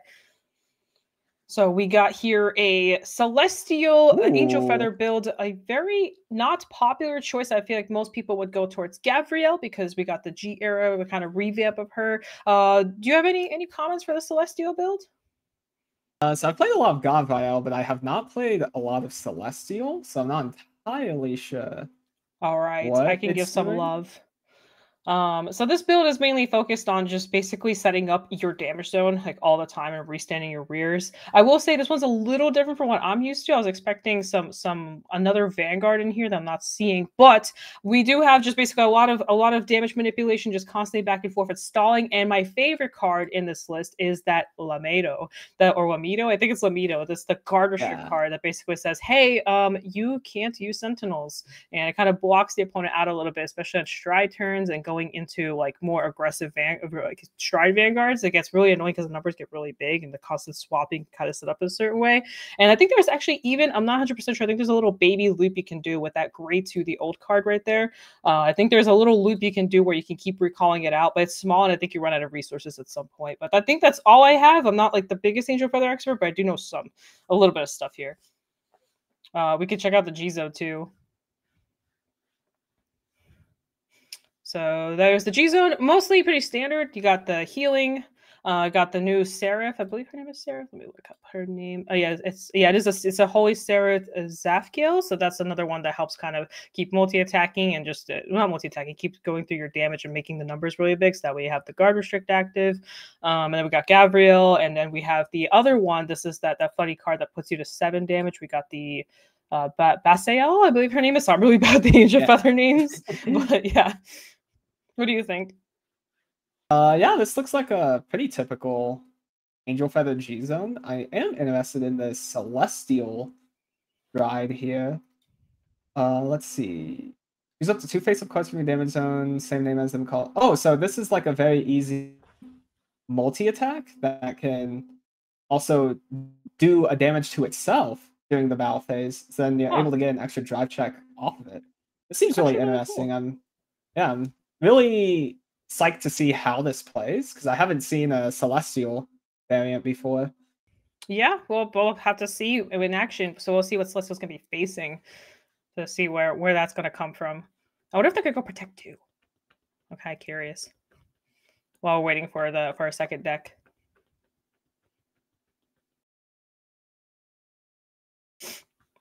As Protect 2 would be an interesting concept since you multi-attack on it. And and there is our second deck. So this is a hairy list. Gwen, if you have anything here, you can go ahead and say it, or else I'll step in. Yeah. So this looks more or less like a hairy list I'm more used to, where it's more based around the V hairy and having those stages, and then this is playing 4 Starry Pop Dragon instead of the 2 to 3 I'm used to seeing. So Starry Pop Dragon, whenever you play it on a stage, you get to make an Excel. And this whole gimmick is basically just replaying that Starry Pop over and over again and making a ton of Excels throughout the game. And then you're basically doing a loop that Nightmare Doll was basically doing, where you have Alice there, and then you put Alice back in, call Ginny. Ginny effect will put itself back in, call the Alice back out, and you can just keep attacking on all of those staged markers over and over again. Okay, awesome. Yep, I completely agree. I was going to also add there's some Magia dolls that are also in there. I'm assuming that's for like an extra condition. I'm actually not too sure what they're doing in this deck. Maybe it's just Megatrix's way of just kind of keeping the soul healthy while they're looping and everything. So there's that. And then we can take a look at the G-Zone real quick and we're going to get to the match. All right, so we got the G-Zone here. Honestly, pretty standard G-Zone overall. I see that Dust, the funny card.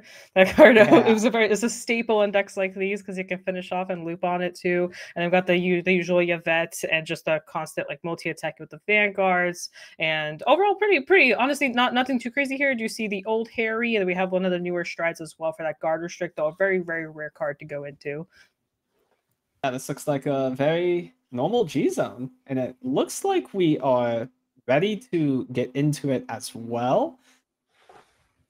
So yeah, let's go ahead and see. All right, here it is, the match. I'm really excited to see. I'm kind of wondering, both multi-attacking decks, right? Both kind of rely on Counterblast to do their thing, because I think Celestial is going to be very like potent on constantly like basically replenishing a board with their damage, and I'm kind of wondering like how that's going to work out. What do you think? What do you think that some of the challenges might be here? So I think with Celestials, since they're going first, they're going to be able to do raw mail shenanigans and be able to get some pretty quick multi-attack off. I'm interested to see if Megatrix first stride turn will be able to push super hard into Celestials. And it looks like we got a first damage OT as well. Yes. That's gonna be interesting. Luckily enough, our Celestial player actually didn't ride it. There's like that one grade 1 they usually ride into that lets you counterblast and kind of do stuff. But because there were the Lamido, they actually avoided that whole interaction. So the counterblast denial didn't even really hurt in a way. Yeah. It looks like we're riding into the other old grade 2 that yes makes some type of loop-esque play. Maybe. I think I'm not 100% sure. I'm almost positive that's the card, but I had to remember exactly. I think that's the one that lets you kind of cycle through a little bit. So she lets you put some stuff into the damage into the drop zone, and if you reveal certain cards, you get to do some funky stuff with the damage zone. But it's weird. But and here you see, oh, that's a really good ride there. I just saw that Guinea ride, which is the setup for the soul for some of the Pale Moon loops that we'll be seeing with the Alice. Yeah, and Angel Feather did damage check that Honolly, so they're going to be able to add this back at some point throughout the game. And Honolly is very big into Pale Moon because Pale Moon is usually about doing a bunch of small poke attacks and being able to basically just have like 10 plus attacks in a turn pretty easily. Yes. Now, this build should be able to deal with that a bit better because of the stages, but Honolly will still be pretty big on slowing down Megatrick here. No, that's a very good point. I kind of didn't even think about that because Angel Feather has access to the damage zone as their hand as well. So yeah, you're right. Like once they get that Honolly back to hand, they'll be able to actually utilize on it like, later on once we see that those stride turns come out. Also, this Celestial, this is Ramiel, for those that may or may not know. This one lets you restand rear guards based off the same name units they have on the board, and you can also countercharge. There's actually a reverse version of her as well, and there's also a ride phase version. I mean, not the ride phase version. She also has a ride phase attack. So at the beginning of the ride phase, if your damage does 4 more cards, you can put the top card of your deck into your damage zone. If you do so, you could choose a card from the zone, put in your hand. As you were saying, when you can basically grab that Honolly there. So next ride phase, the Honolly can go back to hand. Well, never mind. Or now. Now works too. Joff kills a card. Damage check a blank here. So Joff is still going to be a relatively small attack at the moment. We'll see if they're able to get into more damage checks here this turn. We just saw the swap happen. That's with the Hesideal, I think her name is. One place from hand, counterblast, swap a unit card with their hand with a card in damage zone. So another just so much swapping going on. Yeah.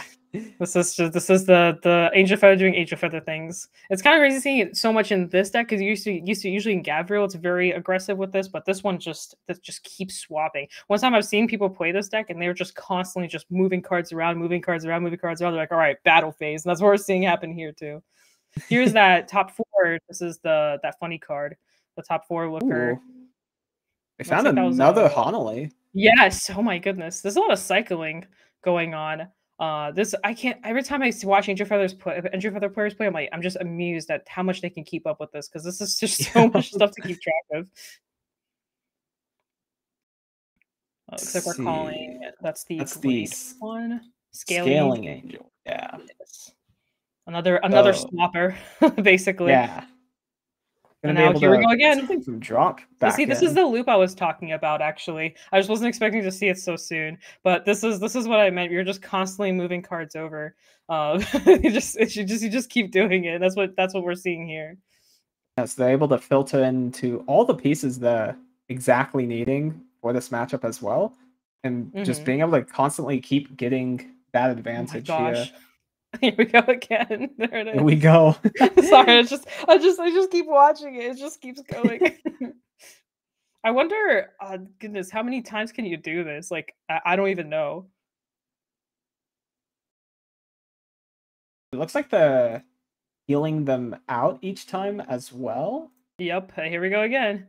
There it goes.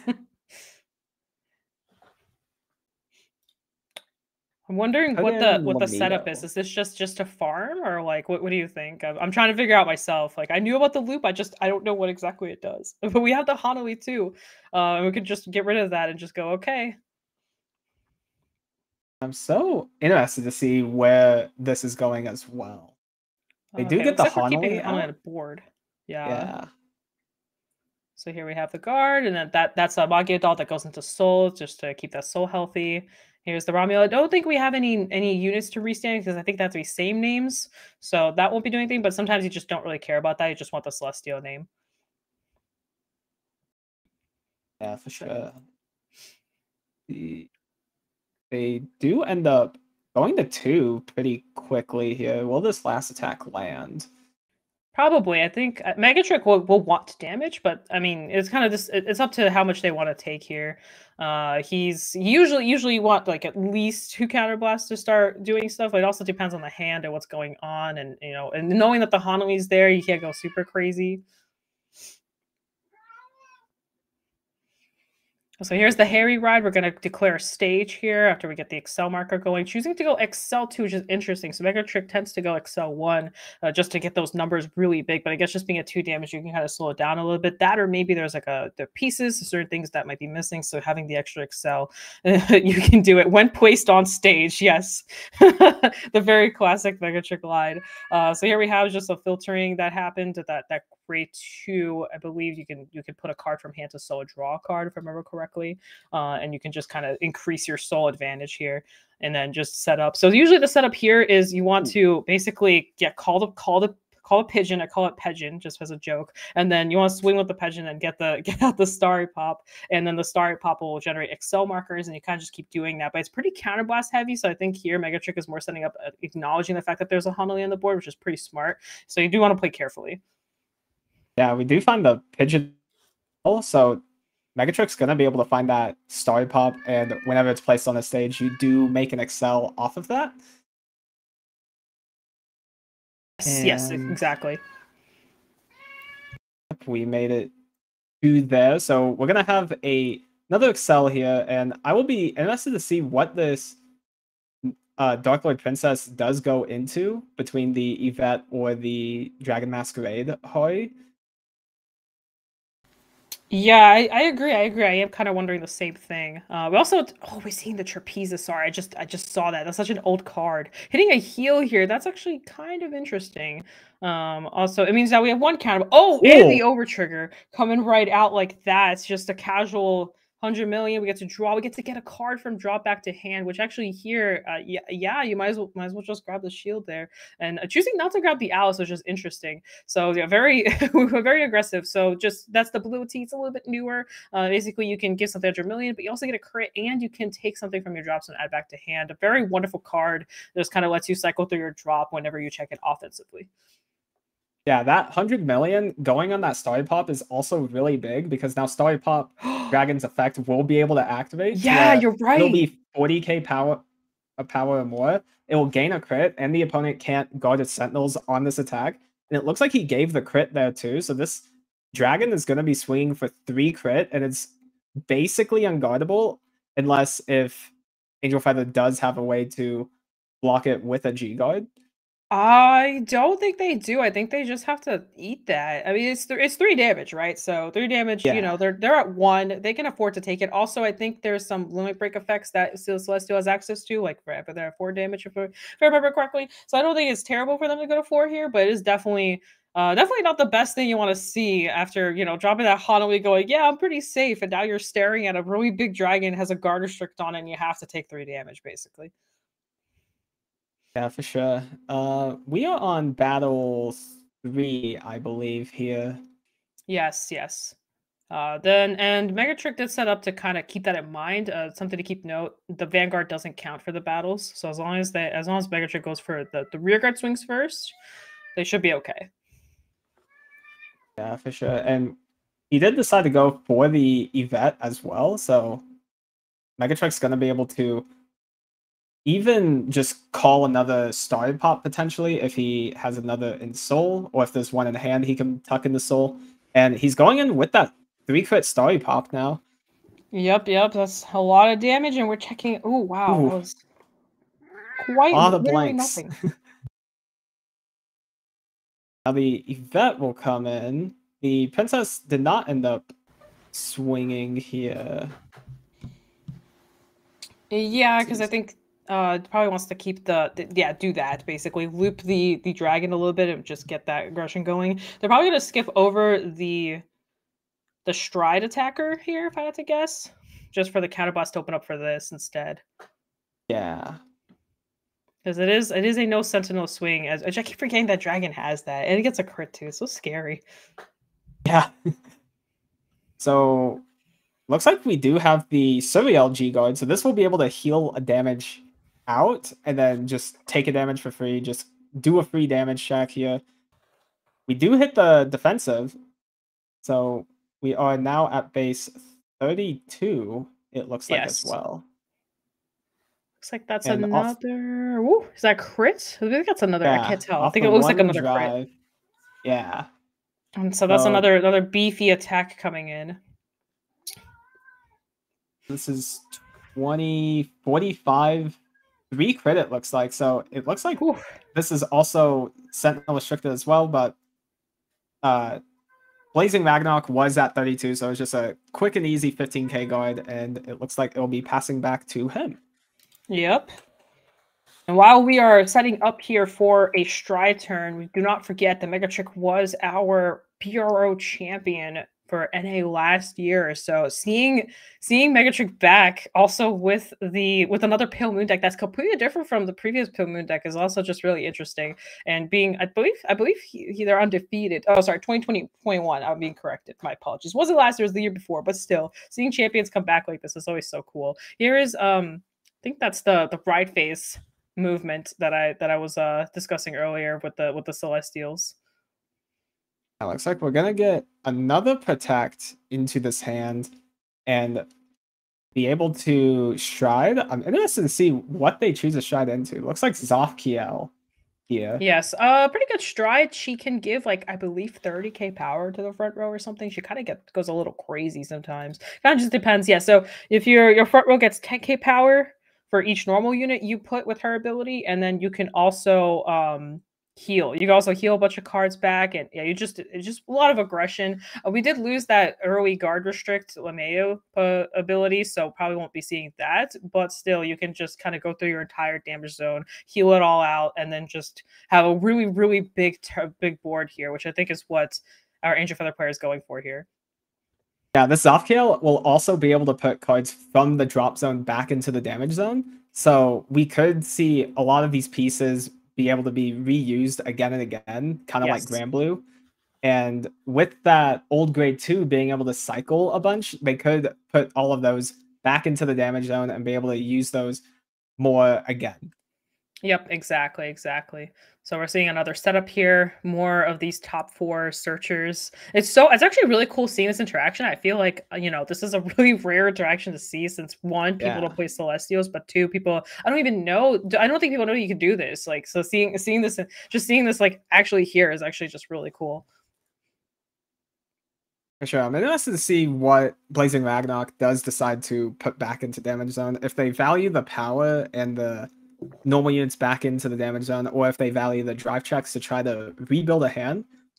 Yeah, exactly. I think here, without the guard restrict, I don't even know if the power really matters. And we do know that Megatrick's probably going to want to take everything. They probably do want to work with some kind of counterblast. So I don't know if the drives would be either way. I think probably drive checks might be more powerful, more useful here than having the power to the front row, since Megatrick's going to eat it anyway with that kind of hand. Does the power really matter at that point? Yeah, for sure. Looks like we called the Asphodel as well, so gonna be able to put 3 more cards back into the damage zone. Gonna put those grade 2s back in, so we can start looping those again. Yep, here we go again.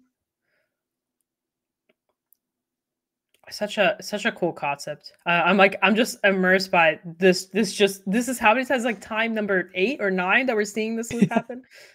It's like mini Chitaya at this point. Yeah, you just grab the thing, put it in, grab the thing, put it in. And we did see this is the grade 3 here that was being used a little bit earlier. Let me see here. Actually, haven't seen this card in so long. You heal 3 cards from your jam zone, choose 3 cards from your drop, and put them into your jam zone. That's crazy. That is wild to me. It's just like Counterblast 3 sounds so high, but Angel Feather does not care about Counterblast, like, ever. Yeah, they'll just instantly heal that Counterblast 3 out, and then it's basically a free cost. You just need to be at minimum 3 damage to do it. And now thinking about it, Blazing Ragnarok is kind of doing like an OTT style of gameplay where you can just stack the bottom of your deck. And once you do know the stack, then you can play around that as well. Yes. And it can make the Zafkiel a lot scarier later on. I agree. Oh, but there goes another one. Here we go again. And we're doing it again. I wonder if his hands are getting tired doing it so many times. At least it all goes to bottom and it's not shuffle Ooh. each time. Dang, now that's interesting. I'm wondering what that stack's looking like, or if they've memorized the stack, or this is just such an interesting style of play, using the damage zone to check your top to then stack your bottom. It's such an interesting mechanic. Yeah, and it looks like we're finally going for that Zafkiel. We will see what they decide to put in. Yeah. Oh, there's the Lameo. Amido. There it is. Oh, there's 2 now, because one from Soul got I assume got blasted out at some point. Now we can throw it in there and set up those guard restricts. That card's scary. That card scares me. Like, that's how I see that card on the board, and I'm like, oh no. Gonna get 1 trigger and 2 normal units. So the front row will get +20, and Zafkiel will get +1 drive. Yep, and now really good. Will Ragnarok be able to get these Lamitos out this turn, or is he just setting up for the following turn? Probably set up for the following turn. That's usually when you use them, when your opponent's at like 4 or 5 damage, and they're forced to guard these big numbers, because these numbers get big. Like this right here is 27, 36, 46 with the quad drive, and there's the crit coming in. I wonder, is that stacked? I'm kind of curious. Oh my gosh, that is 3 crit, 4 crit coming down. What is going on? That is, oh my god. Sorry, I was expecting. Oh my. Is that game? That is game. Huh? That is insane. That was. I'm pretty sure that was stacked. I'm pretty sure he set it up like that, just purposely with that grade 2. As you were saying, that was literally just a straight up OTT right there. That just finished the game like that. Oh, wow. 1 to 6. Wow. Holy, the passion. He's like, just go in and crit. Oh my goodness. Whew. Sorry. How fast he was going. I didn't think he remembered what was down there. Oh my god. I think he knew exactly what he was doing. Wow, that was insane. I guess, if you don't have the Sentinel, you don't have the Sentinel. Imagine a Lameo behind that. Like you have that set up and you have the Garshik behind it. We can't Sentinel it. So even if you do like a 4 to pass, it still breaks through. Whew. Sorry, I just that was insane. Was spicy. That was spicy. I think they're undefeated still too. Now. Yeah, I haven't been keeping track of the bracket, so I'm not the best at that, but I believe it. I definitely believe it. That was quite wow, that quite the turnaround. But yeah, I'm trying to process what just happened. Wow. Well, there's Celestials. So at least I remembered something from my Angel Feather practice. I knew for a fact when I saw that grade 2, I was like, I swear that card has a loop, and we definitely did see the loop. So, man, I'm always so excited when people like go outside the box with these clans, because everyone's like, oh, Angel Feather, that's just a Gize deck now. Yes. But we just saw this deck is basically like original Tsukuyomi, where they're able to just get that stack off and be able to just one-shot people from 1 to 6, apparently. Yeah, wow. I kind of, man, now I'm curious. Now, like, maybe I should try this out. I thought that was so cool. I would never be able to memorize it, but that's just so cool. Yeah, me neither. Alrighty. Well, looks like we're going into a break here. Just so... Guys, stay tuned. We still got a lot more Vanguard, a lot more premium going on. So yeah, the very exciting stuff. That was exciting. There's only more to come. So yeah, don't go anywhere. Get your popcorn, get whatever you need, your cats, like I have my cat, and yeah, we'll see you in a little bit. Are you dreaming of becoming the world champion? Don't let your dreams be dreams. Take part in the upcoming World Invitational 2023 last chance qualifiers for, well, one last chance to qualify for the World Finals. The last chance qualifiers will be open to all participants except those who have already earned a sponsored invite to the World Finals. I know many of you are raring to go, so here are the locations where the last chance qualifiers will be held.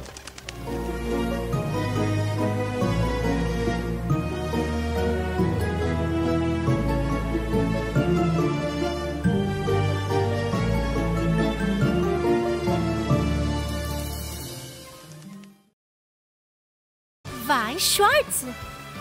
The love story revolving the quintuplets once again comes to the stage of Weiss Schwarz. The quintessential quintuplets movie booster pack, now on sale. Bushiroad. Weiss Schwarz. Experience the full-blown high school story on the stage of Weiss Schwarz once again.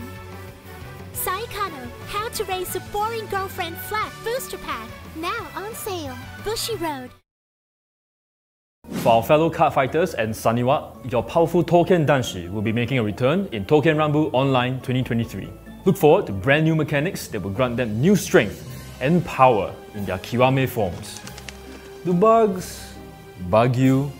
I sure hope not, because we'll be descending into the insect kingdom with Mushi King. Watch out for these super powered insects crawling your way into Booster Pack 13, Flight of Chakrabarti. What do you dream of when you dream of duets? I dream of Yume no Kesho. These collaboration promo cards with the Bang Dream AI singing synthesizer feature Poppy and Rose and will be available at the upcoming Bushiroad Expo Asia, Singapore 2023. For our international viewers, these promo cards will also be available at your local game stores. Stay tuned to our social media channels to find out how you can redeem these promo cards. And here's the recap for Cardfight Vanguard.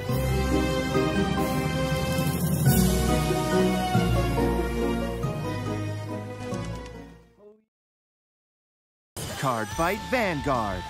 I sever and manifest causality. Boldly cast to the side this feeble, unstable world. Booster Pack, Evenfall Onslaught. Bushiroad. Trick or treat! Welcome to the Bushiroad English Conference Autumn 2023. With Halloween right around the corner, our pumpkin spice lattes seem to have been replaced by carved pumpkins. Ready your hearts and your wallets, you're in for a fright. Now that we're halfway through the Bushiroad Championship Series 2023 season, if you've been living under a pumpkin, the World Finals will take place on February 3rd, 2024 at Akihabara UDX. That's right, we're heading back to Tokyo, Japan. I can't wait to see all of you again and crown some new world champions. If you need even more motivation to take part, here's your first look at the promo cards you receive for participating. And the champions for each game and format will be receiving these. Oh, those are some impressive promo cards. If you're yet to win an invite, fret not. BCS is still ongoing, so you still have a chance to earn an invite at the following locations. Here are the dates for North and Latin America, Europe, Asia and Oceania. The top 3 winners for each game and format will be invited to participate at the World Finals. What's more, if you emerge champion of your region, your flight and accommodations will be on us. Weiss Schwarz. The Stage Girl Silver Screen Review is now a card game on the stage of Weiss Schwarz. Review Starlight, the movie booster pack. Now on sale. Bushiroad. Weiss Schwarz. The name of Eins Oregon continues to expand on the stage of Weiss Schwarz. Booster Pack Nazareth Tomb of the Undead Volume 2. Now on sale. Bushiroad.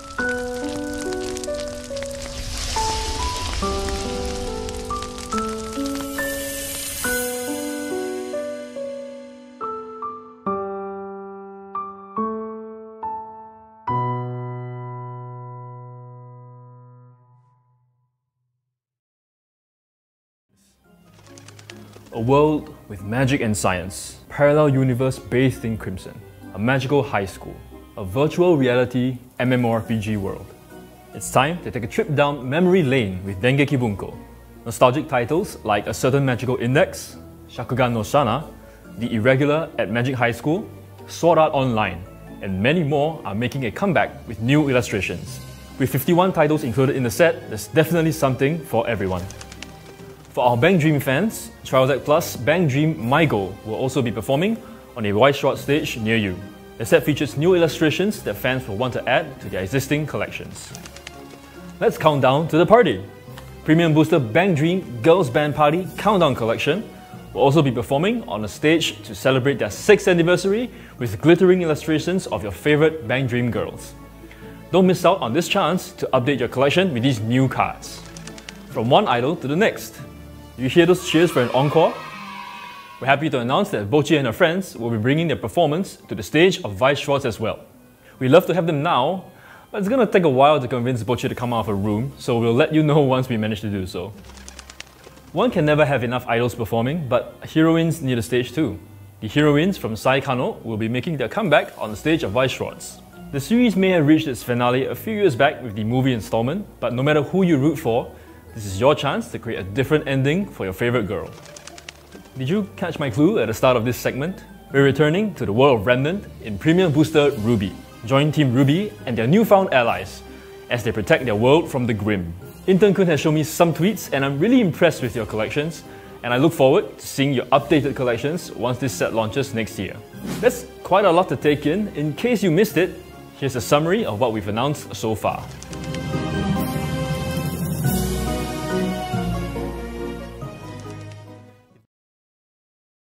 Weiss Schwarz.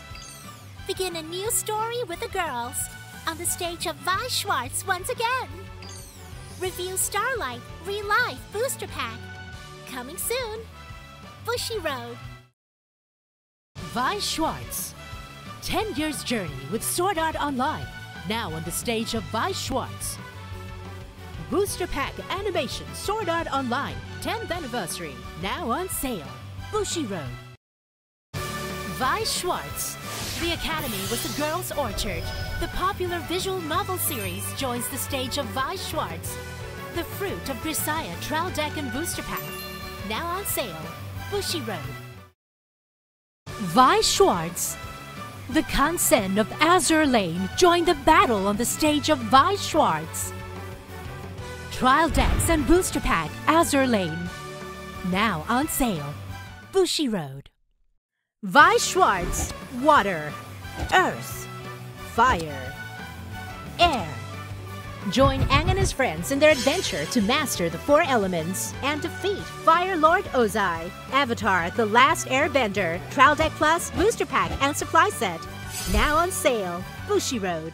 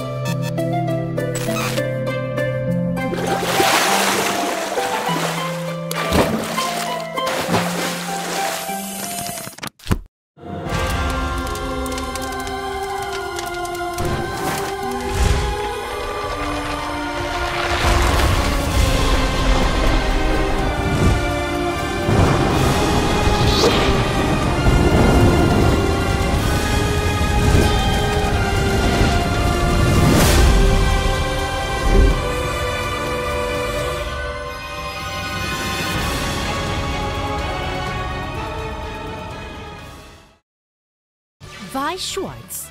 It's time to show off the best performance on the stage of Weiss Schwarz. Intro Deck and Booster Pack, Bang Dream, Girls Band Party, 5th Anniversary. Now on sale. Bushiroad. Cardfight Vanguard! What's that? It's a grade 11? Can Team Wildress create a new future? Booster Pack, Flight of Chakrabarthi. Bushiroad. Weiss Schwarz. Witness the strongest band together on the stage of Weiss Schwarz. Arifureta, from commonplace to world's strongest. Trial deck and booster pack. On sale November 17th. Bushiroad.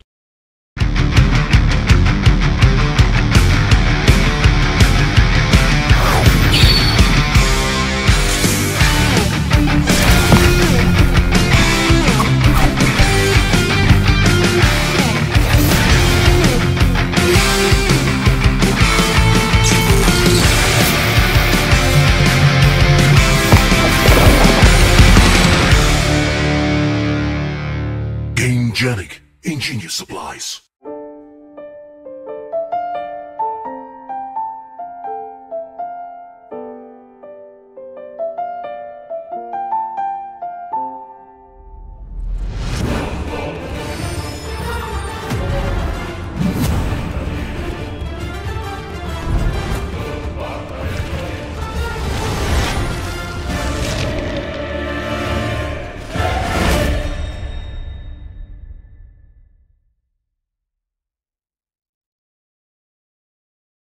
Cardfight Vanguard!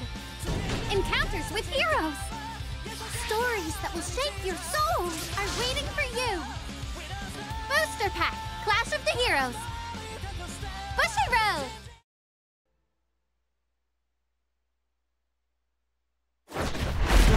Shadowverse, which took the world by storm, greets a second dawn. As a trading card game. Arise, warriors. Be anointed in light, and soar towards a horizon more brilliant than you've ever seen before. Shadowverse Evolve. Build a deck to conquer a new age. Choose from 6 classes. Swordcraft, Runecraft, Dragoncraft, Forestcraft, Havencraft. And the Shadowverse Evolve Original, Abysscraft. Further bolster your forces with cards from the versatile neutral class, and grow your power beyond reckoning. Storm the battlefield with powerful followers, or control the tides with masterful spells. The future glows at your fingertips. It is time for the newest chapter of our long, ever-shifting story.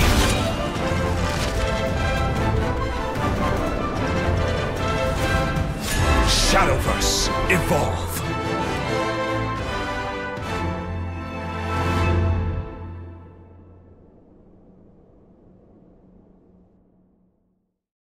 Cardfight Vanguard! Your deck will become so much stronger! Festival Booster 2023! Dressed up Lyrical Monasterio members! Bushiroad! Are you dreaming of becoming the world champion? Don't let your dreams be dreams. Take part in the upcoming World Invitational 2023 Last Chance Qualifiers for, well, one last chance to qualify for the World Finals. The Last Chance Qualifiers will be open to all participants except those who have already earned a sponsored invite to the World Finals. I know many of you are raring to go, so here are the locations where the Last Chance Qualifiers will be held.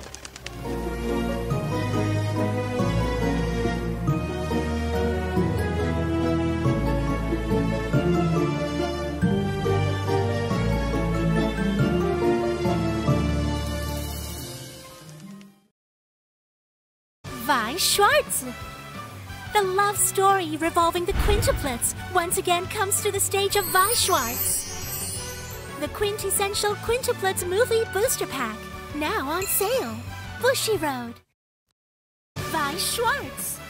Experience the full-blown high school story on the stage of Weiss Schwarz once again. Saikano, How to Raise a Boring Girlfriend Flat booster pack, now on sale. Bushiroad. For our fellow card fighters and Saniwa, your powerful Touken Danshi will be making a return in Touken Rumble Online 2023. Look forward to brand new mechanics that will grant them new strength and power in their Kiwame forms. Do bugs bug you? I sure hope not, because we'll be descending into the insect kingdom with Mushi King. Watch out for these super powered insects crawling your way into Booster Pack 13, Flight of Chakrabarti. What do you dream of when you dream of duets?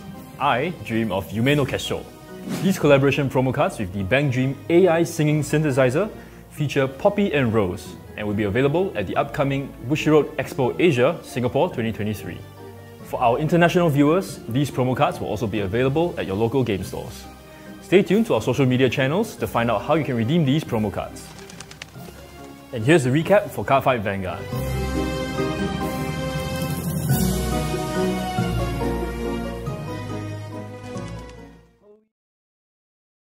Cardfight Vanguard. I sever and manifest causality. Boldly cast it aside, this feeble, unstable world. Booster Pack, Evenfall Onslaught. Bushiroad. Trick or treat! Welcome to the Bushiroad English Conference Autumn 2023. With Halloween right around the corner, our pumpkin spice lattes seem to have been replaced by carved pumpkins. Ready your hearts and your wallets, you're in for a fright. Now that we're halfway through the Bushiroad Championship Series 2023 season, if you've been living under a pumpkin, the World Finals will take place on February 3rd, 2024 at Akihabara UDX. That's right, we're heading back to Tokyo, Japan. I can't wait to see all of you again and crown some new world champions. If you need even more motivation to take part, here's your first look at the promo cards you receive for participating. And the champions for each game and format will be receiving these. Oh, those are some impressive promo cards. If you're ready to win an invite, fret not. BCS is still ongoing, so you still have a chance to earn an invite at the following locations. Here are the dates for North and Latin America, Europe, Asia and Oceania. The top 3 winners for each game and format will be invited to participate at the World Finals. What's more, if you emerge champion of your region, your flight and accommodations will be on us. Weiss Schwarz. The Stage Girl Silver Screen Review is now a card game on the stage of Weiss Schwarz. Review Starlight, the movie booster pack. Now on sale. Bushiroad. Weiss Schwarz. The name of Eins Oregon continues to expand on the stage of Weiss Schwarz. Booster Pack Nazareth Tomb of the Undead Volume 2. Now on sale. Bushiroad.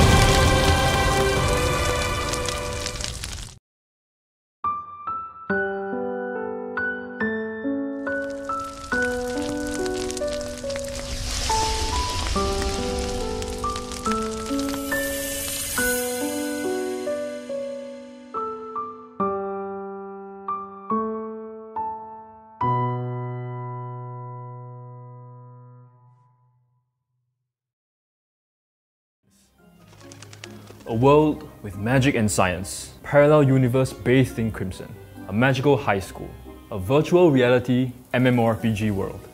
It's time to take a trip down memory lane with Dengeki Bunko. Nostalgic titles like A Certain Magical Index, Shakugan no Shana, The Irregular at Magic High School, Sword Art Online, and many more are making a comeback with new illustrations. With 51 titles included in the set, there's definitely something for everyone. For our Bang Dream fans, Trials Plus Bang Dream My Goal will also be performing on a Weiss Schwarz stage near you. The set features new illustrations that fans will want to add to their existing collections. Let's count down to the party! Premium Booster Bang Dream Girls Band Party Countdown Collection will also be performing on a stage to celebrate their 6th anniversary with glittering illustrations of your favorite Bang Dream girls. Don't miss out on this chance to update your collection with these new cards. From one idol to the next. You hear those cheers for an encore? We're happy to announce that Bochi and her friends will be bringing their performance to the stage of Weiss Schwarz as well. We'd love to have them now, but it's gonna take a while to convince Bochi to come out of her room, so we'll let you know once we manage to do so. One can never have enough idols performing, but heroines need a stage too. The heroines from Sai Kano will be making their comeback on the stage of Weiss Schwarz. The series may have reached its finale a few years back with the movie installment, but no matter who you root for, this is your chance to create a different ending for your favorite girl. Did you catch my clue at the start of this segment? We're returning to the world of Remnant in Premium Booster Ruby. Join Team Ruby and their newfound allies as they protect their world from the Grim. Intern-kun has shown me some tweets and I'm really impressed with your collections, and I look forward to seeing your updated collections once this set launches next year. That's quite a lot to take in. In case you missed it, here's a summary of what we've announced so far.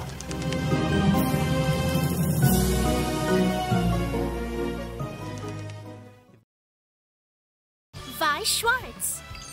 Begin a new story with the girls on the stage of Weiss Schwarz once again. Review Starlight Re-Life Booster Pack. Coming soon. Bushiroad. Weiss Schwarz. 10 years journey with Sword Art Online. Now on the stage of Weiss Schwarz. Booster Pack Animation Sword Art Online 10th Anniversary. Now on sale. Bushiroad. Weiss Schwarz. The Academy was the Girls' Orchard. The popular visual novel series joins the stage of Weiss Schwarz. The Fruit of Grisaya Trial Deck and Booster Pack. Now on sale. Bushiroad. Weiss Schwarz. The Kansen of Azur Lane join the battle on the stage of Weiss Schwarz. Trial Decks and Booster Pack Azur Lane. Now on sale. Bushiroad. Weiss Schwarz. Water, Earth, Fire, Air. Join Aang and his friends in their adventure to master the 4 elements and defeat Fire Lord Ozai. Avatar The Last Airbender, Trial Deck Plus, Booster Pack and Supply Set. Now on sale. Bushiroad.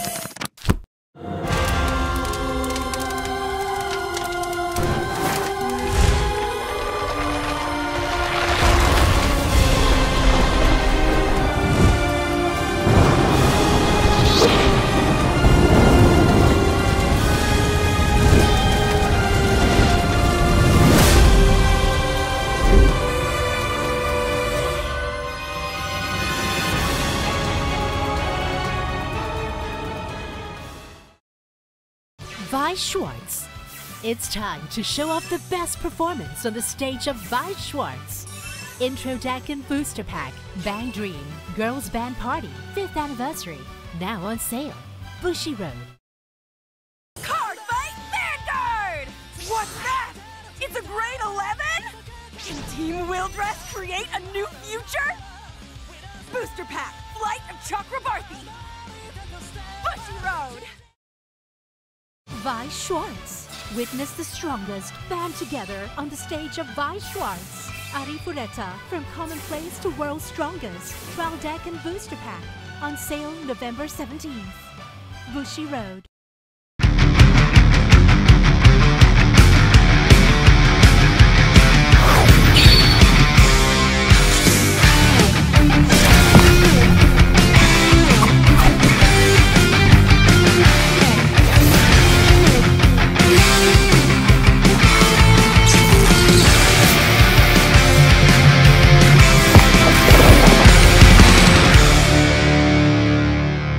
Gangenic Ingenious supplies.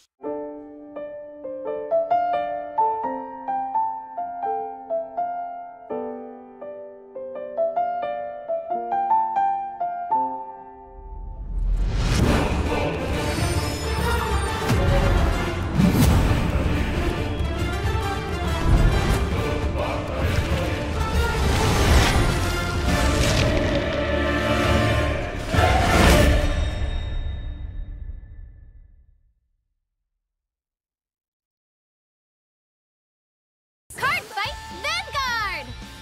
Encounters with heroes! Stories that will shape your soul are waiting for you! Booster Pack, Clash of the Heroes! Bushiroad!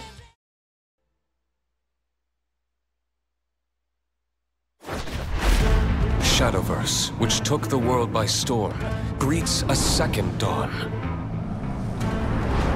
As a trading card game. Arise, warriors. Be anointed in light, and soar towards a horizon more brilliant than you've ever seen before. Shadowverse Evolve.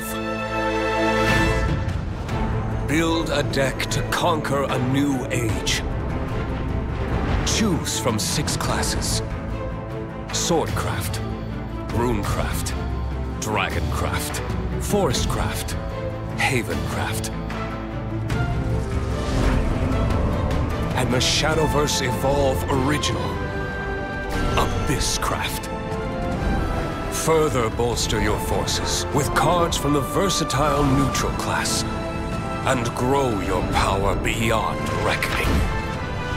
Storm the battlefield with powerful followers, or control the tides with masterful spells. The future glows at your fingertips. It is time for the newest chapter of our long, ever-shifting story.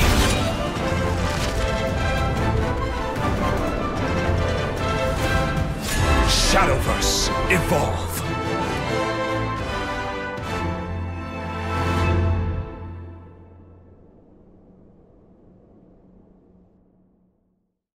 Cardfight Vanguard! Your deck will become so much stronger! Festival Booster 2023! Dressed up Lyrical Monasterio members! Bushiroad! I'm good. Welcome back after quite an interesting match that we just saw. Both very, very interesting decks of different variations of them. And then we just saw an explosive stride turn happen from both sides, actually. Both sides have really aggressive turns. Yeah. But yeah, we're back now. We're going into, I believe, round 6. And with that being said, we actually should have the decks ready here in a little bit. But how are you feeling, Gwen? How has it been your first rounds, your first bureau experience? It's been pretty fun so far. I think overall, all the games have been really fun to watch. We've had a lot of cool decks coming out, like that Celestial deck just basically decking themselves out to only triggers, and then just one-shotting people from there. And then, yeah, I'm just excited to see even more. Well, we have more. Our next round, we're about to look at the first deck, so we're going to go ahead and see what this first deck looks like and see what kind of shenanigans are going to happen this time. Once we get to see this deck. Very soon. Very soon. We'll see soon. But I'm really excited. I can't wait to see what this round's going to look like. It's going to be really awesome. There it is. DP! I love DP. Okay, so it looks like Dieliner instead of the Silhouette DP we saw earlier. Yes, a little different. Well, other than this Legion in there. Wow, this card's so old. Yeah, I was looking at it. I was like, what is that? What am I looking at? Because all the other cards are like, I know what that card does. What is that? Also seeing the old, what is it, Daisha? The one that if you don't ride, you get to ride from hand, if I remember correctly. That's also really interesting. Very old card. Old card in V, I should say. In V, it's kind of old, I would say. To some people, it's actually still pretty new if you include G era cards and before that. But overall, it looks like a pretty good list. And my favorite part is seeing the bikes and stuff like that because you can use those defensively while also searching stuff out. And just interesting to see. We have the Professor Laurel, I think his name is. I always forget his name. Or Commander Laurel. I don't know why I call him a professor. But with that, the homie, the guy that just doubles power, doubles crit, make everything rested and make your Vanguard huge and just go into some interesting plays. I do want to note one thing before we switch over. The Sludge Monster Door Head, I believe it's called. That card's so funny. It tells your opponent they can't boost. So into certain matchups, you can just set up that card really well. So I really just like to see those kind of little funny cards throughout in there. But we can go ahead and look at the G Zone and see what's going on at that end as well. So here we have the G Zone. Usually the G Zone is usually kind of similar. Most people run like pretty standardized G Zones. Got the Unibird, and we also have, of course, the X Gallop. The homie, the guy that finishes games with Linkas and stuff like that. And we also have we see a Gmail Glass in this list. It does exist. It is out there doing Gmail Glass things. What about you, Gwen? Do you see anything interesting or different? I just see one card that's not very popular. Yeah, this looks like a mostly normal G Zone. I'm interested to see if this final Dimax ends up coming out. Mm-hmm. I haven't seen it played too much. Most of the time, it's usually just Geomaglass into Unibird or into X Gallop, and then just going from there, just damage choking opponents. So I'm interested to see if this Dimax will come into play. I'm excited too. Let's see what DP is facing today. What kind of who has to deal with these Vanguard swings? Let's see. KJ has to deal with these Vanguard swings. All right. So I'll let you take the floor here. Tell me what we got going on here. So this is a Sharhawk Gasteel list. We've seen a couple of them throughout the other BROs so far, but the main thing is you want to first ride Sharhawk as your grade 3, and then you do the History Collection Stride with Kiss Kill Lyra. You Soul Charge a bunch, you draw a few cards, you get your Protect markers, and you just try to stall out the game until your turn 4. And on your turn 4, you try to get to 20 soul, and you go into Gasteel, which Gasteel will just basically make it really, really hard to guard because it gives all your units crit, it turns off perfect guards, it reduces power to 1, and your opponent takes a damage. So just being able to get to that point will be very big for this deck. Sounds very lethal. That's what I'm hearing. I'm hearing a lot of lethality here. It sounds scary. I feel like this is an updated list. I feel in the past there has been a couple Gasteels that popped up here and there when this card got first put out, and a lot of it was just turbo. And now I'm hearing that this is more of like a stall deck, which is actually just interesting compared to. I feel like it's like developed over time. Yeah, it's really build dependent. I've seen a lot of like both variants throughout the weekend. And this one seems to be a little bit slower because it has Pure Love Succubus in there. And they have the Honolese in there as well. So they're able to potentially play this out a little bit longer. And I think we can go into the G Zone now. Yeah, let's check it out.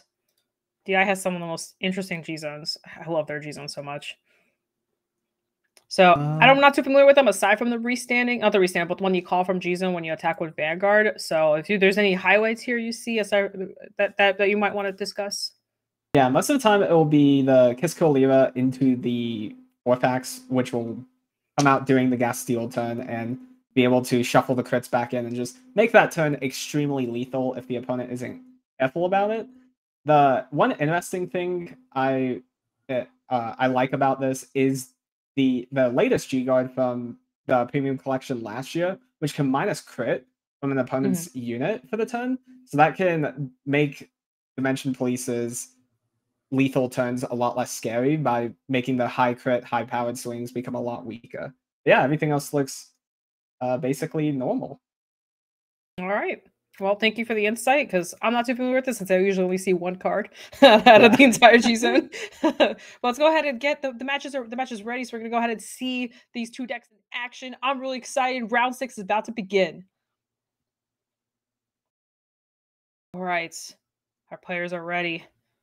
I'm feeling that this is gonna be like, I feel like I feel like DP is kind of it's a division police. I feel like has like a little bit of a slower buildup, you know. So they're gonna have they need 2 strides to essentially get to their win con, right? And Gastille also basically needs about 2 turns on well, not Gastille, but it needs 2 grade 3 turns to kind of do its thing. So I feel this is gonna be like a really interesting to see sort of how this is gonna build out. You know, they're both gonna go into lethal turns, and it's kind of like who can survive the lethality. Yeah, for sure. I think for Will, him going second is pretty hard for this matchup because now if KJ is able to set up on turn 4, Will have a lot harder of a time being able to set up the defenses, and Hope on Damp will actually just turn off all of the grade 3s being able to be used as shield. Oh, that's unless you just add them into other 20k increments, but it's just a lot harder for DP to guard against that. So I'm interested to see how Will proceed to try to get the game in his favor. Yeah, that is very true. It's a good point you bring up. So, the Metropolis really thrives off of having grade 3s have massive amounts of shield. But I Hope on Damp says, hey, the only way you can do that is if the original shield on it is there. And since grade 3s don't have that shield, you just sit there with shieldless cards. And especially in a clan that's revolved around grade 3s, like your hand is cluttered with them, and basically turning off your whole hand. That's really scary, actually. Yeah, for sure. And we have an early Fu and an early Charhot search. So now KJ should be mostly set up for the grade 3 turn. And I'm interested to see how Will play out this early game. Will he still try to be a little bit slower like a normal Dimension Police would play? Or will he try to go a bit faster to try to get the game in his favor? He might just try it. I feel like choking, since that's what Dimension Police likes to do most. I think choking out those like damages, trying to push for very high increments at the same time, like to swing for instantly like 3 damage at a time, 4 damage at a time. That's just how they're going to have to play it out and just conserve hand as much as possible. If they know about the Hope on Damp, they can kind of keep that back in their mind, like, okay, there's a Hope on Damp coming eventually. I have to make sure I have the right kind of hand where I can handle those Hope on Damp turns. Yeah, for sure. And it looks like Will just decided to pass here. Not giving KJ the Counterblast, so we'll see. Support this. Yeah, we'll see if KJ ends up doing anything else so far. He hasn't decided to ride yet. He might just stay on the Fu and just do Fu again. You know, you're kind of right. That might see it here. They're really thinking about it. They're choosing to ride. You're right about the counterblast now. Just in general doing it. I'm actually one of those people that like to deny this clan a little bit early too, just because the counterblast ride-ups for the soul charge just get so massive. So I think this was actually a pretty smart. You were talking about the slowdown, and here it is. We're actually seeing it. Yeah. And we see a standout. So that's one less Linka for the later stages. We'll see if Will is able to find the other Linkas in the deck. Rides the Gel Sludge, so they're able to probably get the draw. Minus the power, looks like they draw. Which is good. You want to see the early draws here, to be honest. Here's the bike searching out grade 3s. I love this bike so much. It's such a funny card. You just find your right targets. I think that's the biggest thing is seeing cards like this. You can find the cards you need. We have the Geo Sledge first. You know, you get to draw some cards. And then you have the Eternity Chasers, what his actual name is, where you just get to grab whatever card you want for ride. And I think this is good because now we get to think like, okay, we have a pretty aggressive turn coming up. What card do we want to go into to stay protected, or what would be the best choice here? Like, because obviously the die liner is honestly kind of a weird pick, and choosing to grab the Taser. So Taser is actually a very funny card. When your opponent places cards, you can actually rest them if they place them from hand. So if there's any any hand placement that happens, the Taser can rest them, which is actually, I think, also a really good like setup for potential control based actions that we'll see in the future. Yeah, for sure. I'm interested to see how these bikes will play out, because once the Gastille comes out, no auto abilities can be able to activate. So that turns off bike as well, which makes guarding it even harder. So this matchup's looking a bit hard. Honolly, though, coming out early. I just realized, yeah, that's right. I talked about the Taser so excited, and I realized the Taser's an auto. So it's offline. It doesn't work. It'll be important if AJ isn't able to get Gastille off so fast. True, especially with if not, there isn't enough soul. Yeah, so I'm just interested to see. Oh, it looks like Will damage denied again. Interesting. It really doesn't want the ramp up. You know, honestly, this is smart. You want to stall, and then and then you go to stride, and then you go, okay, I'm on stride now. Okay, now it's 5 damage. You know. Yeah. I think that's pretty smart here, kind of trying to, I guess, like 1 to 6 or 2 to 6 here potentially. I'm sure eventually they'll give some damage. Yeah. Dimension Police is known for just one-shotting people very easily, so Yes. damage denying early isn't like too big of a deal for the clan. And it's really just slowed KJ's Soul Charge down, because now that they haven't had those Counterblasts for those skills, they've missed a Soul Charge 3 off Demonte, they missed a Soul Charge 2 off Sharhot. So they're missing 5 extra soul that they would normally have in this spot. And this Kisco Lira is just gonna have to just be a single attack, just fuel up a little bit, and then will hopefully start pushing on the next turn, and then KJ might not be able to reach that 20 soul on his following turn. Yes, I agree with that. There's a Fu, so we'll see a little bit of some healing, but no heal, obviously. And just another one of the grade 2 that I think that's the counterblast. I think that was a -2 crit that happened there, so that way the on hit's gonna happen either way, so it doesn't even matter for the on hit there. So that easily just make it just blockable enough. And Will's making it to his next turn pretty unscathed for the most part.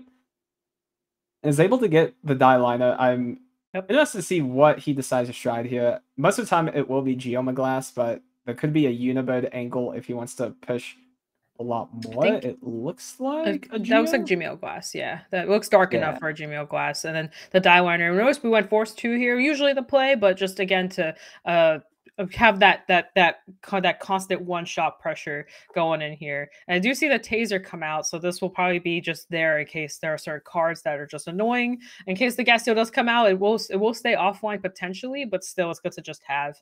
And then here we have my favorite part about Gmail Glass is the fact that whatever you call out, you get the crits and stuff like that. It's just very aggressive sometimes. Sometimes that thing is swinging for huge amounts of damage. Yeah.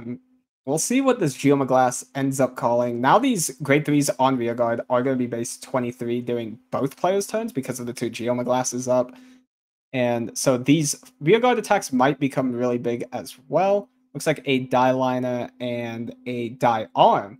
Ooh. Does KJ have 10 or more in hand? Considering they've been drive checking stuff like that, it's possible, but I'm actually not too sure. I guess we'll see if the power goes up here. Choosing to perfect guard here, but we'll see if the die liner or not the die arm. My bad, the die arm goes off here or not. Yeah, this Geoma Glass is swinging for 6 crits, so it's just safer to perfect guard it. Yeah. Make sure no Elbow Breath might come out and hit him for 12 damage. Oh my gosh, that's so true. Gravidia, is that you?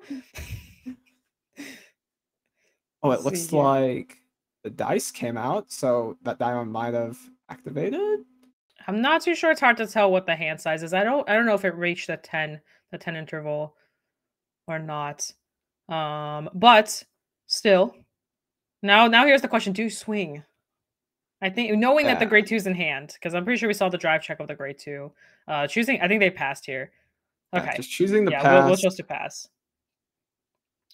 Honestly, you could keep doing this all day long. The only downside is depending on the G zone for the Dark Irregulars player, but sometimes you can eventually get to a point where your deck gets smaller and smaller, and you can just keep saying back crits and triggers and stuff like that with certain strides, and it gets a little scary actually. I faced this deck where I tried to deny it, and then I just sat there and go, "Oh, your entire deck's crits." Oh no. Sometimes stall is a good thing and a bad thing, especially DI is one of the few decks where when you stall them out, it can be very scary. Yeah, for sure. Will does have 2 more Geoma Glass potentially to stride into and can keep doing the 6 crit. Yes, that's very true. Let's see. The DI player does run 2 perfect guards naturally in their deck, so they might have a bit more. They will have 4 total between those 2 and then the 2 protects.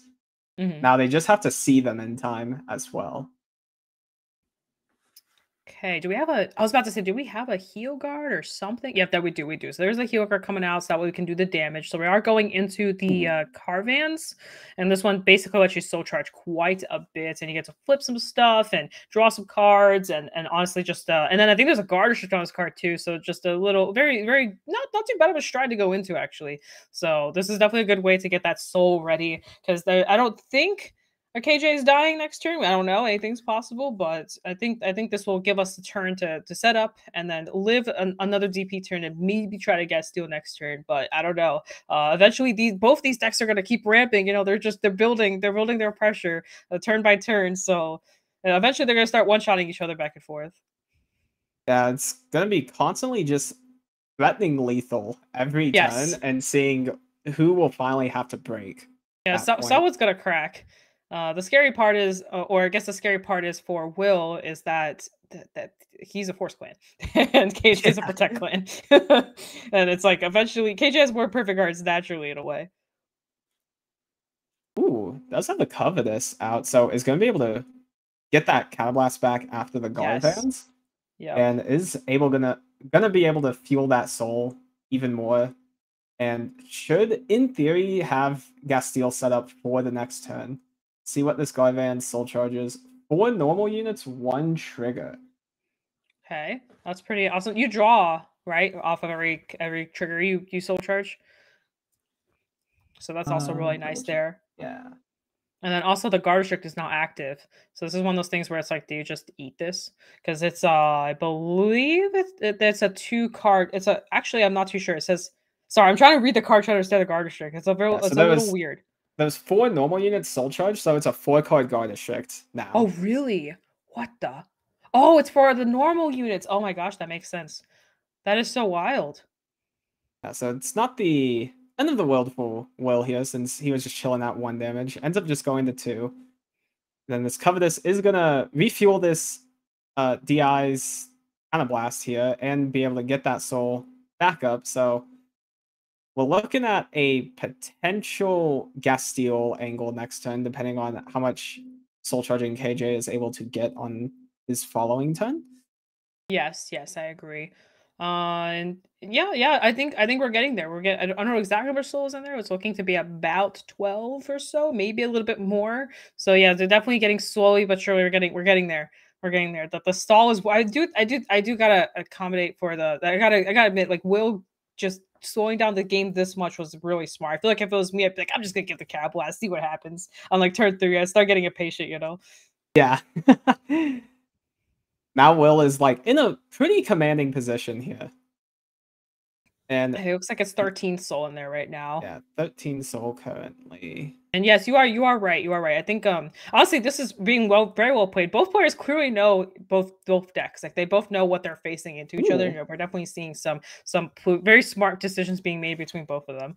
So I really like this. This is the kind of premium I like to watch, where like both players are making very concise decisions to max out on their deck's capabilities and also being able to outplay their opponents. Yeah. A lot of like why premium is so fun is that you are able to have pretty easy access and sometimes really cool ways you can slow down the opponent and deny their plays. And a lot of it is just trying to make sure their turns are as weak as possible while keeping your turns as strong as possible. And that's basically like, that's premium in a nutshell, but Dimension Police really thrives off this because they have such big high crit swings. Like we are on another Geoma Glass here that's going to be a really high crit and just keep damage choking KJ here. Yeah, exactly. And we do see that coming down here again. So just honestly, full board, lots of aggression, and just probably just swinging for lethal every turn. The Jet coming out. Oh, that is a card I don't see too often, actually. That's a funny looking card. Yeah, so Jet's gonna put a grade 3 back into the deck, give 4K to Vanguard, and give it on hit Counterblast draw. If Geoma Glass is hitting, KJ's probably losing that turn anyway. Yeah. So I don't expect that to go through, but still just the extra power is pretty solid if he does decide to do that. Goes for the Die Liner first for a humble 28K. Oh, Okay, okay. So thinking how to, and I'm kind of wondering where that's going. Is that going to Vanguard or is that going to the Succubus? Yeah. Because if I had to guess, it's probably going to the Succubus. I mean, that's what I would do. Get counter charges, it builds soul, it draws you cards, you know what I mean? Like, I don't want the thing on the board. It actually did went go to Vanguard. Oh, wow. Okay. Defensive Honestly, not too crit. bad either. Since, you know, it makes Vanguard even more lethal now. So. Yeah, so if this Geoma Glass hits, then KJ's really dead. Yeah. Oh, I guess now that I think about it, you can also multi-attack with Geoma Glass, so you can actually swing rear and then swing Van and bring out another rear. So that's also, and I think that's what they're thinking here if they want to go for the attacks.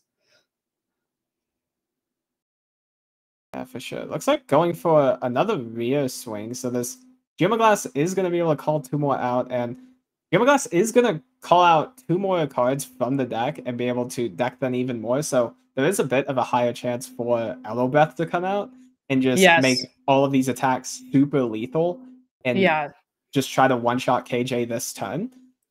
I agree. Yeah, that would be the way to go because, you know, obviously we know that Protect's going to come down, right? So that's definitely coming. So that's going to come down. But, you know, if you hit crits or just anything, it's going to make the rears even more lethal. And it does look like they're definitely setting up for, like, hopefully an insane triple drive, especially since I think the last one wasn't as crazy. So there's definitely some expectations here. Yeah. Will's just been deck thinning so much with the Geoma Glasses at this point that there is pretty high likelihood that some triggers will probably come out here. If he does hit the heal, then it makes KJ's turn a lot easier to live because everything will be coming out in 2 damage. So being at an odd number of damage does make it a bit easier to where you can go to 5. So if Will does hit that heal on this turn as well, then it will be really good for him later on. Agreed. Now, one thing I do want to know, since we're going towards rearguard, rearguard, Hanwei's on board. So with Hanwei being on board, there's the 5th attack won't happen. Especially with Geoma Glass's effect, yeah. I don't think there's a way to countercharge here. There shouldn't be a way to countercharge. So here, whatever 2 cards get called out, one's not attacking. And usually, I'm assuming it's gonna be called over the die liner and keep the taser out. Yeah, potentially. I'm unsure if taser does too much in this matchup at the moment. That's true because of the autos. There's no Bear Magnus or Enigmatic Assassin in this variation of Dark Irregular, so there's a lot less things that is getting called out from Soul. So could be just a double call potentially, or just single call. I'm interested to see what the line is. Calls a Linka, it looks like. Huh. That's interesting. That is a Linka. I guess that's just good setup for next turn. You know, just call it out, just get it ready, and just not worry about anything else. But now this is only swinging for 3 damage then, right? So, well, you know, aside from the triple drive. But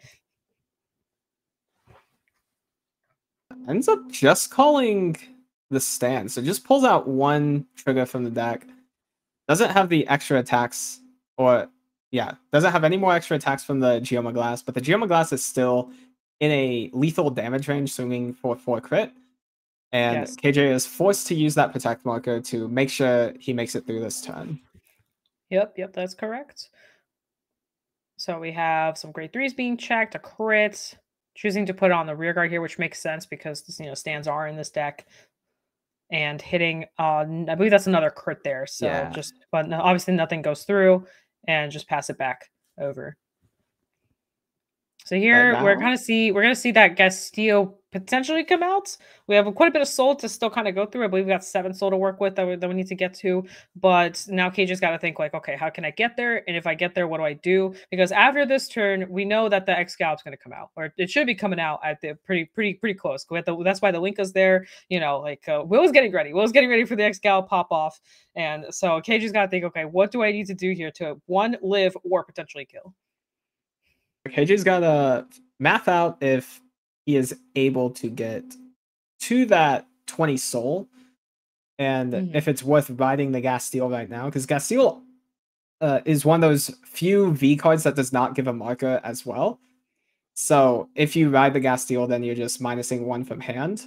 And we will, yeah, we'll have to see what ends up coming out of this turn. Yeah, exactly.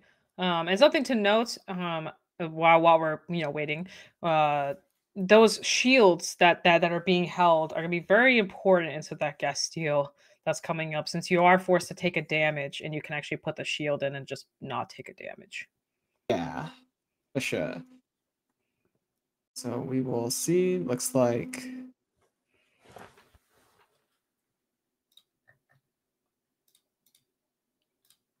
yeah, This is a very scary. Oh, if KJ isn't able to get to that 20 soul this turn, then I could see like a potential Balam angle here to just get a few more cards, get a bit of soul charge, and retire something off the board. Probably that Linka to make sure that there's less chances of that Linka making it super lethal. Or Yeah, that is true. Yeah, I agree. I think farming might not be a bad idea, because you gotta think, can you handle some Excalib turns? So I think any form of farming would be good here. I don't know how much DI farms with this variation, but I think it would be smart to try and keep it tame for a little bit. Yeah, unlike the NLK build, this deck doesn't naturally farm for its combo. It's just a different route the deck might have to take whenever the game is not going fully its way. While NLK is mostly just, do you have combo? If you don't, then you lose all of your advantage as well. Yeah. Yeah. Usually that is true. NLK just kind of tries to get there as fast as possible. So yeah. Looks like you can go. Oh yeah, I think we're both gonna say the same thing. Looks like Dreaming Glass does force out 2 cards to be called. We only saw 1 card being called, so I think that's what we're kind of waiting on there. But it's okay. We could just wait a little bit while there's some decisions being made.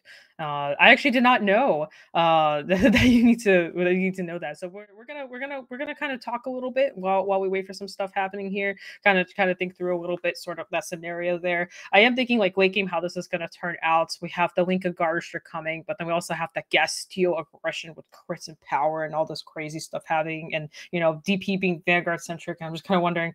Like it's kind of scary. I feel like I would be scared on both ends of like, rather I'm facing against either deck, I'd be like, oh gosh. Yeah, for sure. Both of these decks are getting to the like lethal capacities to where now I think this Darky regular turn right now is going to decide how this will go. Yes. Because if we've already seen 2 protects go out, we saw a Perfect Guard go into the damage. So we know there's only 1 Perfect Guard left that the DI player is able to have. And if they aren't able to get the gas steal turn off and try to kill the opponent on this turn, then I think it's going to be really, really hard for them to get through a possible Unibird or an Excalib turn. I agree. You can minus the crits, right, with the G guard at least. You can G guard through a little bit of that, right? Yeah.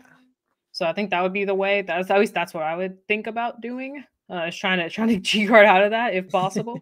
We did see 1 go down early for the damage, which is also 1 less G guard that they have access to. But I feel like that's what I would do. Like, oh, that's really big. I'm just gonna -2 crit and hope you don't hit more triggers. Don't hit crit, don't hit elbow breath. Yeah, exactly. But also just really interesting matchup. I haven't actually seen guest steal too much recently. I've only seen NLK. It's been like NLK. So it's really nice to see that the Shahara like additions with the guest steal, and even seeing like old Shahara come out as a way to like fuel a guest steal without going for that turbo engine I was talking about earlier. Because like I said, I'm used to turbo guest steal where you just turbo your entire deck, put like all 20 cards in soul, basically just different NLK, and then you just ride the thing and go. Okay, you use everything. Yeah, for sure. I think it's really cool that Shahrat is doing really well in these events recently, because whenever History Collection came out, a lot of people were like, Shahrat's not going to be that great. It's just a Soul Charge 4, draw 1, retire 1. True. And it's just a worse NLK, but a lot of the Darky regular players were able to find a way for it to work and be able to pair it with Gas Steel and have this really absurd late game that is sometimes even stronger than a typical NLK turn, and a lot of the time it can be more consistent because you aren't so reliant on needing a bunch of damage, needing to find enigmatic assassin, and all of the pieces for that. Yeah, I think you bring up a good point. I was kind of looking into decks earlier, talking to some people, making some tier lists and thinking through, and a lot of people definitely didn't really look at DI like that. It was just kind of like, oh, this doesn't really do much, pass it along. And I think you're right. The fact that it's evolved into like an actual deck, I've been recently, especially the last like month or so, it's definitely been like a hot topic. Like it's been that, and I feel like the Bruce loop. Those are like the main two decks that I've been hearing people talk about. That hasn't been like the usual stuff, like the Gavriels and gosh, what else is like really strong right now. there are a lot of decks are strong. Bugs, Neo Nectar, like all the usual stuff. And then no one's really been talking about so much about NLK or even like Gastille variations or Shaharat. And it's nice to see. I think that's the crazy part about how much History Collection has changed the way premium works and functions. It's just a whole new thing. It's just completely new. Yeah, for sure. Well, I'm really excited to see while we're kind of digging through all this.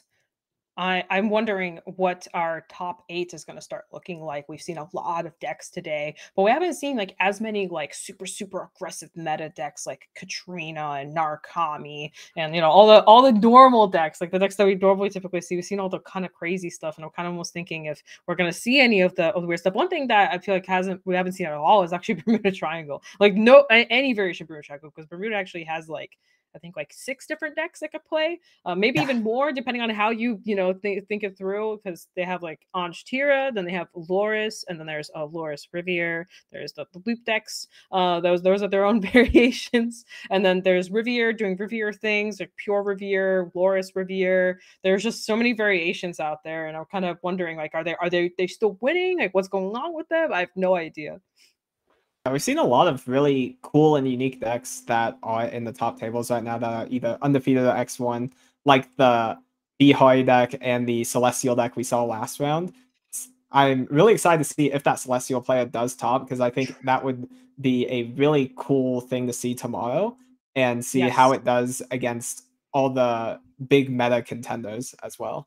Yeah. No, you're right. They're so close too. They're close to that potential top 8. So you only have one more round after this. So they have a shot. If they win this round, they're basically in. But yeah, they're gonna be next one. So as long as they win this round or win the next round, they should be okay. As long as one of the ones has a win in it. So that's actually just really cool to see that. You're very right. It would be interesting to see a chart that's like even more different than what we're used to. Another subject is also Narukami. I'm kind of even wondering, is there even that many Narakamis? Like, what happened? I know the ban list hit, but actually, even with the ban list in mind, that deck is still extremely aggressive and very strong. And depending on which build you go for, it's actually just still a really good deck.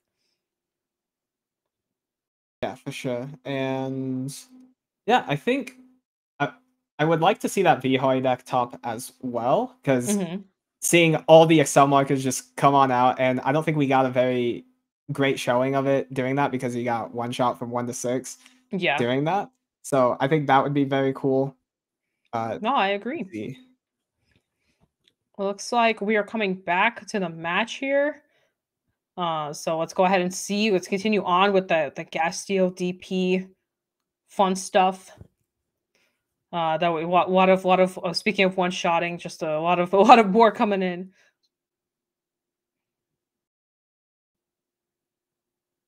Yes, I would like to see the continuation. Yes, I'm very excited to see how this goes. All right, so we're back into the match here. Gotta think through exactly what we're gonna do here. I think we're gonna try and fix the game state. That way we can fix whatever that call was. So if you guys don't know, Gmail Glass does have to force you to call 2 cards, which I actually didn't know. I've been playing DP. Usually I call 2, but I actually didn't know you have to mandatorily call. So we're gonna see what that second call is gonna look like. It's gonna go somewhere, and then we're gonna continue all the games. So that way we can see what Gastille has in store for us. Looks like it was a Gale Sludge that was called off of that, which is probably the best call in this situation, since it has that on-play effect to be able to either get that draw or force the opponent to counterblast and make it a little bit more awkward for KJ as well. We'll see if they allow him to use it. because it's been a bit later since then. But we'll see. Yeah, I mean, it's an on play, so I don't think it changes the state of the game too much in terms of like it passing back over to KJ. But that'll be I'm not a judge, so that'll be up to them what they decide to do with the on play ability here. But regardless, it does get you basically an extra draw and a minus. The minus won't interact or won't change the game state too much, but the draw will definitely, that's an extra card in hand. So yeah. So it looks like we're getting the call over here and choosing to maybe leave it be. But while we're waiting on that, for those of you guys that haven't been seeing the game, we've had a very intense match so far. We had a lot of damage now going on for the Castile player. The Castile player is being denied basically the entire game, with the exception of like a couple later matches. We've seen a lot of attempts to one shot. Will's been trying to one shot our Castile player here, and our Castile player's been coming back trying to replenish on soul as much as possible. And it's just been a very, very intense back and forth. For sure. Looks like we're counting up the soul here. It looks to be, it was about 13 earlier. Yes, exactly. So I think here maybe the thought is if the soul blast, choose the soul blast. Yeah, that's 16 soul. Oh, that's like really close. Really close to the condition. Now the Geo Sludge does force a Soul Blast. The opponent can choose to Soul Blast and choose to not. I would say like you don't want to Soul Blast probably because the 5k doesn't really matter. But because they be perfect guarded anyway.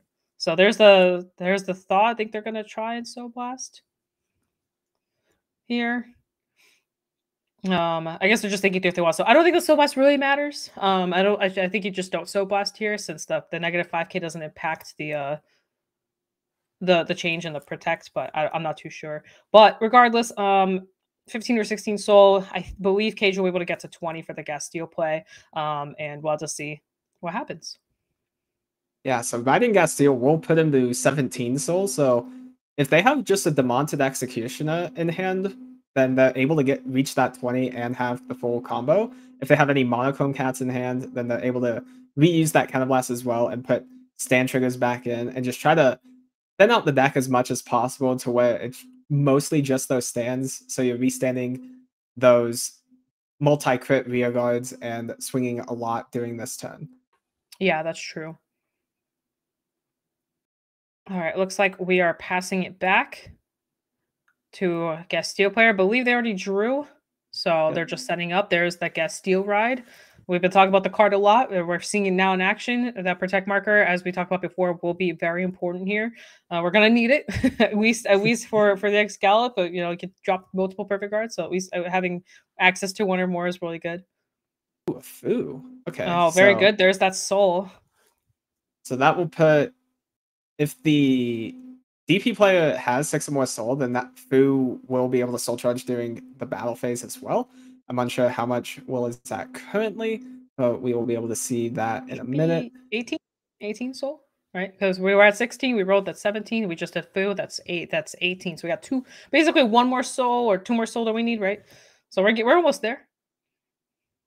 Almost there. The Foo goes off. Let's see if KJ has any more in there. I think I saw 1 Monochrome Cat in there. So if there's like a Kihagra in hand to pull that Monochrome out, that will be really big as well. I think my favorite part about Foo is that the opponent has to decide what they want to get rid of their hand before they draw. And I think that's just so massive, especially knowing about Hope on Damp. It's just something you have to constantly keep the back of your head. And also there's the Ride Fixer. Oh, and it went bye-bye. Bye-bye, Ride Fixer. I went into another Foo. So that puts KJ at 19 soul now. Yes, it does. And we saw the Ride Fixer for a second. That's another way to basically just get more cards in soul. And now we have Foo going off again, as you mentioned. So we have 2 Foos. And just more soul. So we should get there, right? Does Foo soul charge on at a certain increment? Once you have certain soul, you soul charge with it, right? Foo will soul charge in your battle phase if your opponent has 6 or more soul. And it'll also get connected to something. Oh, I see. If the opponent, oh, that's okay. So that's interesting. So maybe that's why the Geo Sludge didn't go off, because actually, I guess it wouldn't. I guess it would have mattered to Soul Blast. I'm kind of wondering because it does play a little bit of a mind game with you sometimes. Because if there's a certain soul you have, yeah, it does make certain effects go off. So that's interesting. We'll see. Oh, they ruled they couldn't use the Gal Sludge, so it was forced. It was forced for him not to be able to use it. Okay. So now we're just going through the rest of the motions with KJ's turn. Mm-hmm. That makes a lot of sense. What he decides to do here. Yep. But all good. It looks like we're waiting. But I think we're at, long story short, we're at 19 souls, so we're right there. And basically we're just getting ready for the Gastille turn, which is going to be, in case you guys don't know how Gastille works, at the beginning of the battle phase, you can counterblast, draw a card. Your opponent chooses one of the following. There's a couple effects, one of the following effects. But if you're basically at 20, all effects will activate. So basically at 5, your opponent chooses 1, but at 10, your opponent chooses 2, and then so on and so forth. At 20, you have to pick all of them. And that's where Gastille gets really scary here. And I think we're getting the setup here going right now. And yeah, there's a couple. There's the crit pressure. And then there's the opponent's Vanguard goes down to 1. And then the auto abilities are all offline. And then also your opponent has to choose a card from their hand and put it into their damage zone. So those are the 4 effects that Gastille uses. And basically you want to get to 20 so that way you have all effects active and live, which is what we're seeing here. KJ did end up having the Kihagra to be able to pull that monochrome back out. And that monochrome is going to be able to refuel the resources, and it will also end up soul charging, bringing Gastille to that 20 soul in order to have that live. And if KJ does have the Hope on Damp, then this becomes a really hard turn for Will to be able to survive. Exactly. That everything's 2 crit. You're at 1. Perfect cards are offline, as you mentioned. It's gonna be pretty scary. With the auto abilities being turned off from Gastille, that also turns off G-Guard's abilities as well. Oh, so, really? Yeah, the Jira Maglos, I think the name is. The last G-Guard they got won't be able to add more grade 3s back to hand for shield. Oh, the really good card. You're right. The Cycler. Dang, wow, that's so crazy. I mean, honestly, if you're at 20 soul and you work this hard, something's gotta cave, right? You gotta have some cool abilities. Gotta be a reward here. And exactly. We'll see if KJ just calls one more Rhea, calls it a day, or is able to do a bit more than that. Because they want to end the main phase with 2 cards in hand. So then they'll draw one off the Gastille, and then they'll drive check 2. So then they'll be at 5 cards. Then they'll be able to discard that 5 for Forfax afterwards. Oh, I see. So that way they can go into the Forfax. Oh, I forgot about Forfax. Oh, that makes a lot of sense. I see. So wow, so that's why this deck is starting to become more potent. That's obnoxious. You have because question, does the Stride also get the extra crit too? The Stride will not. It's just the current units on board. That are present. But you're shuffling 3 crits back into deck. So that Forfax will be able to probably get crits off of those. Or if you do guard the Forfax, then you pass it over to another rear guard that already has a crit. And then that's true. Is an increasing amount of crits and can get to Geomaglass levels potentially. Wow. That's interesting. I didn't think of it like that. I always think about that card. Every time I think of that card, I just think of NOK. Because NOK just goes swing, and then it goes into that card. But I didn't think about it in Gastille like that. So KJ did find the Damp as well. Oh no! So now the Damp is active. We're at 1. You can't activate autos. You can't G-Guard. There is crit pressure in the front row, and we have 2 Vanguard swings coming, and crits are being sent back. Oh my gosh, that's so scary. Will's gonna have to put a card from hand into damage zone as well. Yeah, which they have to reveal it, right? And also, don't they have the shield ticket? Or they had the shield ticket last time I saw. They might not. I'm unsure. Use it? Sheesh. I remember seeing it at some point. Yeah, if it's a Guardian ticket in hand, then it might be better just to take this damage because everything's already 2 crit anyway. Oh, true. I see what you mean. So you want to go to 5. Yeah, 2 attacks hitting like doesn't change much, and then plus the Guardian ticket can bypass the Hope on Damp since it's not technically going into the Guardian circle. That is true. That that's smart. That's smart. Okay, I see that I see that.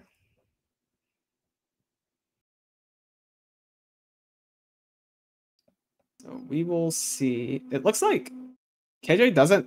Oh, he has the Covetous, so he's gonna be able to get that counter charge off to get that 4-fax active as well. Yes, I think that's the goal here. So that's why we're talking about the Succubus first. The only thing I would be scared of is drawing cards at this point, especially since I haven't seen that many triggers come out from KJ's side, but it is what it is. You got to draw. It's part of the skill. And I can put a card into Soul here. I don't think it matters too much what we put in at this point because we're just going for kill here. So swinging in, this is so scary. You're at 1. Even this attack is hard to block. Like, do you just go to 5 here and just hope you hit something to kind of help yourself out? It's a stand. So now they're at 5-1. 5,001. It's still so small. Gosh, I'd be no wonder Will was trying to slow this down. This is so scary. So we will see. It looks like he's going for the Gas Steel second attack, so he's not going to bank on that double stand trigger, because sometimes Dark Irregulars can just filter the deck to basically just monochrome cats and double stand and just have more attacks that way. But it looks like he's rather going for this Gas Steel swing second and just banking on the 1 stand. And if he gets a second one, then that's still a full column restanding, which is still really big. Do the intercepts, are the intercepts live? Yes, because it's a continuous ability, I believe. Okay. I was just wondering. So I have a lot of questions. This is the part of premium that I'm definitely less familiar with. So this is like the stuff where I'm like, okay, does this actually work that way? Can you do that? Is that possible? So that's really interesting. I think we're going for probably, I'm assuming this is like maybe a 2 to pass here. That grade 3 is pretty large. So we do have a lot of Gmail glasses flipped. Yep. Doesn't hit the stand.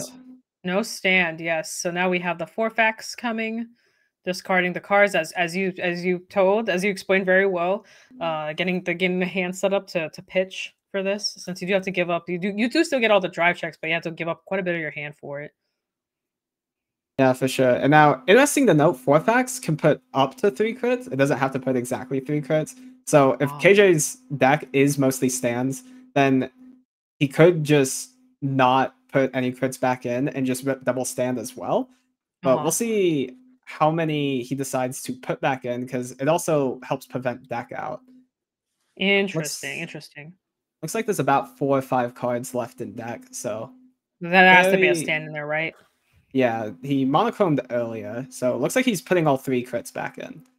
Okay, do you guys see that? I mean, it's a triple drive, right? That's still like, I personally, I see where you're coming from. I feel like you'd want to hit the stands here more so than the crits.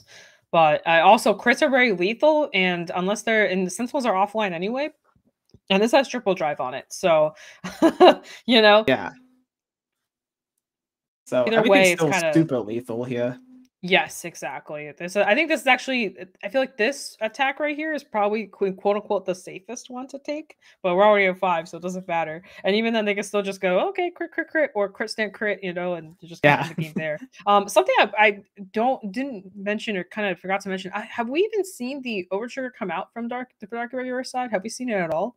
I don't think we've seen it on either side yet. Because I don't remember it being used as guard. That we definitely haven't seen it checked from either end. So now my brain is like, oh gosh, if there's an OT in there, that's gonna get even scarier. I'm not sure if KJ has soul charged it. That's very possible actually. That's why I usually don't keep track of it, but now when you get down to like this much the card deck size, like you start thinking about it more. So here we are. Oh, they're trying to G-guard, but I guess they're trying to tell them that they can't G-guard. They can still G-guard, they just can't use the auto abilities on them, so... Oh, I see what you mean. Okay. Sorry, it's still another... Yeah. I see. It's still another way to get through the Hope on Damp, and not be forced into the 20k shield restriction. That makes sense. That makes sense. I'm looking at DP's Dimension Police's G guards, and they're all auto abilities. Yeah, So most you G can't guards use are. no effects are active. Damn. Yeah, most G guards are autos. There's very few that are continuous. There's like Dogen Titan and Nova Grappler. That's a 25k shield. But for the most part, it will be mostly just 15k shields. Looks like he is using in Blitz Order as well. Okay, all right. So we got a little protection here. So that's basically 15, well, 20 total if you include the 5. 20, 40k total. So that's the Vanguard's at 40k power. 40k and 1. It looks like the pass. Monted hits the crit.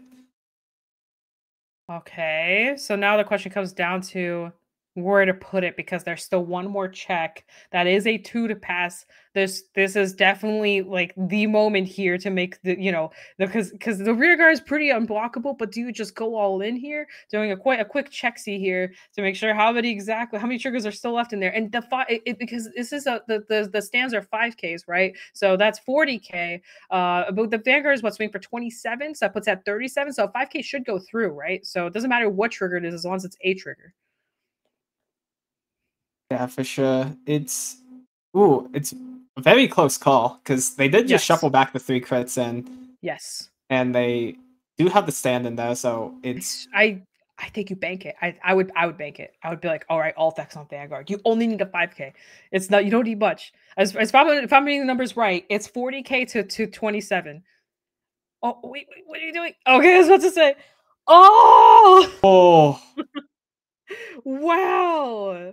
I believe I'm not exactly sure if KJ put it all on the rear or not, but I don't think they did. I think that went to Vanguard.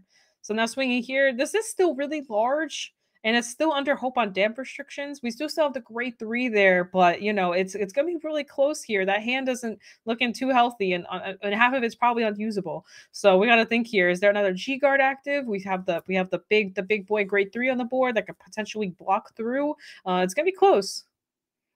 Yeah, this Taser Log does still have intercept as well. Yes, so exactly. This will be a 25k shield, I believe. Which will put them to 30. Yeah, I'm unsure how big this damp is currently. Well, it looks like the damp might just be big enough to surpass the Taser, because I feel like it will just be like, all right, here's the interceptor. So there might be a little bit more shield that's needed.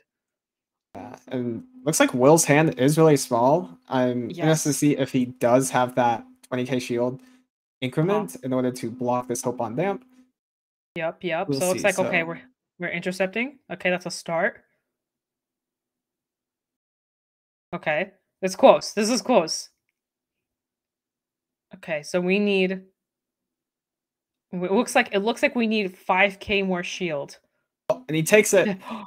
Oh, they were 5k short. That is so close. Oh wait, are we about to see the reveal? Look at all those triggers. They were. Oh my gosh, that's crazy. All they needed to check was 1, but it's okay. They got it. So there it is. That is the finisher. Woo! Wow. That was quite. Wow, imagine being 5k short like that. That's crazy. That was very close. Wow. That was that was tight. That was a very. I see. Honestly, if had the decision been to put the trigger on the rear, that definitely probably would have closed out the game 100%, because Sentinels are offline. Well, basically Sentinels are offline. Your hand is pretty much offline.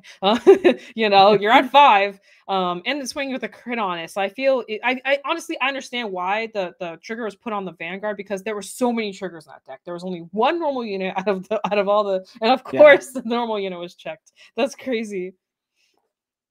Oh yeah, that was a very good game. That was intense.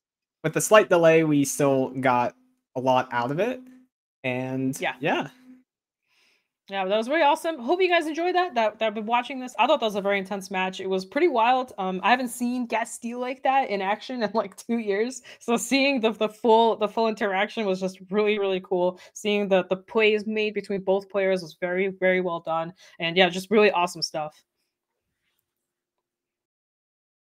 And it looks like we will go into break. Stick around. We still have 1 more round after this, and then we will talk about Top Cut for tomorrow. Yep, exactly. See you soon. Stay tuned. Are you dreaming of becoming the world champion? Don't let your dreams be dreams. Take part in the upcoming World Invitational 2023 last chance qualifiers for, well, one last chance to qualify for the World Finals. The last chance qualifiers will be open to all participants except those who have already earned a sponsored invite to the World Finals. I know many of you are raring to go, so here are the locations where the last chance qualifiers will be held.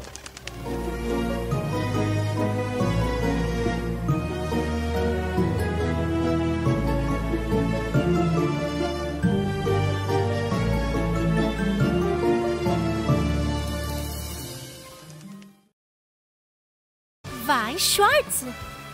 The love story revolving the quintuplets once again comes to the stage of Weiss Schwarz.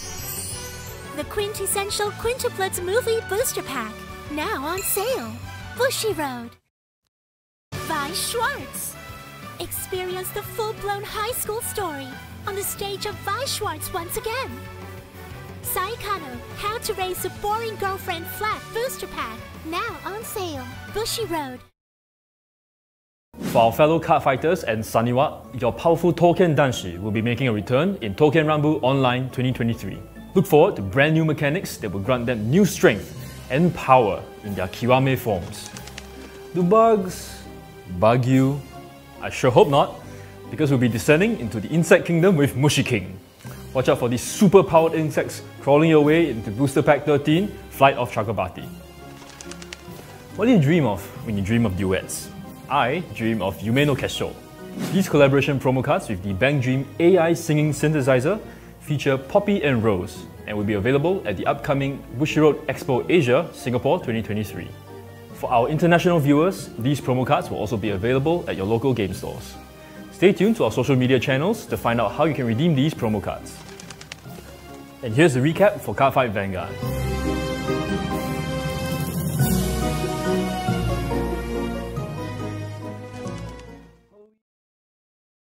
Cardfight Vanguard.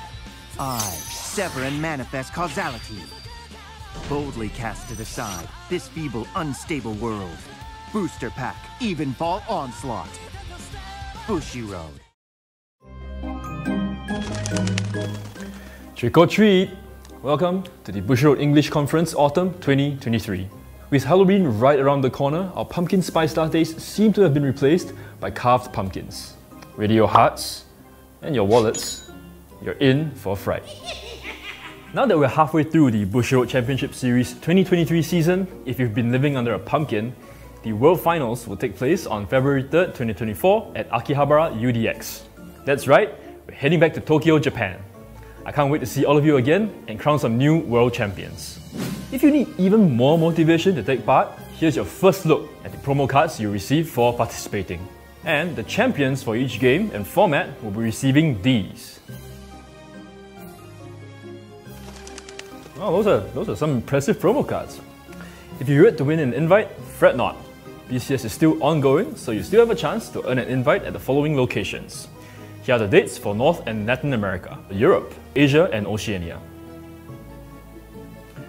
The top 3 winners for each game and format will be invited to participate at the World Finals. What's more, if you emerge champion of your region, your flight and accommodations will be on us.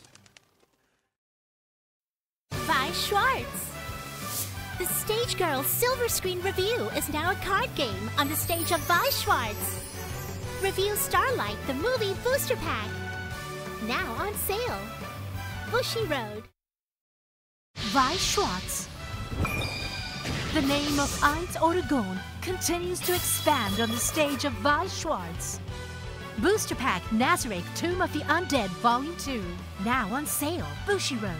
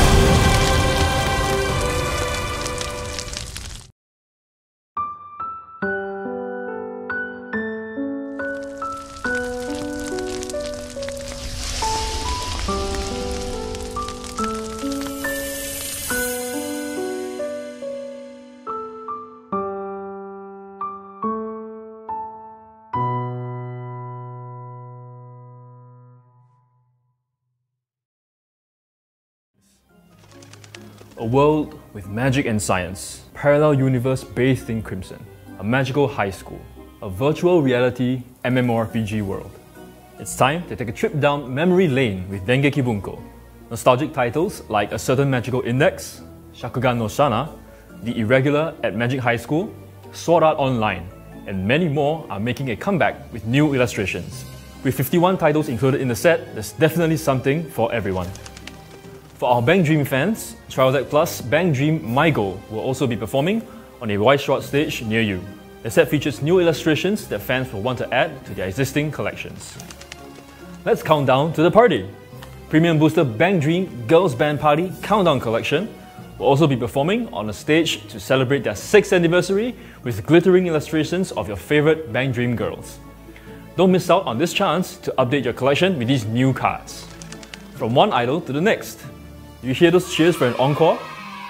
We're happy to announce that Bochi and her friends will be bringing their performance to the stage of Weiss Schwarz as well. We'd love to have them now, but it's gonna take a while to convince Bochi to come out of her room, so we'll let you know once we manage to do so. One can never have enough idols performing, but heroines need a stage too. The heroines from Sai Kano will be making their comeback on the stage of Weiss Schwarz. The series may have reached its finale a few years back with the movie installment, but no matter who you root for, this is your chance to create a different ending for your favorite girl. Did you catch my clue at the start of this segment? We're returning to the world of Remnant in Premium Booster Ruby. Join Team Ruby and their newfound allies as they protect their world from the Grim. Intern-kun has shown me some tweets and I'm really impressed with your collections, and I look forward to seeing your updated collections once this set launches next year. That's quite a lot to take in. In case you missed it, here's a summary of what we've announced so far.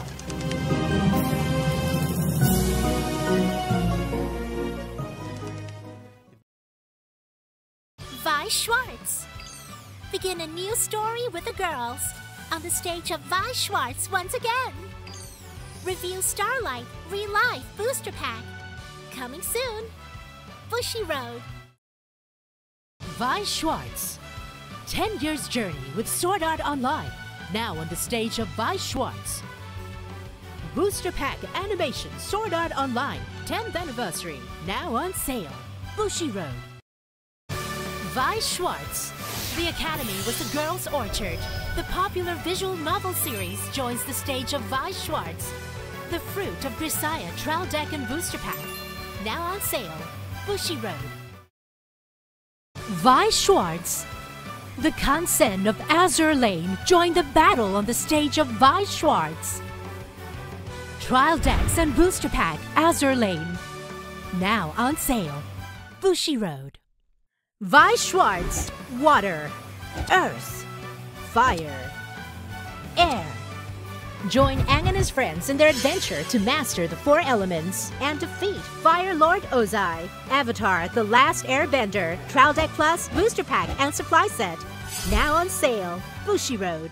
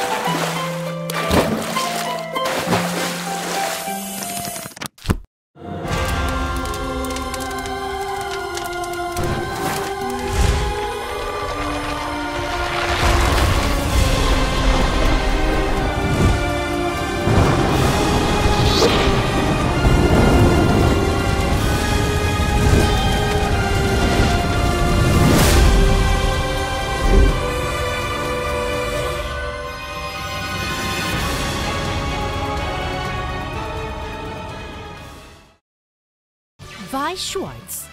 It's time to show off the best performance on the stage of Weiss Schwarz. Intro Deck and Booster Pack, Bang Dream, Girls Band Party, 5th Anniversary. Now on sale. Bushiroad. Cardfight Vanguard!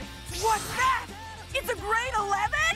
Can Team Wildress create a new future? Booster Pack, Flight of Chakrabarthi.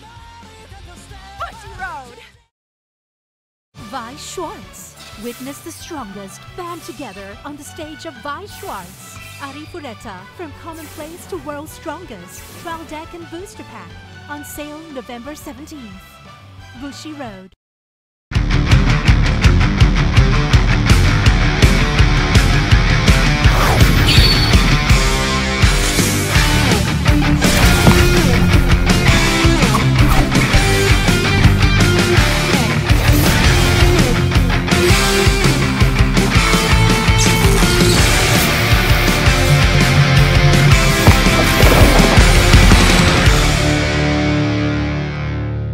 Genic, ingenious supplies.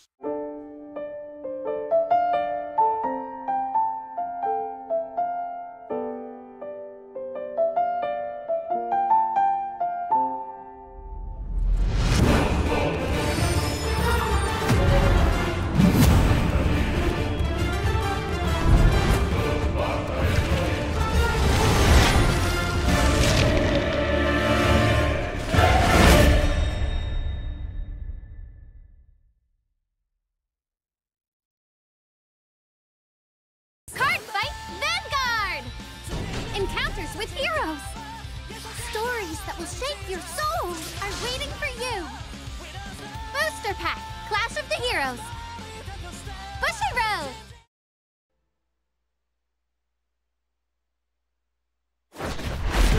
Shadowverse, which took the world by storm, greets a second dawn. As a trading card game. Arise, warriors. Be anointed in light, and soar towards a horizon more brilliant than you've ever seen before. Shadowverse Evolve.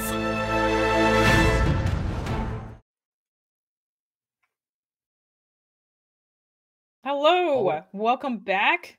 Sorry, I took over. Oh no, you're good. You're good. I'm shaking off the ring rust a little bit. I was in the background for a couple of rounds there. Yeah. So some pretty interesting games the last couple of rounds. It seems like that you guys had.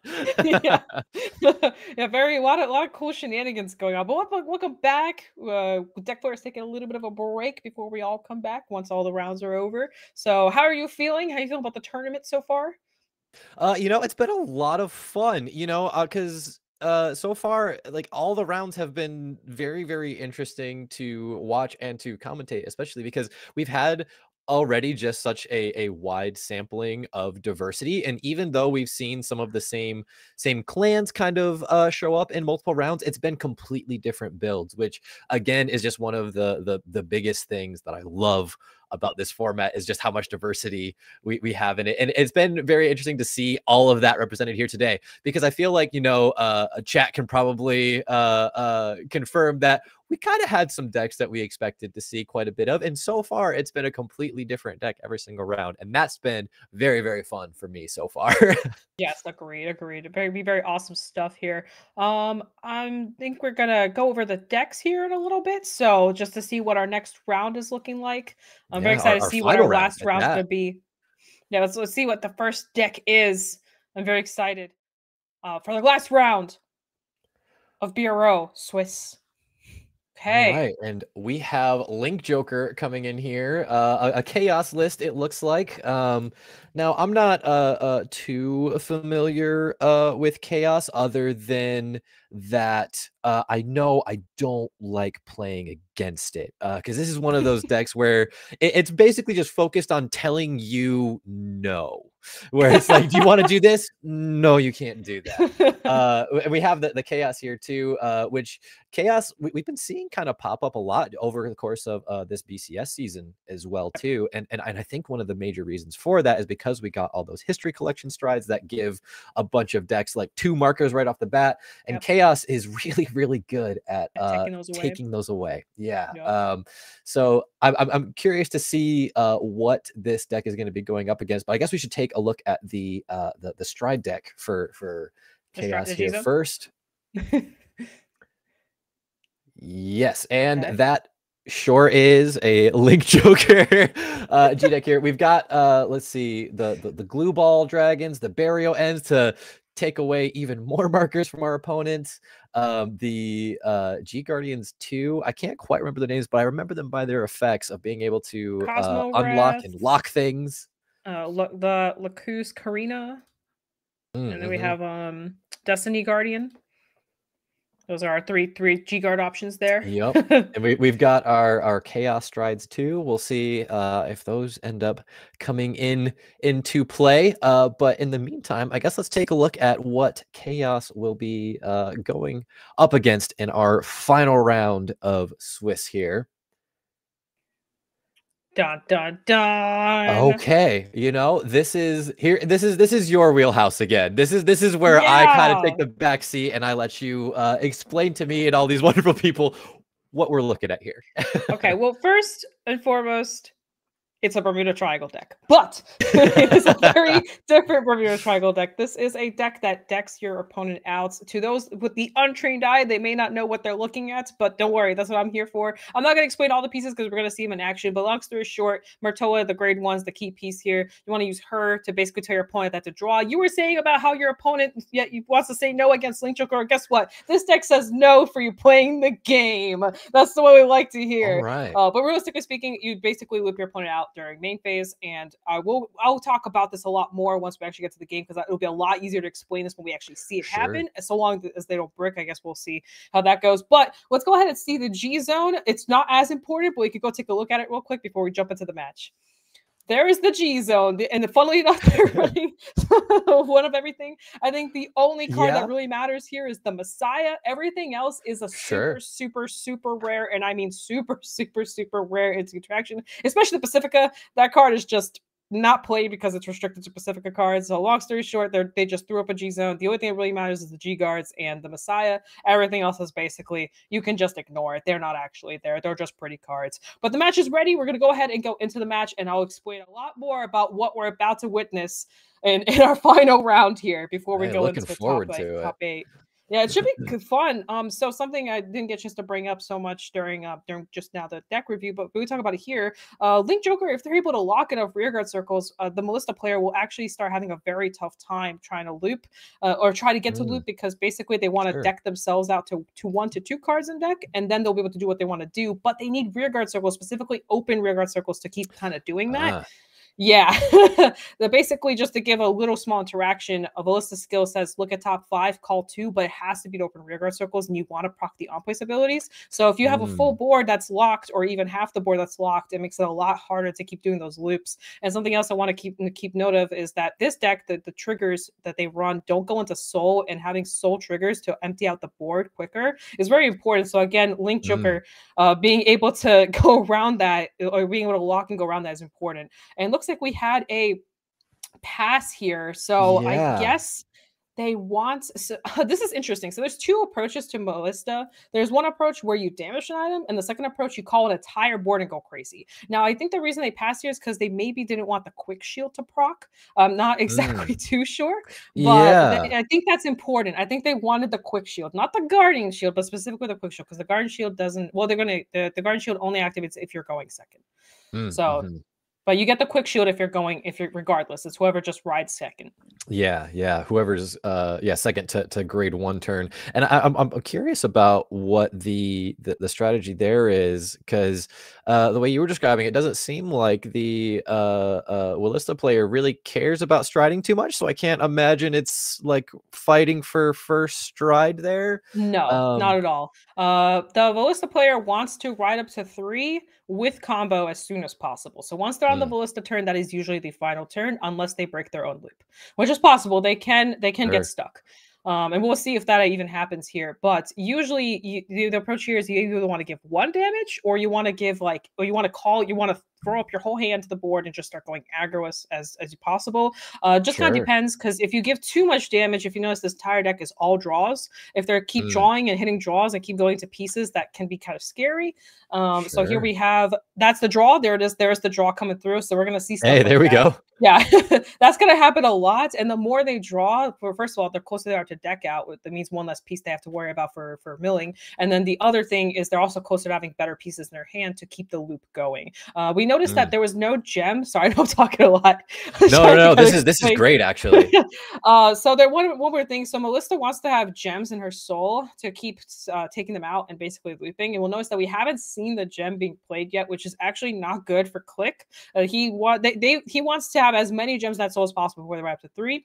And if they have to slow down the game to do that, they will have to do that. But that means they have to stay on 2, while potentially their opponent could be on grade 3 or potentially striding. And that's also another risk when it comes to this deck specifically, because this deck can brick. And when it bricks, it's a struggle. And that is not the best grade 2 ride, but it's okay. We do have 1 gem. The gem basically says you put into soul, give something 5k. In this case, it would be the Vanguard.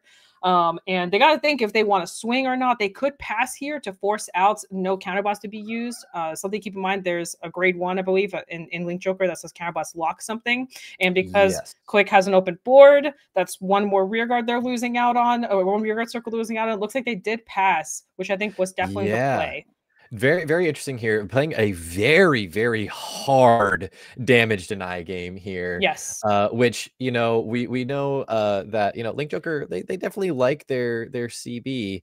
So it's going to be interesting to see what kind of plays they're able to pull out here, because we did see the freeze rays in this list as well, but given that Click isn't even attacking, makes you wonder if that's even really going to become any sort of a factor.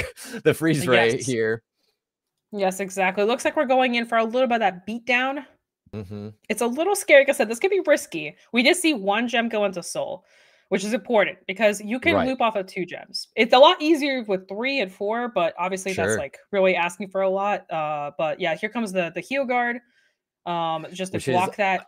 Yeah, I think it's a good move here too, because in the back row, it's both Craving Claws, which do proc whenever the attack they boosted hits a Vanguard, to be able to check that top 5 and add any Starvator they find there. So that's actually really, really nice to kind of stave off not only that early aggression, but also letting the opponent get any sort of plussing off of those Vanguard swings as well. Exactly. Casual OT here, it looks like. Wait, they're choosing just to swing to rear.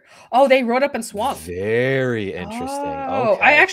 You don't actually see this happen too often. This is why I was saying that G-Zone doesn't really matter. But they actually just swing to rear and pass. I guess they wanted to give themselves an extra turn.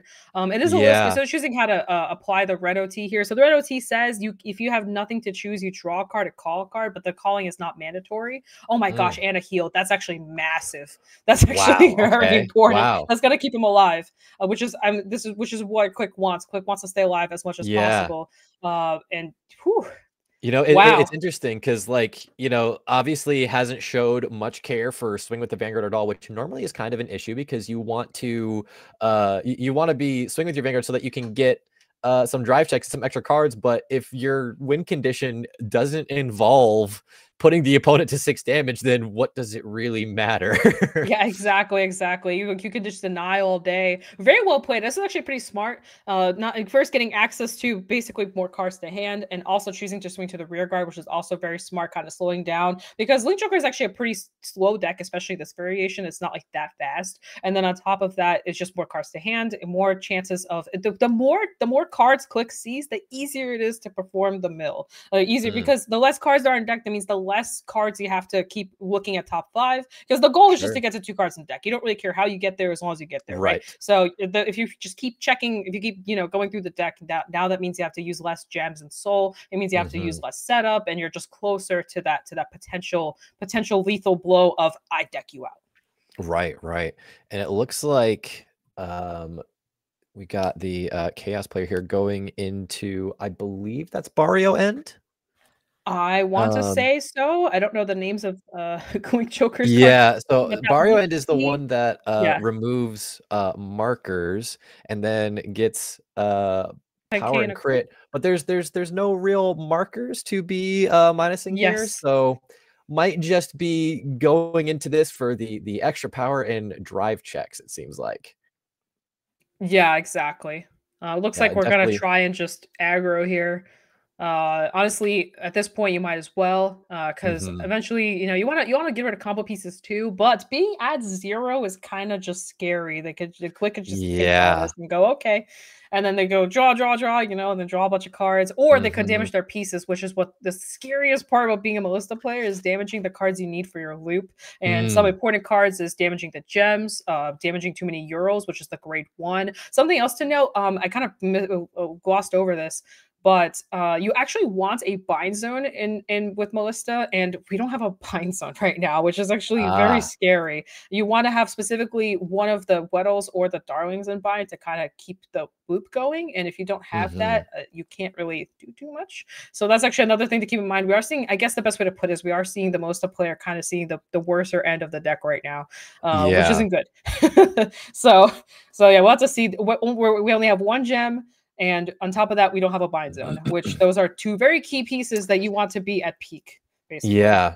Although this hard damage deny play is working out somewhat, it seems like, just because, Link Joker, at least a Starvader and specifically like a chaos focused build, isn't really too aggressive. They're not going to see like a ton of attacks, not the way you would a Messiah deck list, and especially with no damage to work with, makes that especially difficult too, because all of the things that you could do to try and get some pressure on the board kind of require some form of damage to work with. So it's definitely kind of holding back and helping to stall, at least until they're able to get to that board state, it seems like.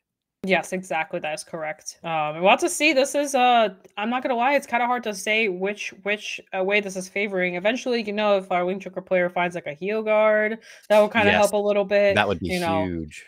Yeah, so I have to see, is this draw going to be a fixer? Because that's where things get scary here. Can we do stuff? Do we so right now, if I was the Melissa player, the 2 things I'd be thinking of is, how do I get my bind zone, and do I start looping? Those are usually the top 2 things you want to think about in this situation. They damage the Aqua, which is actually pretty big. Aqua can bounce back cards like Nectaria. Nectaria says that she can bind something, but that's in the damage zone now, which also turns off that part of the bind zone ability too. Realistically speaking, usually what you want to do is you want to ride Ural like that on a grade 1. Like when you ride to grade 1, you want to ride her, and then that way what happens is that she instantly binds. But in this situation, we had the Martoa being played instead, which meant that we weren't able to bind. The other option is Nectaria, but you have to draw into that card, or you have to bounce her back with Aqua. Again, you could top 5 if you see Aqua and Nectaria, you can use Aqua's ability and bounce the Nectaria. But again, that play is kind of off limits right now too, because we only have 1 gem in Soul. So overall, we're put in a very weird position.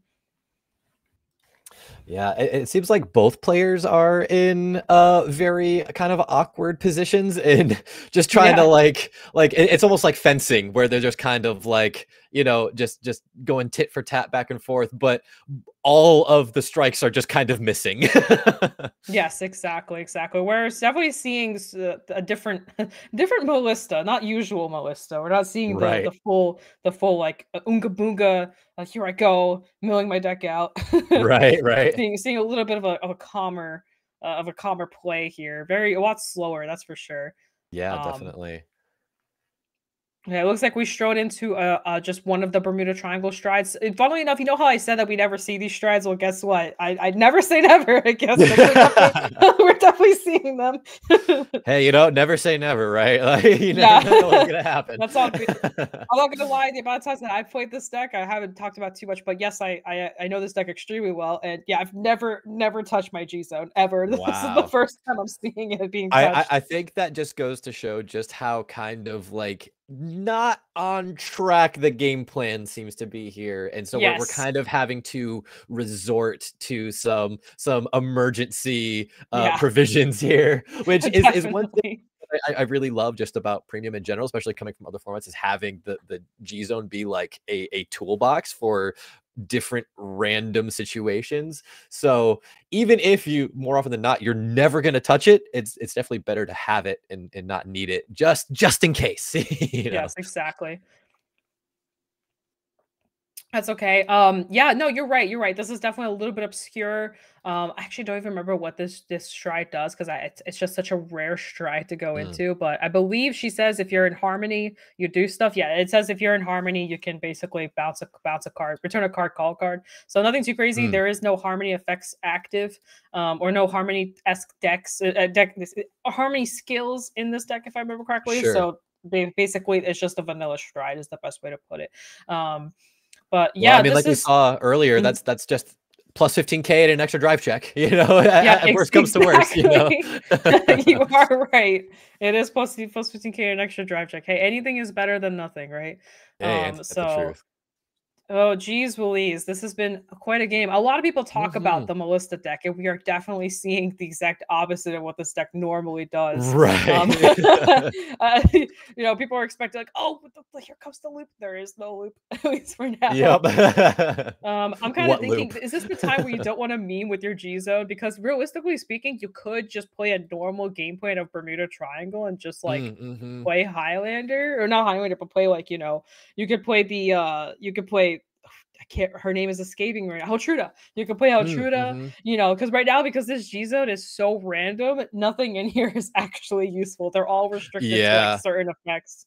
Even all of them. I'm reading them all right now. The only one that's not is actually, funnily enough, Anj. Now, something to keep in mind, Mm. actually, Anj is at 2 copies in the G zone. They probably did that on purpose because of Link Joker, because they can unlock basically with the Anj Mhm. play. And it's the only, aside from Heltruda, it's the only other card that can really save you here. I'm actually surprised they didn't they didn't go to Tira. Tira lets you restand.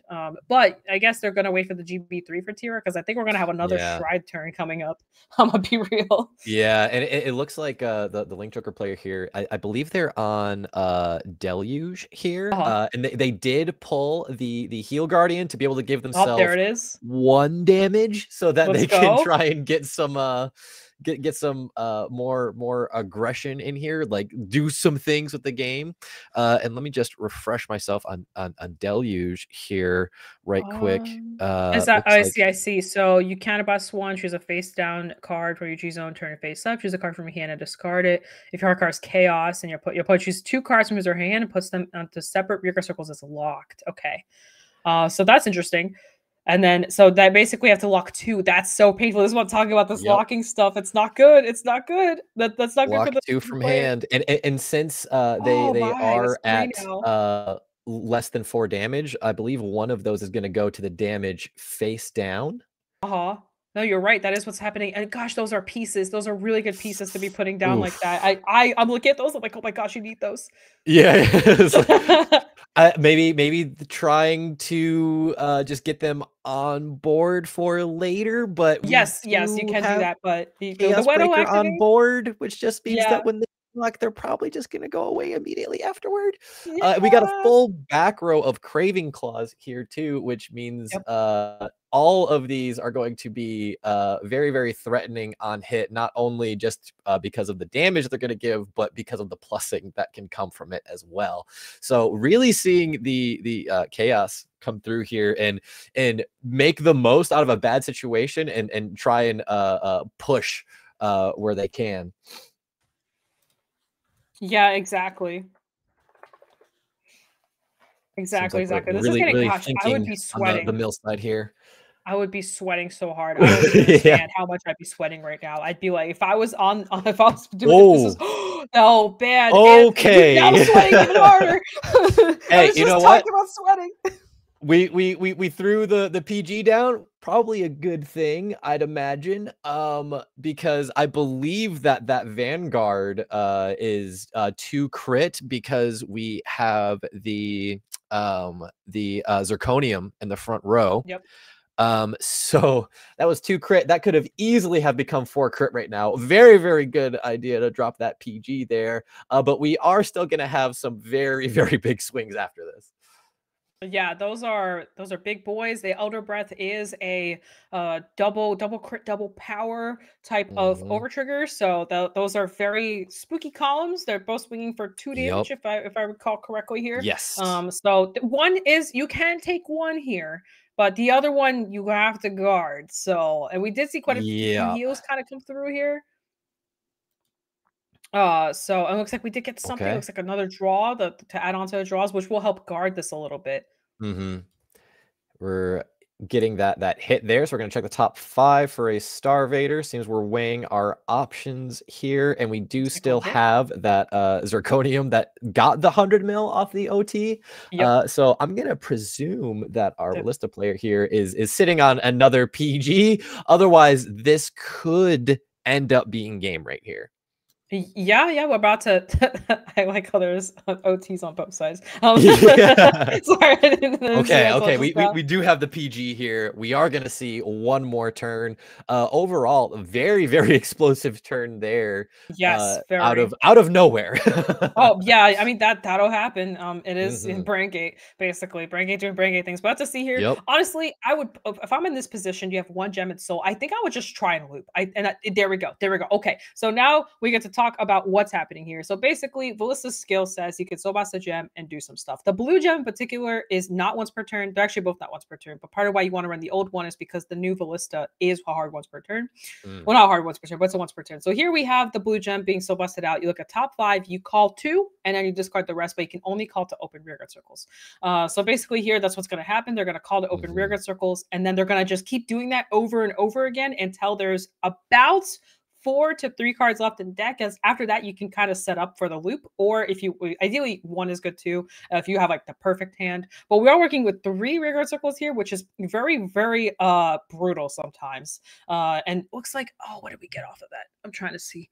We got a Ural, and I cannot tell what the other card is actually, but Ural was the one that was part of the loop. She's actually very important. She lets you, I think the other one's Darling, if I'm looking correctly. Yeah, the Ural and Darling. So Ural lets you basically send cards back, but we don't have a bind zone, so that's not going to be doing much. And Darling's ability says that you put her into soul, and you grab as many dual cards with the same card name, and you can put them back to hand. So you can grab a full board back to hand as long as they're all the same. So that's kind of what you want to keep doing. You want to keep cycling the dual cards with the Weddles. That's basically like the setup. But the issue here is that there's no bind zone, as far as I remember. As far as I've seen, I actually am not too sure. To the right, all the way to the left over there, is that the bind zone? I'm not 100% sure. But if there's a bind zone, yay. If there's not a bind zone, nay. So yeah. But we want to Weddle and bind zone for sure, and I'm actually not 100% sure. I think that over there, all the way to the left, is the bind zone. If that is the bind zone, then we can actually soul blast and put it in. Start doing some things here. We'll see.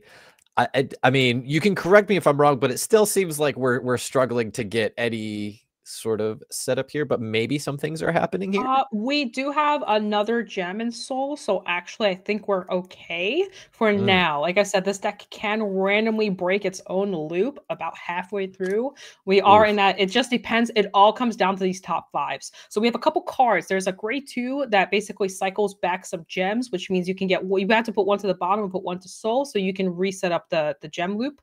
Then that is not either of those cards, but we do have a Weddle. So this Weddle can get the Nectaria back to hand, and you can use Nectaria to bind something, which is pretty useful here. So that's also a really good card. But right now, we're having a problem. We're out of gems, and we have to find a way to get those gems back. So unless that hand is stacked with ways to get that back, we're going to get stuck here. That's what happens. Basically, you want to keep soul blasting those gems, and it looks like we're doing a call over. We're using Serious Effect here. She has an on place. You can discard a card, look at top 3, grab a card, put 2 to the bottom, and she gets plus 5k or 10k depending on your opponent's grade. So hopefully maybe this top 3 will have something really spicy in it. If it doesn't, we might potentially get stuck. But basically here we're just going to keep digging. The point of this is to just keep digging until you have basically 1 to 2 cards left. And we did find a gem. That a gem hasn't been played yet from specifically hand, so we can actually keep going. This is actually really good. We're actually getting really close. We're about, like, what is that, 10 cards, maybe a little bit more. I think that's 12 cards left in deck. So this could be the shot for the loop here. We might actually be able to see it happen. It's 10 cards in deck. Okay, so looks like we're going in again. I'm actually surprised that, I guess he has to keep the Weddle on the board. So what he could have done is he could have put the Weddle to soul to bounce the Syria to have the open circles to work with. But at the same time, he probably needs the Weddle on the board. So that's probably why he didn't do that. Yeah, it's been a bit of a difficult road to get here, but it does seem like things are finally happening for Click here. Yes, exactly. It looks like we might actually see something that we'll have to see what that. Okay, okay, all right. I'm seeing. I'm trying to understand what's going on, but A looks like lot we of things opened are up the happening reader. all at once. Yeah, It seems like. yeah, exactly. So it looks like they did do the Weddle play that I was talking about, where they put the Weddle to Soul to bounce to Syria, which is important here because it's like I said, we gotta get to that. We gotta get to that 1-card deck increment, and I don't know how that hand's looking because on top of the fact that you want to have the deck at 1, you also want your hand to have Euros. Martoas preferably in there so it's easy to loop or to start the loop, but here I don't know, that hand's kind of small. We know some of it, so this is gonna be really close. He could come out like, but I don't know. I'm actually kind of scared for Quick here. I don't I'm a little worried. Can we get there? I think that this might be like the do or die turn here, Yes. because if it's not able, if they're not able to kind of close it out here, we're gonna get another chaos turn, and I don't know if they'd really be able to weather another turn there, especially with as thin as that hand has gotten and thin as the deck is too. I don't think you could realistically take just 1 damage without decking out at that point. No, deck yourself out. Yes, exactly. Yeah, no, I think this is definitely the final attempt here, just trying to get to any possible piece that could help here. We're so close. I think that's 2 cards left in deck. It looks like that's the last 2. So they're stacking the bottom here, so now they know what the bottom's looking like, and if those are 2 good cards at the bottom, that's good. We can potentially set up here. But like I said, so normally for the loop, you want 2 Euros, you want a Martoa, and ideally you want a Weddle and drop. You want Darling to be active. Okay, all right, we're cooking a little bit here. So this is the card I was talking about, the Sunspec Gems. So you said you have to specifically send 1 has to go to the bottom before you can put 1 to Soul. So this one's going to the bottom. And then we're putting the other one into Soul. Yes. So now we can do 1 more loop, but I think that's exactly 5 cards. I don't think they can, even if they wanted to here. But we'll have to see. I don't know if that was a good thing or a bad thing. I don't know if they can get another card to the bottom. They could Euro here. Euro's ability, they could bomb deck something. And not Soul Blast for the cost. So Euro's ability says on place you bottom deck something, and if you have the same card in your bind zone, you Soul Blast and draw. But you don't have to specifically bottom deck. You can bottom deck whatever, which is what's going on here. Or yep. So that's what's happening here. Though they are choosing to draw. They are choosing to do the draw here. So Soul Blasting to draw a card. So maybe they have another. We got Euro. the deck up to 4 cards. Is that correct? Or maybe more than 4 here. Oh no, okay, I see. So yeah, so they weren't able to put them to. He basically what clicked is he put himself to 6 cards in deck, had the gem in. Now they Soul Blasted out the gem to get the 5, and now they're gonna call whatever it is they need, and then the rest are gonna discard it. And we're down to 1 card, and then from here on out, the question we ask is, do they have the cards they need to loop? And it looks like we actually might be there. We have 2 Euros on the board. All we need is a Weddle Martoa in circulation, and we can start looping. What is that? That's a Weddle. Oh no, it's Darling. No, I don't think that was Weddle. I'm not sure. It's hard to tell. Yeah, it was a little bit. It hit the board quick and disappeared just as fast. So yeah, a little hard to tell. But I do see that we're trying to basically set up for loop here. Ideally, you want Weddle and Darling as your deck. Like both those cards should be the only 2 cards in deck, and I think that's what we're trying to set up for here. There's quite a bit in Soul as well, and I don't know if there's a Martoa. And it looks like there's no Weddle in drop, and that could be a problem. Like I said, this is so neck. I know this sounds crazy, but we're actually neck and neck here to potentially either winning the game or losing the game. Like it all comes down to what he's doing. Yeah, it's so funny to have like one person be at 4 damage, the other at 1, and then it's just like, oh, it's so close, Who knows what could happen? What are we close to? I don't know.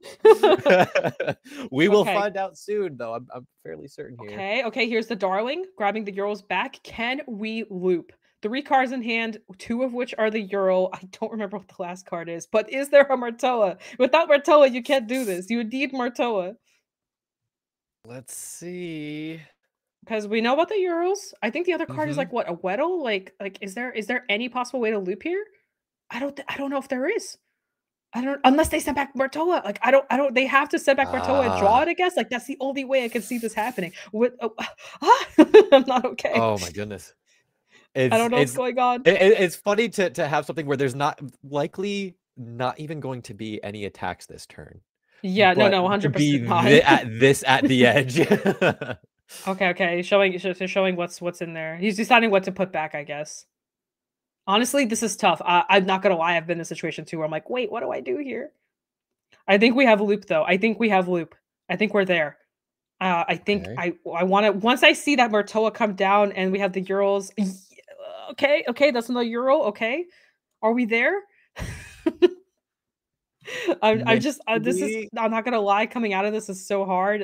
Props to Click to being able to figure this out to somehow get to loop, but this has been a pickle. So this is really interesting because it's like, you know, one person is playing Vanguard and then the other person is solving a puzzle. That's a good way to put it. Sorry, I wasn't expecting that. Oh my gosh, that's so funny. Oh, I do not remember what the first bot deck was here because there's so much going on here. Yeah, there's a lot of effects happening all at once to try and get to an ideal board state here. Yeah, they're trying so hard. Nope. Okay, they just said nah. I think they said nah. Dang. Well, I think they said just kidding. Guess Chaos wins there. Is that what's happening here? I think that's exactly what's happening here. I mean, but it's, wait. Maybe not. That's a Murtoa. Soul Blast. Oh. Okay. Wait a second. Wait, you can't do that. I'm not okay. Look, I'm not the best with rulings, but I don't think you could do that.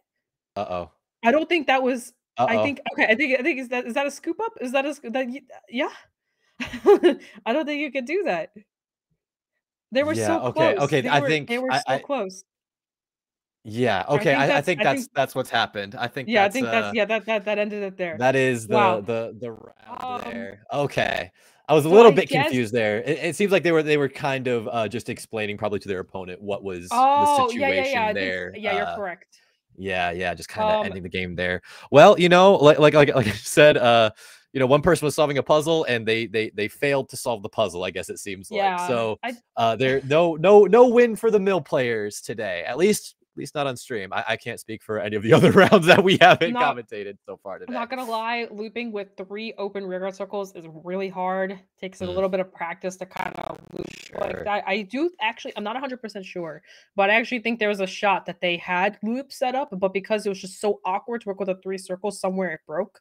And I think that's what actually screwed up. As I mentioned, Link Joker is technically a counter because you need to, if you draw poorly or just in a really weird situation, you can just screw yourself, and I think that's exactly what happened there. That was a very awkward situation to be in, and as we saw, because the game progressed so long, the Click didn't actually have to go through so much of their deck to get to the conditional loop, but because that locked column was there, it made it really awkward to try and set up. I think if there's like one less rearguard, one more access, one rearguard circle, I think he would have had it, because then he could have called to that. They could have called the Weddle, use Weddle's ability to bounce back the Murtoa, and then the loop would have been going. But that was definitely like a very, very weird situation to be in. We definitely didn't see Melissa at peak, but we did see quite a bit. We saw them trying their darndest to try and make something happen. I gotta admire the effort. Obviously, I don't have too much experience with this loop, but I did play the Murakumo loop back in the day, and it's a very similar story where you could sit there and if you miss the timing of one thing or you miss at least just one piece, all of a sudden the whole thing comes falling apart, and what was once basically an auto win is all of a sudden, well, you basically aren't playing the game anymore. No, exactly. I think that was that showcases just how difficult that deck can be. I'm not saying it's like the hardest deck in the world, but your brain has to be on like the entire time while you're going through the motions. If you mess up even one thing, like you're out, you know. So that deck can be so scary. I feel like it'd be very, very hard deck to try and take to something like this where you are, because that does take a lot of mental stamina, which is something I don't know if everybody thinks about a lot, but where you're having to sit there and you're doing these things over and over, it can get exhausting. Even though you're not physically doing anything, it can drain you mentally to a point where you start to cut the lines start to blur a little bit, and you start to lose track of what you need to do, and that cannot be understated at all. Especially, you know, at least like today was a little bit shorter, but to make it all the way, all 7 rounds, I think that just says a lot about the mental fortitude there, but just came up just short at the end here. But I think other than that, we should be done with all of our Swiss rounds for today. So we'll probably throw it to a break here real quick, and we'll be back with you guys very shortly to get things wrapped up for day one of BRO 2023 for the premium format. Stay tuned. All right. Well, stay tuned. See you soon. Are you dreaming of becoming the world champion? Don't let your dreams be dreams. Take part in the upcoming World Invitational 2023 last chance qualifiers for, well, one last chance to qualify for the World Finals. The last chance qualifiers will be open to all participants except those who have already earned a sponsored invite to the World Finals. I know many of you are raring to go, so here are the locations where the last chance qualifiers will be held.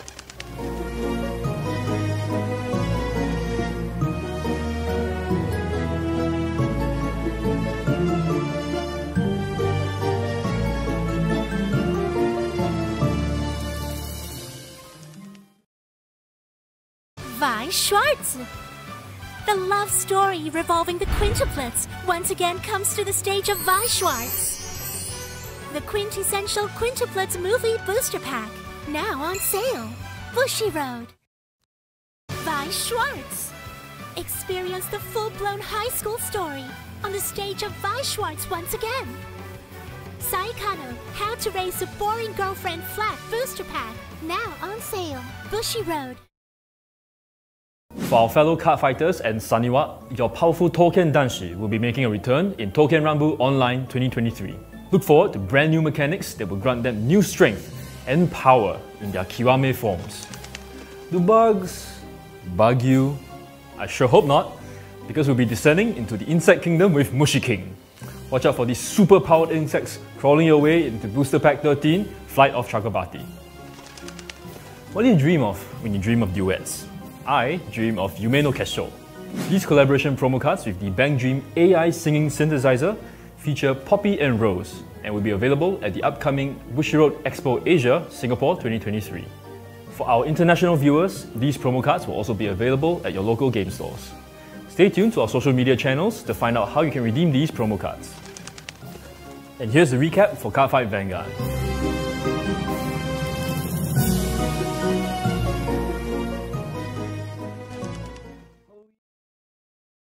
Cardfight Vanguard. I sever and manifest causality. Boldly cast to the side this feeble, unstable world. Booster Pack, Evenfall Onslaught. Bushiroad. Trick or treat! Welcome to the Bushiroad English Conference Autumn 2023. With Halloween right around the corner, our pumpkin spice lattes seem to have been replaced by carved pumpkins. Ready your hearts and your wallets, you're in for a fright. Now that we're halfway through the Bushiroad Championship Series 2023 season, if you've been living under a pumpkin, the World Finals will take place on February 3rd, 2024 at Akihabara UDX. That's right, we're heading back to Tokyo, Japan. I can't wait to see all of you again and crown some new world champions. If you need even more motivation to take part, here's your first look at the promo cards you receive for participating. And the champions for each game and format will be receiving these. Oh, those are some impressive promo cards. If you're yet to win an invite, fret not. BCS is still ongoing, so you still have a chance to earn an invite at the following locations. Here are the dates for North and Latin America, Europe, Asia and Oceania. The top 3 winners for each game and format will be invited to participate at the World Finals. What's more, if you emerge champion of your region, your flight and accommodations will be on us. Weiss Schwarz. The Stage Girl Silver Screen Review is now a card game on the stage of Weiss Schwarz. Review Starlight, the movie booster pack. Now on sale. Bushiroad. Weiss Schwarz. The name of Eins Oregon continues to expand on the stage of Weiss Schwarz. Booster Pack Nazarick Tomb of the Undead Volume 2. Now on sale. Bushiroad.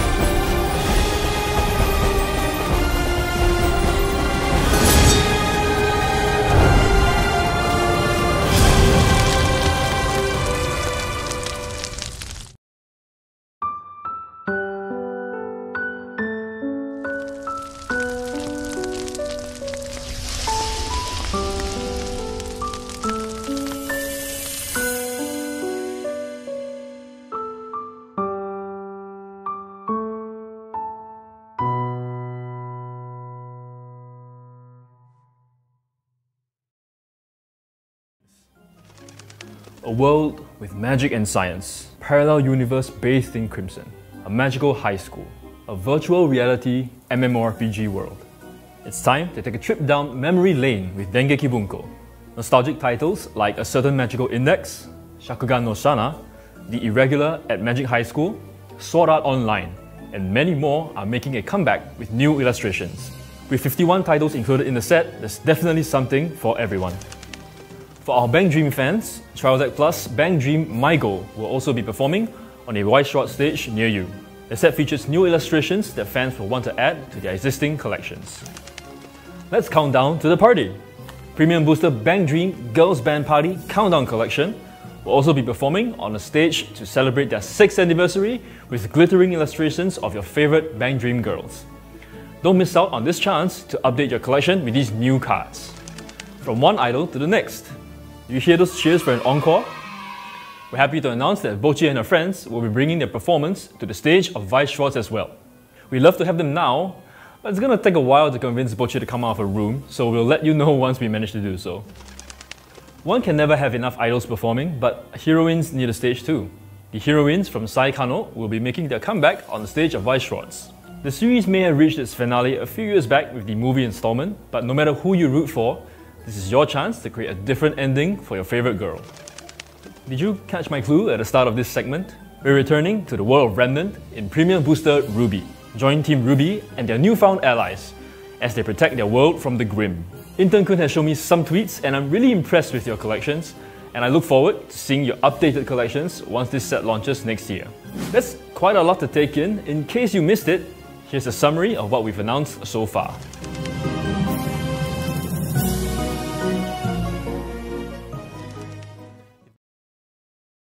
Weiss Schwarz. Begin a new story with the girls on the stage of Weiss Schwarz once again. Review Starlight Relive Booster Pack. Coming soon. Bushiroad. Weiss Schwarz. 10 years journey with Sword Art Online. Now on the stage of Weiss Schwarz. Booster Pack Animation Sword Art Online 10th Anniversary. Now on sale. Bushiroad. Weiss Schwarz. The Academy was the Girls' Orchard. The popular visual novel series joins the stage of Weiss Schwarz. The Fruit of Grisaya Trial Deck and Booster Pack. Now on sale. Bushiroad. Weiss Schwarz. The Kansen of Azur Lane joined the battle on the stage of Weiss Schwarz. Trial Decks and Booster Pack Azur Lane. Now on sale. Bushiroad. Weiss Schwarz. Water, Earth, Fire, Air. Join Aang and his friends in their adventure to master the 4 elements and defeat Fire Lord Ozai. Avatar The Last Airbender, Trial Deck Plus, Booster Pack and Supply Set. Now on sale. Bushiroad.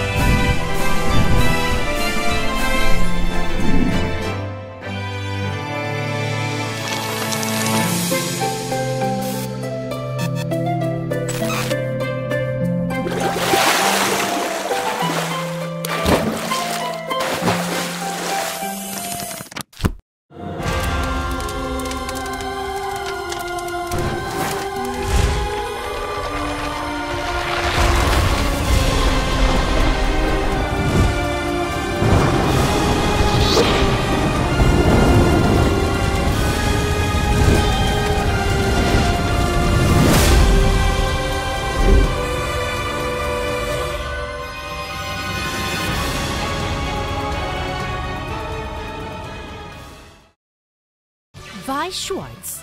It's time to show off the best performance on the stage of Weiss Schwarz. Intro Deck and Booster Pack, Bang Dream, Girls Band Party, 5th Anniversary. Now on sale. Bushiroad. Cardfight Vanguard! What's that?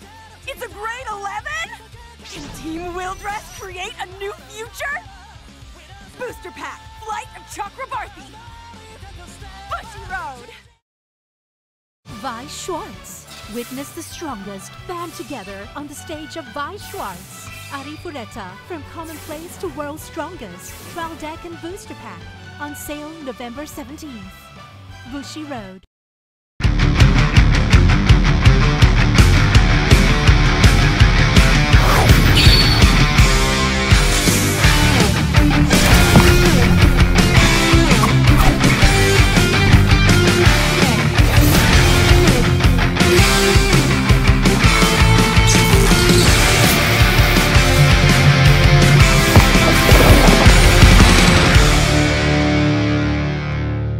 Genic Ingenious Supplies.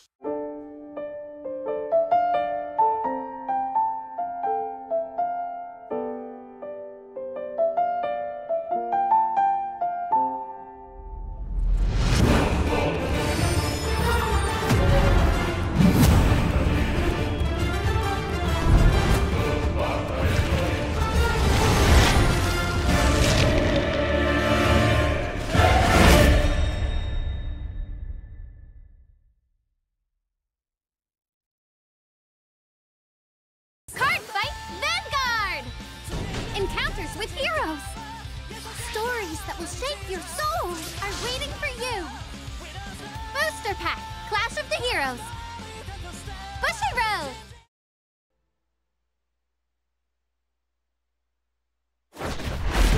Shadowverse, which took the world by storm, greets a second dawn. As a trading card game. Arise, warriors. Be anointed in light, and soar towards a horizon more brilliant than you've ever seen before. Shadowverse Evolve. Build a deck to conquer a new age. Choose from 6 classes. Swordcraft, Runecraft, Dragoncraft, Forestcraft, Havencraft. And the Shadowverse Evolve Original, Abysscraft. Further bolster your forces with cards from the versatile neutral class, and grow your power beyond reckoning.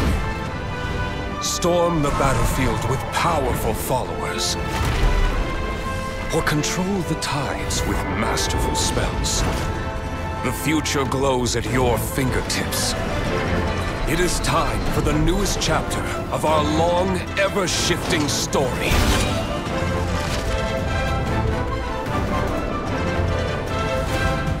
Shadowverse Evolve.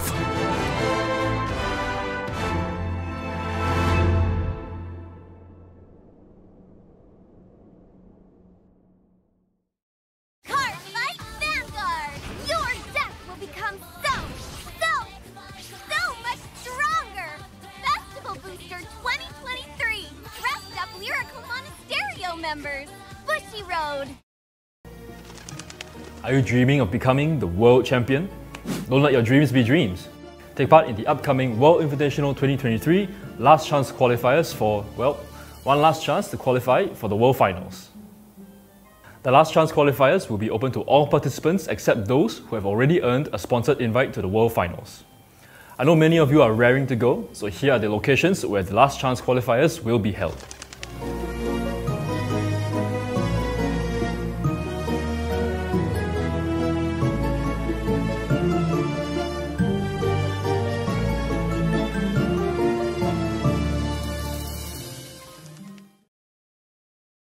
Weiss Schwarz. The love story revolving the quintuplets once again comes to the stage of Weiss Schwarz. The quintessential quintuplets movie booster pack, now on sale. Bushiroad. Weiss Schwarz.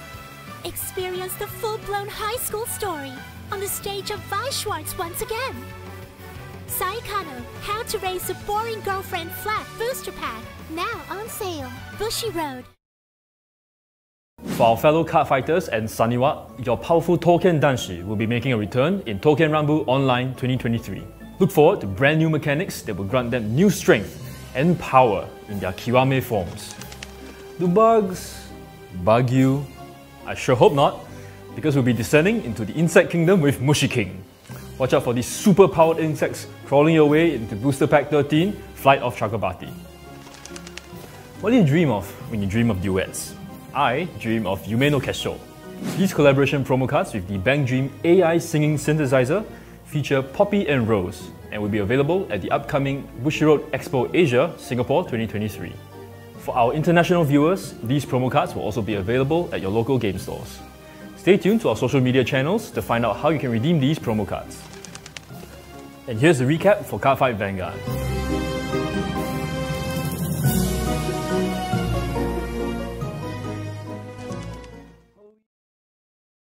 Cardfight Vanguard. I sever and manifest causality. Boldly cast to the side this feeble, unstable world. Booster Pack, Even Fall Onslaught. Bushiroad. Trick or treat! Welcome to the Bushiroad English Conference Autumn 2023. With Halloween right around the corner, our pumpkin spice lattes seem to have been replaced by carved pumpkins. Ready your hearts and your wallets, you're in for a fright. Now that we're halfway through the Bushiroad Championship Series 2023 season, if you've been living under a pumpkin, the World Finals will take place on February 3rd, 2024 at Akihabara UDX. That's right, we're heading back to Tokyo, Japan. I can't wait to see all of you again and crown some new world champions. If you need even more motivation to take part, here's your first look at the promo cards you receive for participating. And the champions for each game and format will be receiving these. Oh, those are some impressive promo cards. If you're ready to win an invite, fret not. BCS is still ongoing, so you still have a chance to earn an invite at the following locations. Here are the dates for North and Latin America, Europe, Asia and Oceania. The top 3 winners for each game and format will be invited to participate at the World Finals. What's more, if you emerge champion of your region, your flight and accommodations will be on us. Weiss Schwarz. The Stage Girl Silver Screen Review is now a card game on the stage of Weiss Schwarz. Review Starlight, the movie booster pack. Now on sale. Bushiroad. Weiss Schwarz. The name of Eins Oregon continues to expand on the stage of Weiss Schwarz. Booster Pack Nazareth Tomb of the Undead Volume 2. Now on sale. Bushiroad.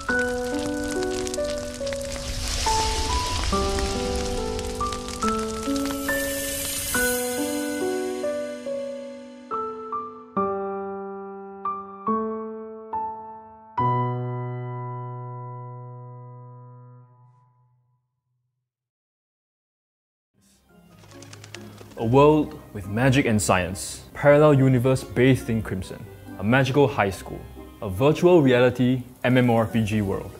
It's time to take a trip down memory lane with Dengeki Bunko. Nostalgic titles like A Certain Magical Index, Shakugan no Shana, The Irregular at Magic High School, Sword Art Online, and many more are making a comeback with new illustrations. With 51 titles included in the set, there's definitely something for everyone. For our Bang Dream fans, Trials Act Plus Bang Dream My Goal will also be performing on a Weiss Schwarz stage near you. The set features new illustrations that fans will want to add to their existing collections. Let's count down to the party! Premium Booster Bang Dream Girls Band Party Countdown Collection, will also be performing on a stage to celebrate their 6th anniversary with glittering illustrations of your favorite Bang Dream girls. Don't miss out on this chance to update your collection with these new cards. From one idol to the next. You hear those cheers for an encore? We're happy to announce that Bochi and her friends will be bringing their performance to the stage of Weiss Schwarz as well. We'd love to have them now, but it's gonna take a while to convince Bochi to come out of her room, so we'll let you know once we manage to do so. One can never have enough idols performing, but heroines need a stage too. The heroines from Sai Kano will be making their comeback on the stage of Weiss Schwarz. The series may have reached its finale a few years back with the movie installment, but no matter who you root for, this is your chance to create a different ending for your favorite girl. Did you catch my clue at the start of this segment? We're returning to the world of Remnant in Premium Booster Ruby. Join Team Ruby and their newfound allies as they protect their world from the Grim. Intern-kun has shown me some tweets and I'm really impressed with your collections, and I look forward to seeing your updated collections once this set launches next year. That's quite a lot to take in. In case you missed it, here's a summary of what we've announced so far.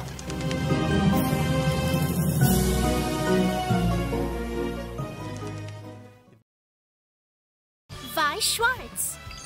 Begin a new story with the girls on the stage of Weiss Schwarz once again. Review Starlight Relive Booster Pack. Coming soon. Bushiroad. Weiss Schwarz. 10 years journey with Sword Art Online. Now on the stage of Weiss Schwarz. Booster Pack Animation Sword Art Online 10th Anniversary. Now on sale. Bushiroad. Weiss Schwarz. The Academy was the Girls' Orchard. The popular visual novel series joins the stage of Weiss Schwarz. The Fruit of Grisaya Trial Deck and Booster Pack. Now on sale. Bushiroad. Weiss Schwarz. The Kansen of Azur Lane joined the battle on the stage of Weiss Schwarz. Trial Decks and Booster Pack Azur Lane. Now on sale. Bushiroad. Weiss Schwarz. Water, Earth, Fire, Air. Join Aang and his friends in their adventure to master the 4 elements and defeat Fire Lord Ozai, Avatar The Last Airbender, Trial Deck Plus, Booster Pack and Supply Set. Now on sale. Bushiroad.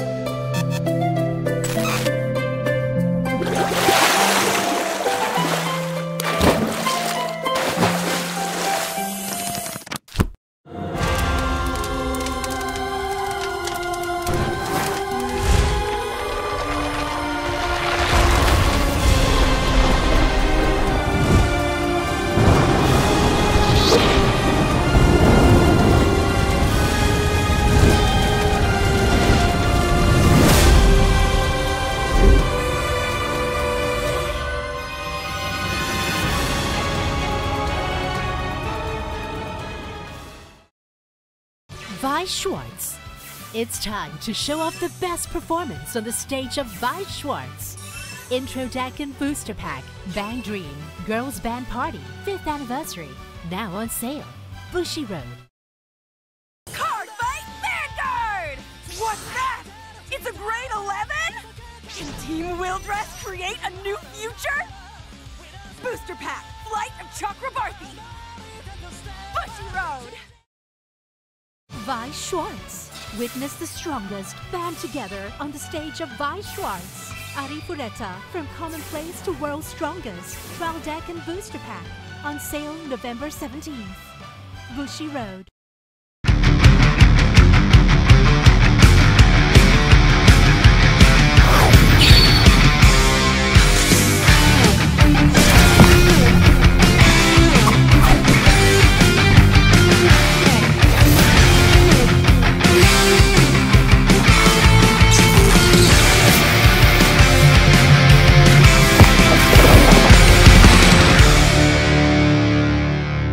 Gangenic ingenious supplies.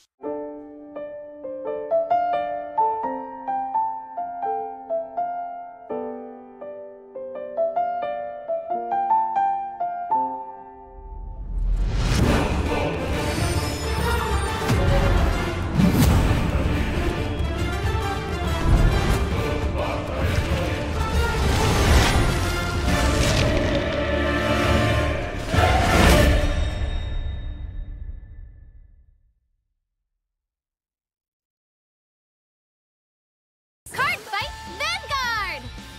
Encounters with heroes! Stories that will shape your soul are waiting for you! Booster Pack, Clash of the Heroes! Bushiroad!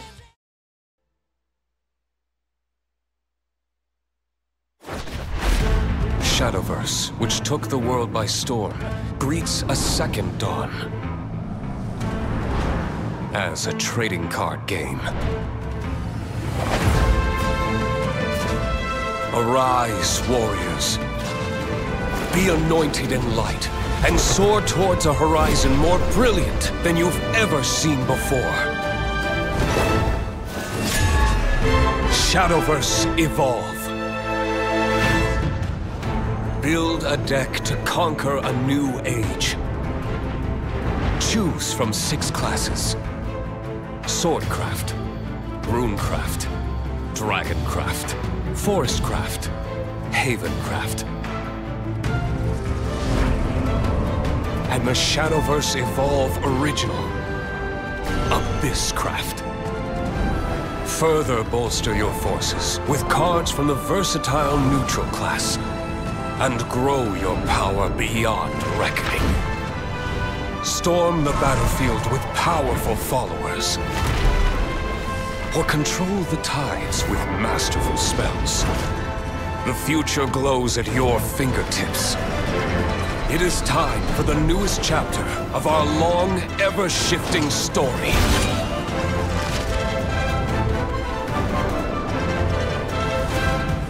Shadowverse Evolve.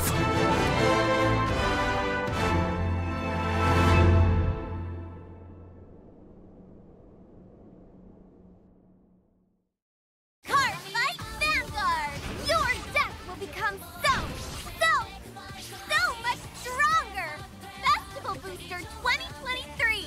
Dressed up Lyrical Monasterio members! Bushiroad! Are you dreaming of becoming the world champion? Don't let your dreams be dreams. Take part in the upcoming World Invitational 2023 Last Chance Qualifiers for, well, one last chance to qualify for the World Finals. The Last Chance Qualifiers will be open to all participants except those who have already earned a sponsored invite to the World Finals.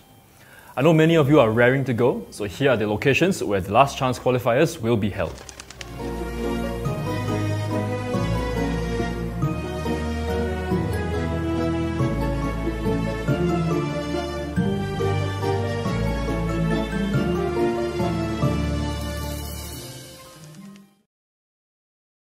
Weiss Schwarz! The love story revolving the quintuplets once again comes to the stage of Weiss Schwarz. The quintessential quintuplets movie booster pack, now on sale. Bushiroad. Weiss Schwarz. Experience the full-blown high school story on the stage of Weiss Schwarz once again. Saikano, How to Raise a Boring Girlfriend Flat booster pack, now on sale. Bushiroad. For our fellow card fighters and Saniwa, your powerful Touken Danshi will be making a return in Touken Rumble Online 2023. Look forward to brand new mechanics that will grant them new strength and power in their Kiwame forms. Do bugs bug you?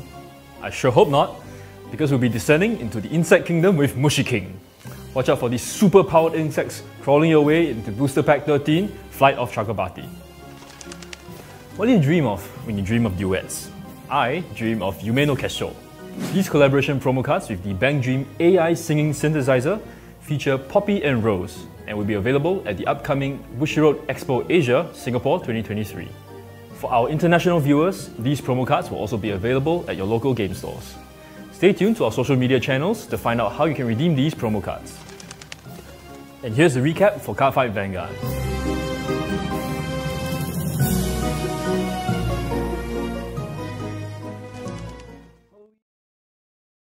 Cardfight Vanguard. I sever and manifest causality. Boldly cast to the side this feeble, unstable world. Booster Pack, Even Fall Onslaught. Bushiroad. Trick or treat! Welcome to the Bushiroad English Conference Autumn 2023. With Halloween right around the corner, our pumpkin spice lattes seem to have been replaced by carved pumpkins. Ready your hearts and your wallets, you're in for a fright. Now that we're halfway through the Bushiroad Championship Series 2023 season, if you've been living under a pumpkin, the World Finals will take place on February 3rd, 2024 at Akihabara UDX. That's right, we're heading back to Tokyo, Japan. I can't wait to see all of you again and crown some new world champions. If you need even more motivation to take part, here's your first look at the promo cards you receive for participating. And the champions for each game and format will be receiving these. Oh, those are some impressive promo cards. If you're ready to win an invite, fret not. BCS is still ongoing, so you still have a chance to earn an invite at the following locations. Here are the dates for North and Latin America, Europe, Asia and Oceania. The top 3 winners for each game and format will be invited to participate at the World Finals. What's more, if you emerge champion of your region, your flight and accommodations will be on us. Weiss Schwarz. The Stage Girl Silver Screen Review is now a card game on the stage of Weiss Schwarz. Review Starlight, the movie booster pack. Now on sale. Bushiroad. Weiss Schwarz. The name of Eins Oregon continues to expand on the stage of Weiss Schwarz. Booster Pack Nazareth Tomb of the Undead Volume 2. Now on sale. Bushiroad.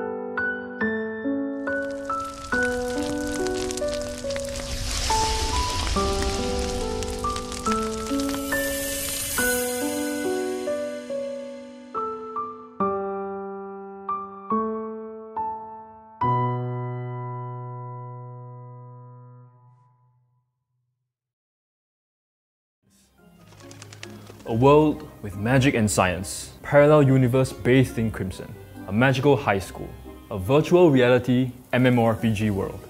It's time to take a trip down memory lane with Dengeki Bunko.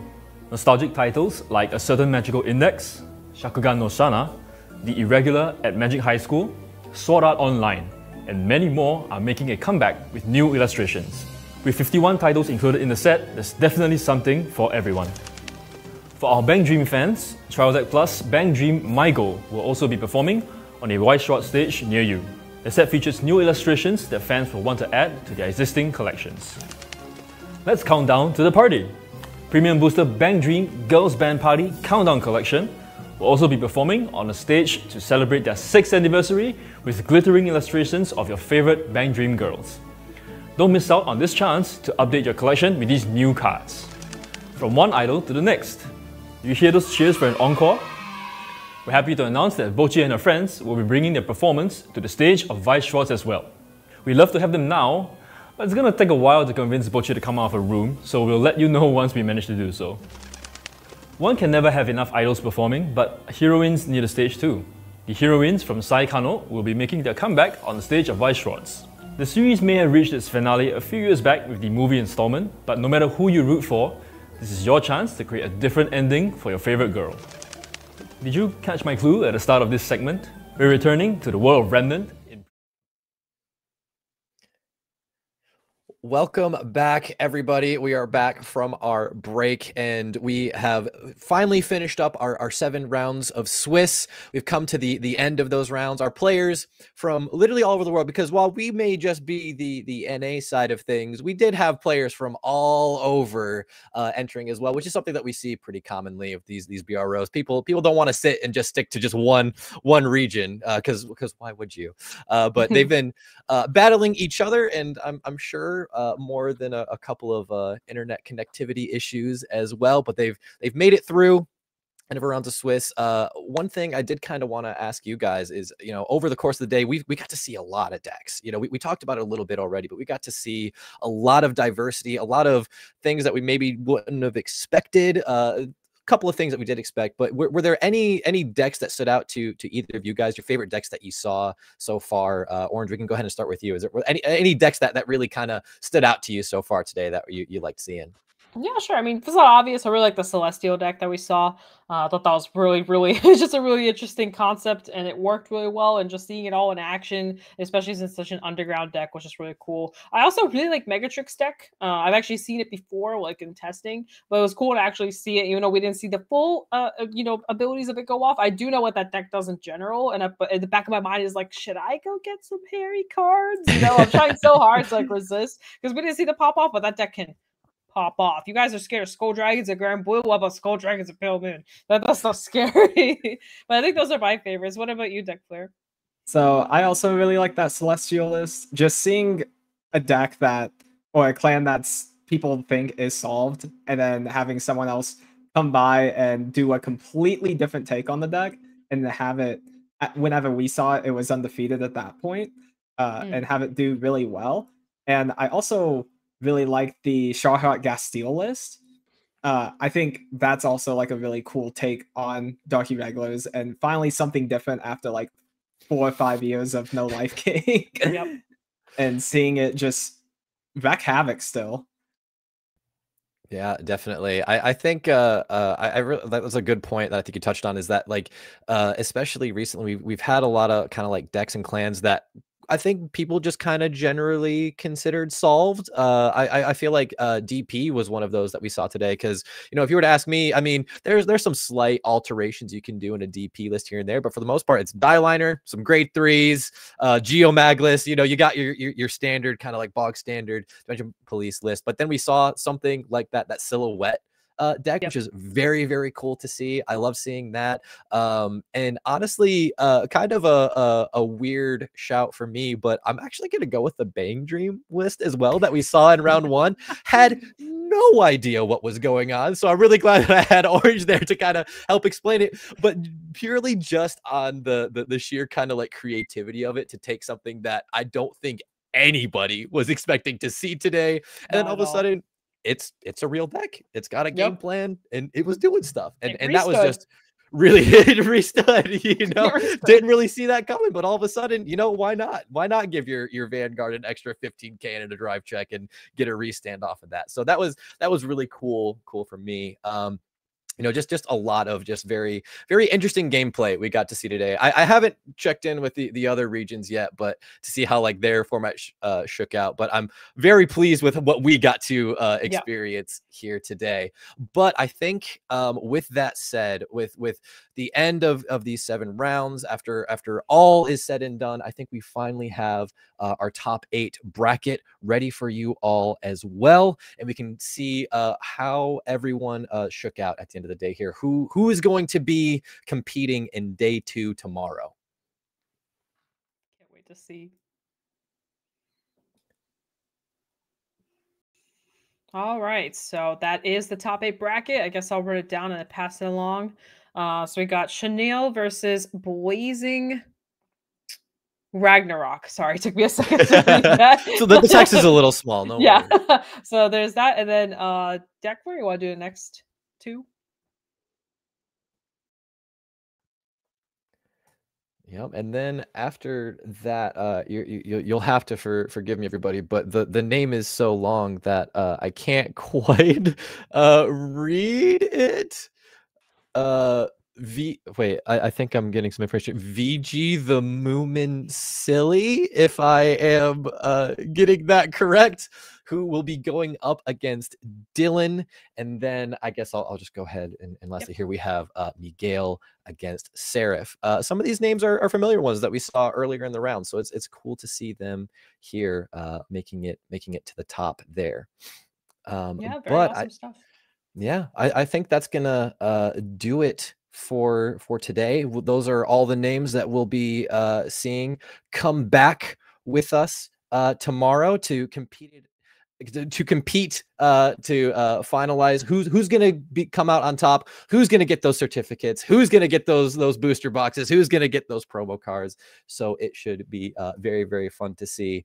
But until then, this has been day one of BRO 2023. Thank you all so much for being here with us today. Joining us for these 7 rounds, I have been TIE Fighter, and I'll pass it to my lovely co-hosts to sign off to you all as well. That's me. Okay. Hi. I'm out of Orange, and very exciting stuff.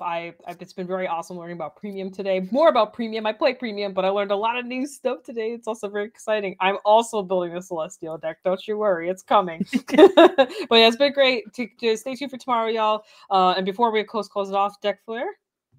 Yeah, this has been a very fun first cast I've ever done. Every game was really fun to watch. I don't think there was like any bad ones. And just seeing all the exciting new decks and seeing some inspiration for just new different strategies is really awesome. Yeah, and I don't think I could have said any of that better myself. So from all of us here, we will be looking forward to seeing you all back here tomorrow as we go through the top 8. We will be back in the morning for us. Some of you, it might be in the evening or the afternoon, but we'll see you all then. Can't wait to see you. Bye. Thank you.